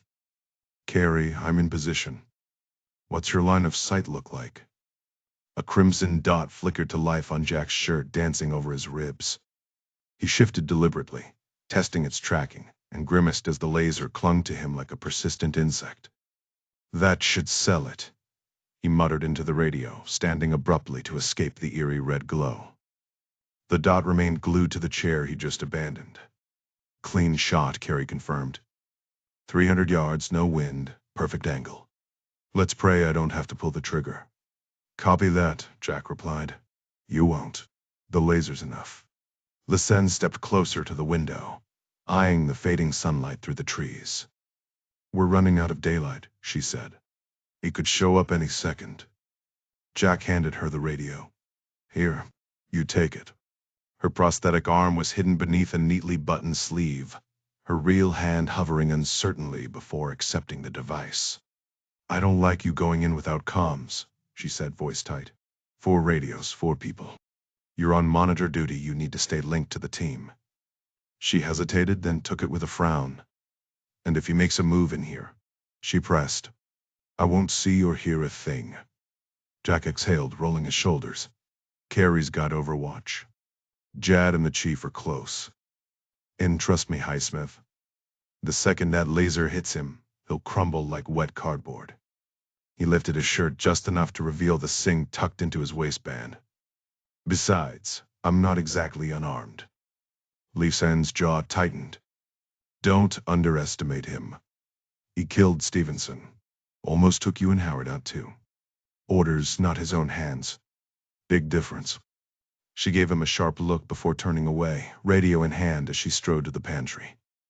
Sliding into the desk chair, she cycled through the security feeds, keeping the mic open since she needed her free hand to adjust the screens. Final comms check, she announced. One by one, Carrie, Jad, and the chief confirmed reception, loud and clear. Jack appeared in the doorway, hands shoved in his pockets, shoulders slumped. Hey, Liz, he said, voice softer now. Didn't mean to brush you off earlier.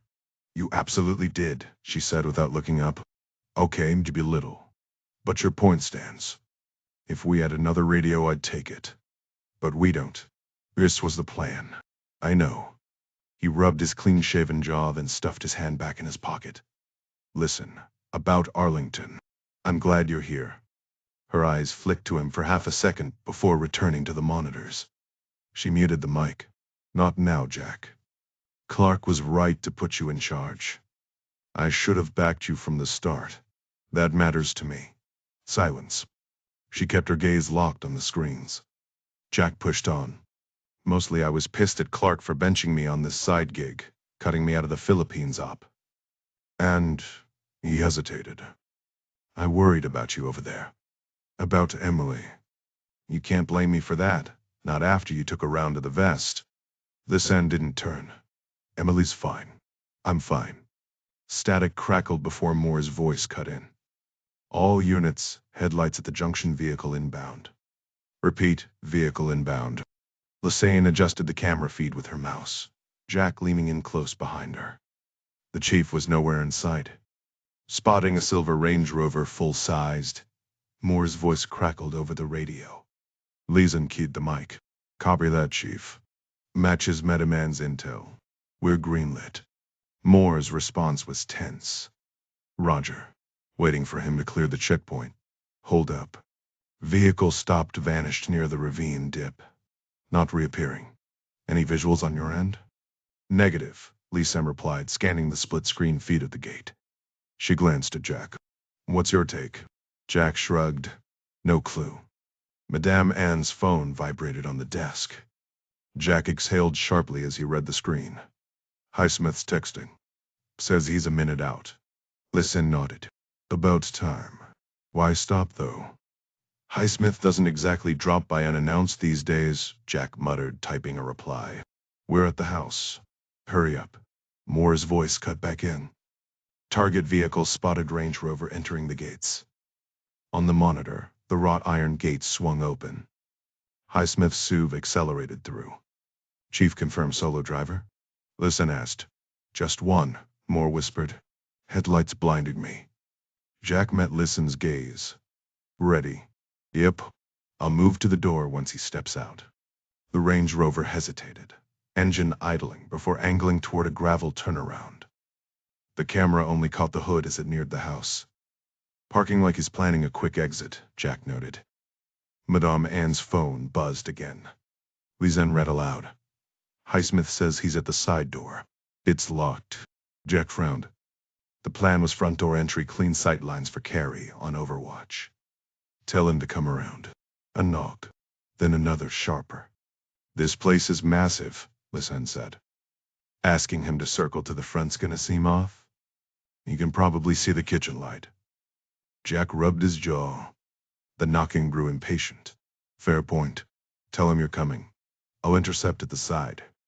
Carrie won't have visual. Won't need it long, Jack said, drawing his sing. Just need him relaxed. Talking.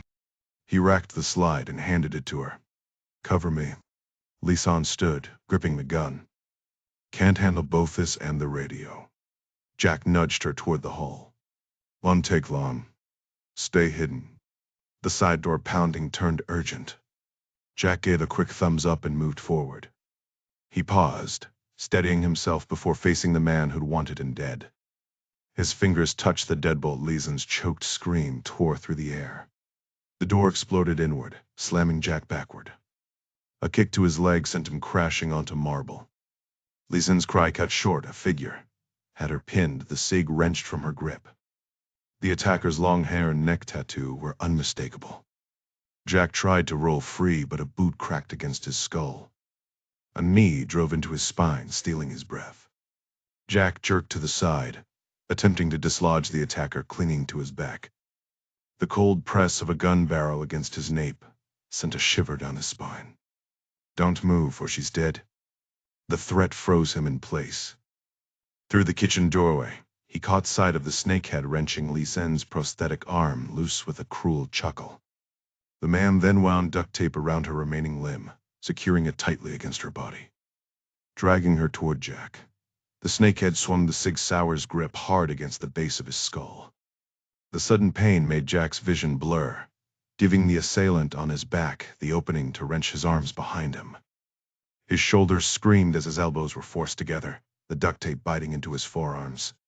A strip was slapped over his mouth, muffling any protest.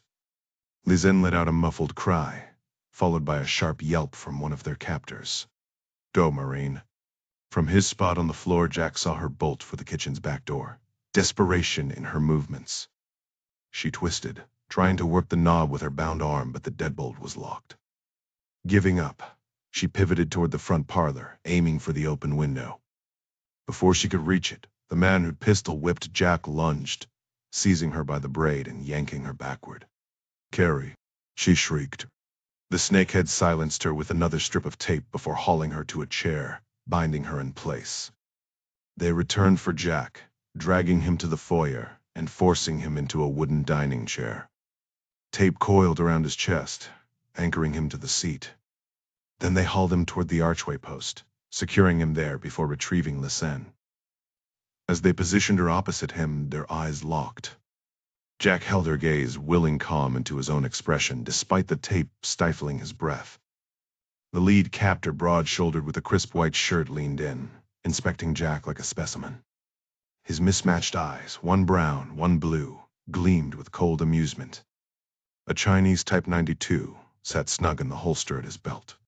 Highsmith's handler. Palon has a face now. The man frisked Jack, plucking the folded paper from his breast pocket. Unfolding it, he scoffed. So the Hmong gave you directions, he said, his accent thick. No wonder you slipped out of the jungle in a native boat. He flicked the page. Very considerate of them to mark their village location. Tapping the paper, the handler locked eyes with Jack while the snakehead lingered near Lisanne. The Hmong slaughtered my parents when I was 15, he said flatly. 3 years ago, they stabbed Ling's brother. He glanced at his partner, then back. Ling doesn't speak English. Let me translate. A rapid exchange in Laotian followed. Jack watched the snakehead's face twist, his jaw clenching as he glared. Curious what Ling said? The handler asked. He was eager to put a bullet in your skull for killing his friend Tway in Kowloon. Now he thinks that's too merciful. Jack exhaled slowly through his nose, shaking his head just as a heavy thud echoed from upstairs. The handler's head snapped up, his mismatched eyes narrowing at the ceiling. Jack noticed no tattoo on the man's neck, just a faint discoloration where ink might have been scrubbed away. That's Madame Marie-Anne Claret for you, the Laotian muttered, still staring at the ceiling. Didn't see her betrayal coming, did you? Naturally, she'd be hiding upstairs. Lisanne's gaze was distant, fixed on the floor. Jack could tell the sedatives were wearing off. Howard was likely stumbling out of bed right now, confused and disoriented. The snakehead beside Lisanne snarled something harsh in Laotian before yanking a curved karambit from behind his back, flicking the blade open with a practiced twist of his wrist. The same knife Jack had seen in Kowloon. The man spun it around his finger, just like his buddy had done in the market, then grabbed Lisanne's braid and pressed the blade to her throat. Her breathing hitched, but she didn't flinch. Another muffled thud came from upstairs. Jack didn't move. The snakehead dug the knife deeper, his voice rough. Ling says he'll take her head off right here. Says you owe it for killing Tway and for siding with the Hmong. Jack stayed silent, jaw clenched. Lisanne matched his resolve, refusing to give them the satisfaction. Here's a better plan, the Manchskid's agent said, exchanging a few words with his thug. The snakehead crouched in front of Lisanne, still twirling the knife. He grabbed her hand uselessly taped to her side and forced her index finger straight. The blade bit into her knuckle. He'll take her finger now, the Talon operative explained, stepping between Jack and Lisanne. Unless you decide to cooperate. He leaned in, blocking Jack's view, his mismatched brown and blue eyes boring into him. A one-armed bodyguard. He scoffed, glancing at Lisanne. Odd choice. Didn't think Americans hired cripples. Jack held his stare, refusing to rise to the bait. The man smirked. I pegged you and that doddering old man for pencil pushers. But now, you're something else entirely. His breath reeked of stale cigarettes. Jack turned his head, but the man grabbed his chin. We know every DA agent in Vietnam. Laos too. And you? You're not DA. Without warning, he jammed his thumb into Jack's eye, nail scraping the socket. Jack jerked back, but the grip was iron. Blood trickled down his cheek. FBI's accountants, the man mused. That your game? Playing Henley's money man must have been tedious. And your partner in Hue FBI as well? Bit old for field work. Guess we'll ask him ourselves. Jack kept his eyes shut against the pain. So, the man hissed, ripping the tape from Jack's mouth. Ready to talk? Who are you really? Silence. Yeah, figured. He stepped aside, revealing the snakehead pressing the blade deeper into Lisanne's finger. Blood welled. Imagine, the Talon agent whispered, lips nearly touching Jack's ear. Having one hand, then losing your fingers too. That's her future unless you tell me who you are, and what you know about geotech. Lisanne's breath came fast. Then footsteps on the stairs. Jack's stomach dropped. Howard was about to walk into a bloodbath. Jack barely had time to register the Talon agent pulling the Chinese-made handgun from his waistband when the world erupted in chaos. Darkness swallowed the room as a deafening blast punched the air from his chest. 3 more concussive explosions followed in rapid succession, each accompanied by a strobing white flare that burned his retinas. The acrid stench of sulfur made him gag, but he clenched his jaw. He knew this drill. Flashbang grenades always detonated in that same predictable rhythm. A crimson beam cut through the smoke as Jad Mustafa materialized before him, combat knife already slicing through the duct tape binding Jack's wrists. Jack surged upright, his boots slipping on debris. The room pulsed with emergency lighting from Jad's helmet as he sprinted toward Lisanne. Her captor lay motionless, dark hair fanned across a widening pool of blood. Jack tore the gag from her mouth. Status: alive. Coward. His necklace blade made quick work of her restraints just as Carrie Marks barked, clear. From the foyer, his rifle panning across the wreckage. Jack vaulted toward the stairs, where Howard writhed on the landing, hands clamped over his ears. Where's the second tango? Jack shouted, patting the disoriented banker for injuries. Gone out the window, Carrie called, as Jad crashed through the parlor after him. Lisanne knelt beside Howard, who babbled incoherently, drugs, fever, and flashbang shock, turning him delirious. I've got him, she yelled. Outside, gravel sprayed as a Range Rover fishtailed toward the gates, plowing through a hedge. Jad and Carrie opened fire, rounds sparking off the Service chassis.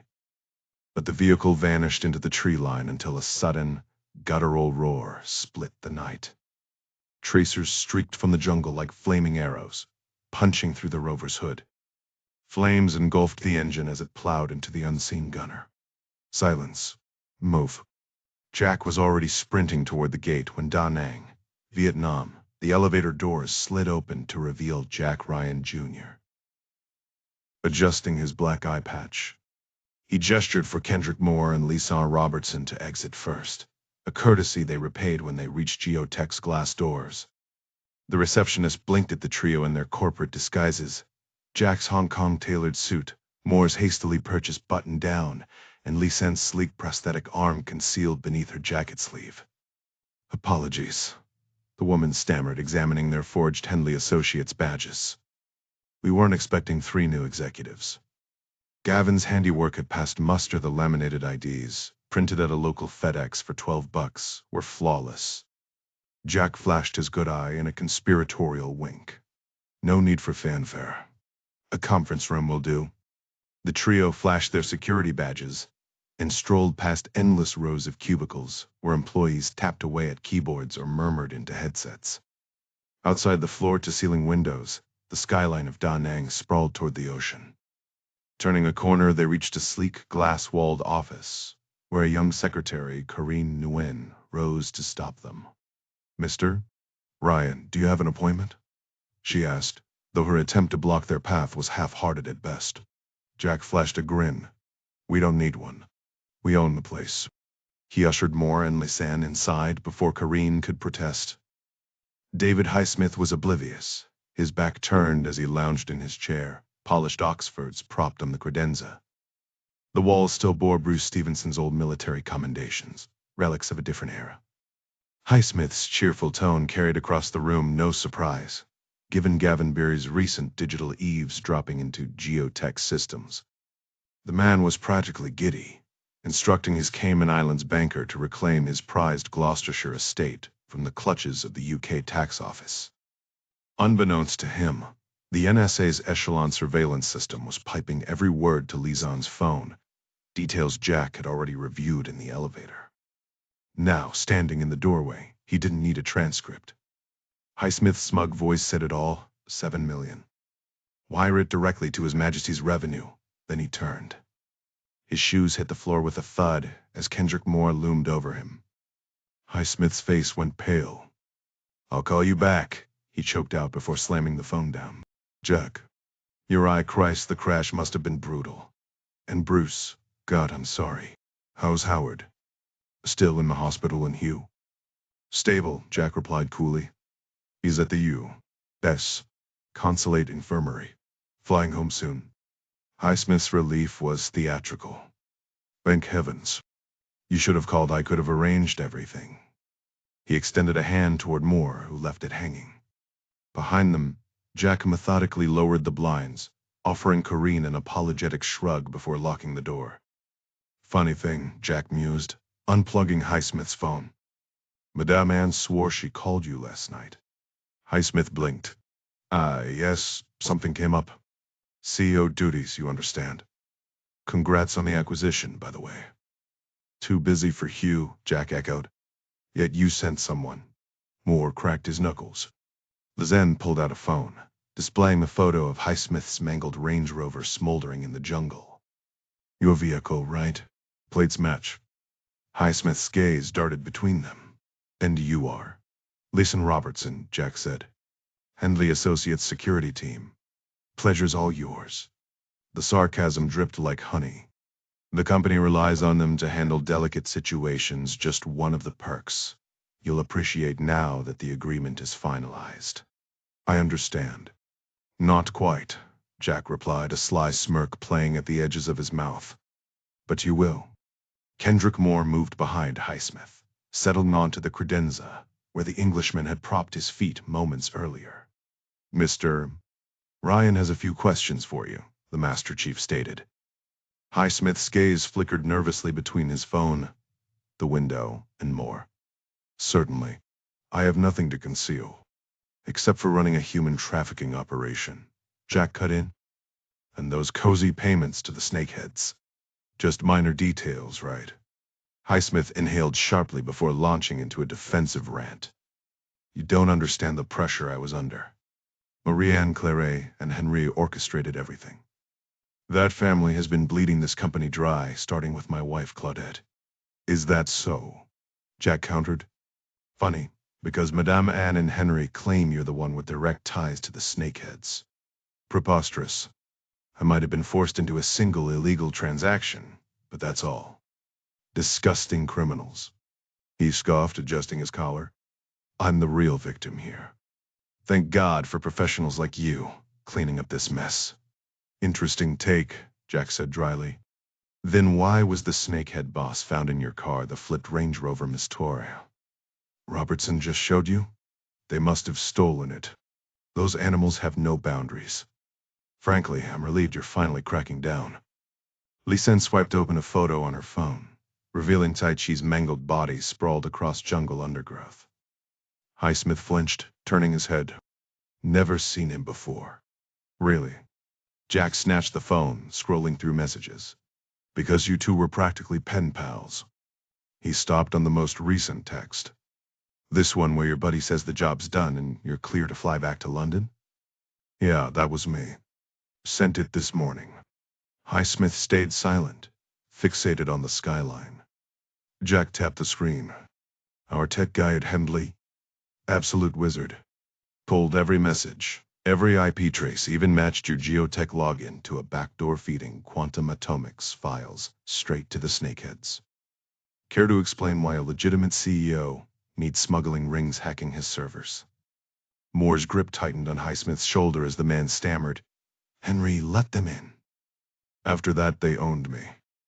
Death threats, extortion, that monster held a knife to my throat. His voice cracked, the bravado crumbling into desperate theatrics. Jack leaned in, unimpressed.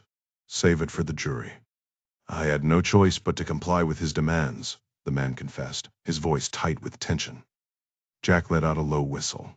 Damn, that's intense. Rightly so? Terrifying, she murmured. Jack shook his head in disbelief. Rough situation. But tell me, did it ever cross your mind why this snakehead character would need unauthorized access to Geotech's defense contractor files? Not really.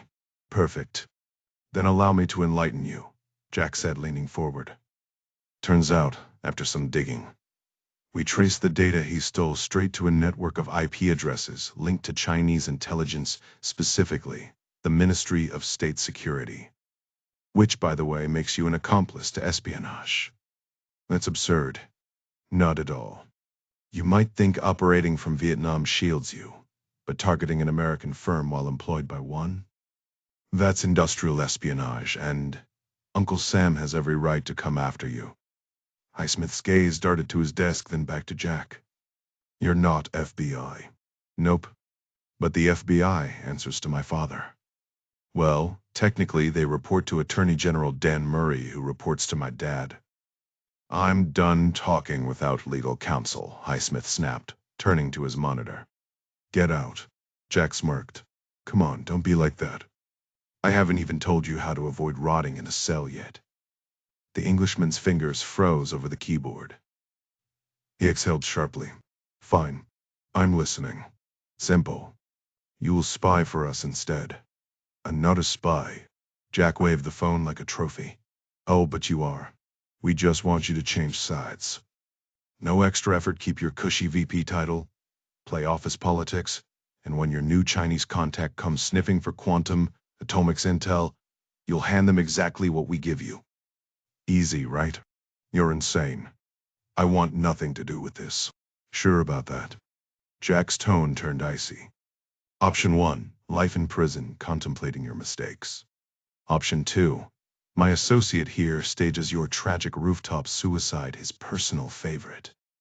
Or option 3, you keep your Da Nang penthouse, minus the shady side hobbies. Oh, and your Cayman's account. Poof. Henley reclaimed every penny. Back to square one, Sir Dave.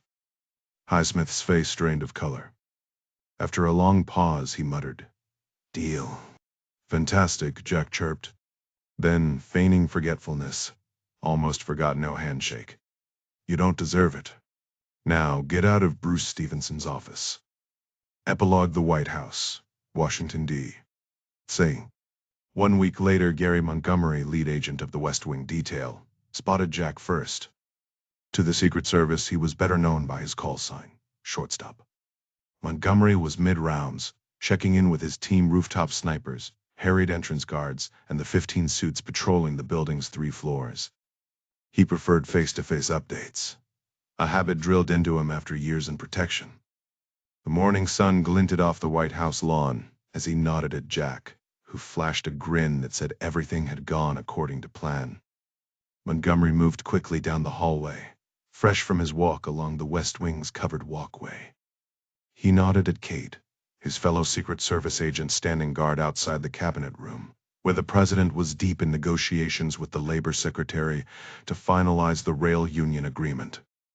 Kate gave a curt nod in return, her posture as rigid as one of the Tower of London guards. Just ahead, Montgomery spotted Jack Ryan Jr. leaning against the wall near the Roosevelt Room, hands stuffed in his pockets, looking every bit the relaxed son of the president. Beside him stood Lisanne, his sharp-eyed fiancée, scanning the corridor with the practiced gaze of an ex-cop. Between them loomed an unfamiliar figure, a towering bald man in a suit that strained at the seams, cradling a delicate White House teacup like it was a thimble in his massive hands. Montgomery raised an eyebrow as he approached. Saw your name on the schedule, Jack. Didn't realize you were bringing a whole entourage. He extended a hand, which Jack shook before introducing Lisanne and Kendrick Moore. Last-minute additions, Jack explained with a shrug. You know Lisanne.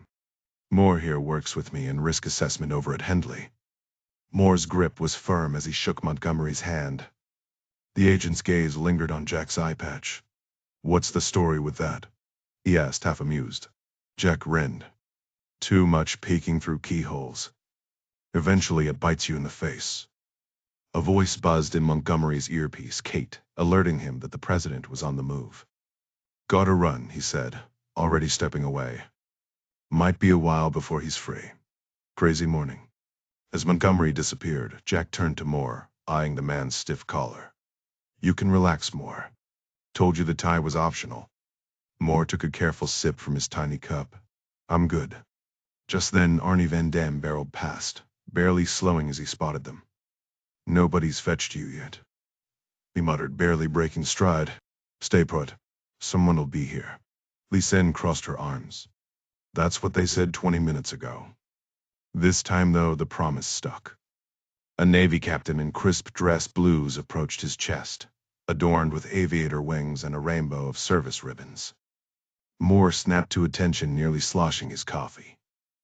The officer introduced himself simply as Captain Gronemeyer, White House liaison to the news. "Follow me," he ordered, leading them through secure doors and down a narrow stairwell that smelled of fresh paint and steel. They passed an armed ranger and a beagle with a nose for explosives before stepping into a high-tech conference room, black leather chairs, glowing red clocks, and a massive table lined with secure phones. Jack blinked in surprise.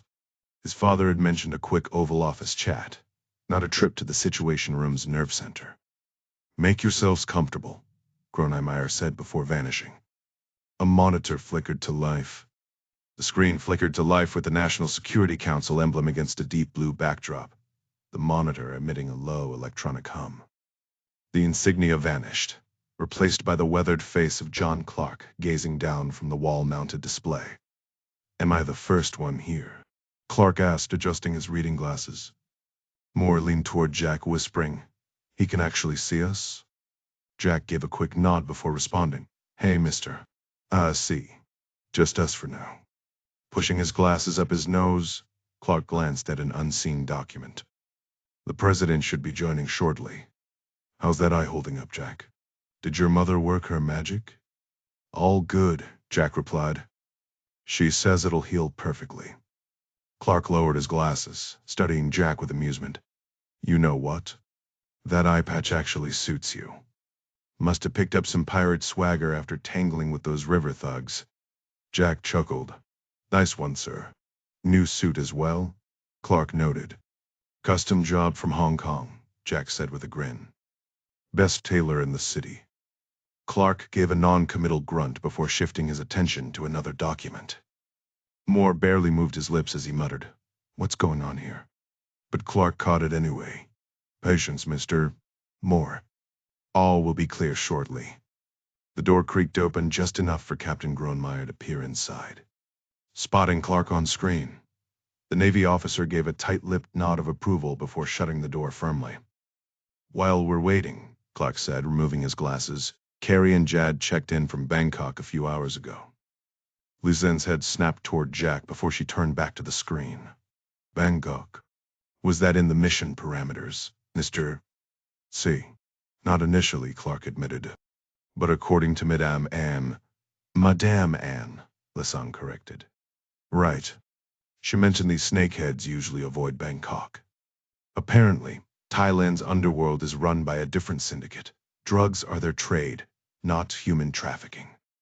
"Reassuring," Jack said dryly. "What about reuniting the girls with their families?" "We're coordinating with the UN Refugee Agency," Clark explained. "Low-profile involvement, given the need to protect the campus's anonymity. State Department has an embedded liaison assisting." Jack nodded. "Did Carrie and Jad give a full debrief?" A faint smile crossed Clark's face. Turns out tracking down the Montagnard was the easy part. Convincing him they were genuine Green Berets. Nearly sparked a firefight with him and his sons. Jack smirked. "Sounds about right.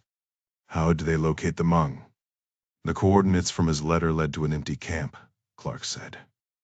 "Though I suspect our guys might have been ambushed, not that they'd ever admit it." "Where is he now?" "Bangkok.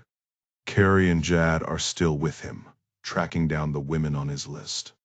"We housing him?" "State Department is. His military records checked out were offering citizenship, though I doubt he'll take it. He refused back in '70. Jack sighed. "The man saved my life.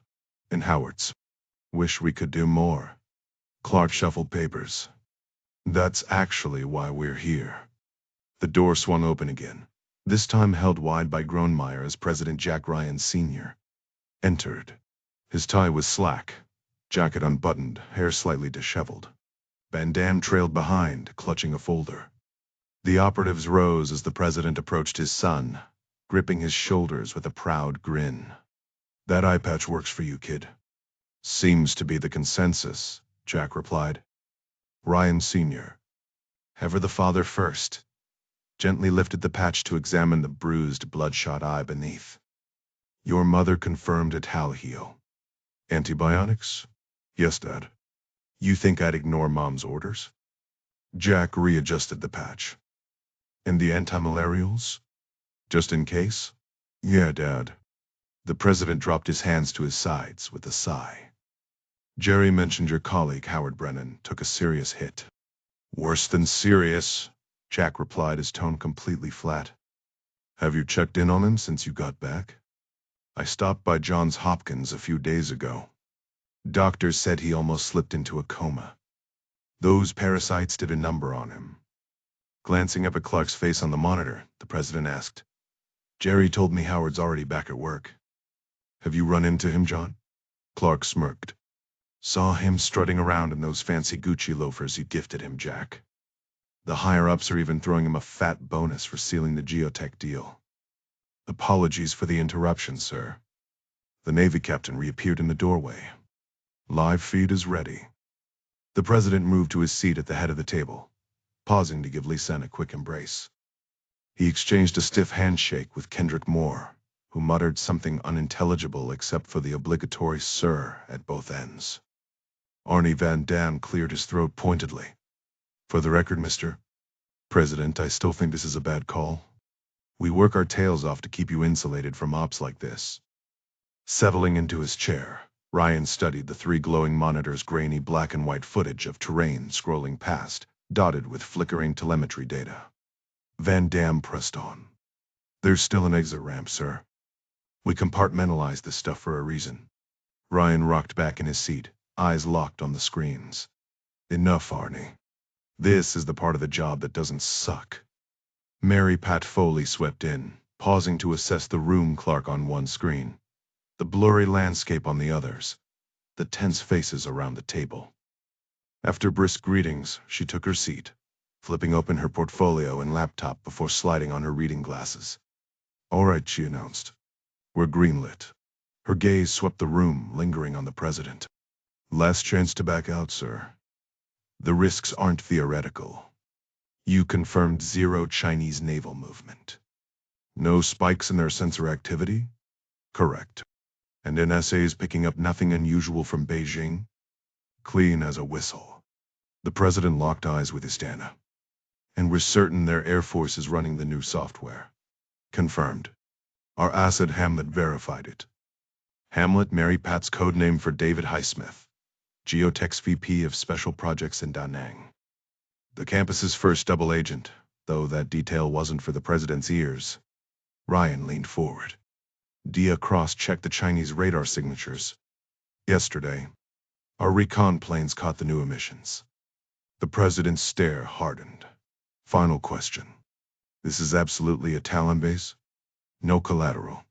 Confirmed, Mary Pat said. Clark had vouched for Along Nick Trong's intel. The Montagnard guide had led Carrie and Jad straight to a snakehead stronghold. No civilians in sight. And sir, this target's a golden opportunity. It'll send a clear message about China's corporate interference. Ryan cracked his knuckles. Then let's light it up. Captain Gronemeyer, walk us through it. The naval aviator rose, gesturing to the monitors. Ladies and gentlemen, this live feed comes from a modified F-15 Strike Eagle on a classified Umbra mission. What you're seeing is real-time approaching the Laotian border now. Though Jack Jr. knew the drill, he kept his expression blank, giving nothing away. Clark had warned him to keep quiet about Geotech's classified rare earth magnets, designed for quantum atomics, the very components that gave the F-15 and Umbra their cutting-edge stealth properties. The campus operations director had looped Jack Jr. into Umbra's details solely because Highsmith, the asset Jack had turned, was pivotal in keeping Chinese intelligence from sniffing out the tech. Targets in sight, the pilot announced, voice steady. Local times, Aero 20 Rho. Sights a derelict CIA outpost, back when they ran airstrikes from Laos. Standing by for your call, sir. Jack studied the screen as 5 Quonset huts emerged from the darkness. The narrow river snaked below, flanked by jagged peaks, while the docks held the sleek speedboats Highsmith had procured for the snakeheads, outfitted to haul human cargo like cattle. Absolutely certain, Mr. President. Mary Pat's question cut through the tension. His gaze never left the monitor. Send it. Grohmeyer's finger hovered over the speakerphone. Magic, this is Shotgun, you're cleared to engage. The reply crackled back. Copy that, Shotgun. Magic is hot. The huts swelled on screen. The boats now sharp enough to spot the same reinforced hulls that had nearly killed Jack and Howard weeks prior. Then white out. The screens flared, then resolved into a haze of smoke and spinning debris. The wind tore through, revealing only a smoldering crater where the compound had stood. I'd say that's a bullseye, the president remarked. Grohmeyer nodded. Target eliminated. RTB boarders sent Strike Eagles en route to Kadena. Mary Pat's laptop screen reflected in her glasses. No chatter from Beijing, or Laos, or Hanoi. The president clasped his hands. Clean work. Van Damme's watch tapped the table, insistent. Railroad strike presser in 60. You need to rehearse. I'm aware. The president dismissed Grohmeyer with a wave before locking eyes with his son. Harney, go manage the vultures. I need a minute with Jack. Chairs scraped as the room emptied until he halted Lisanne, Moore, and Mary Pat with a raised hand.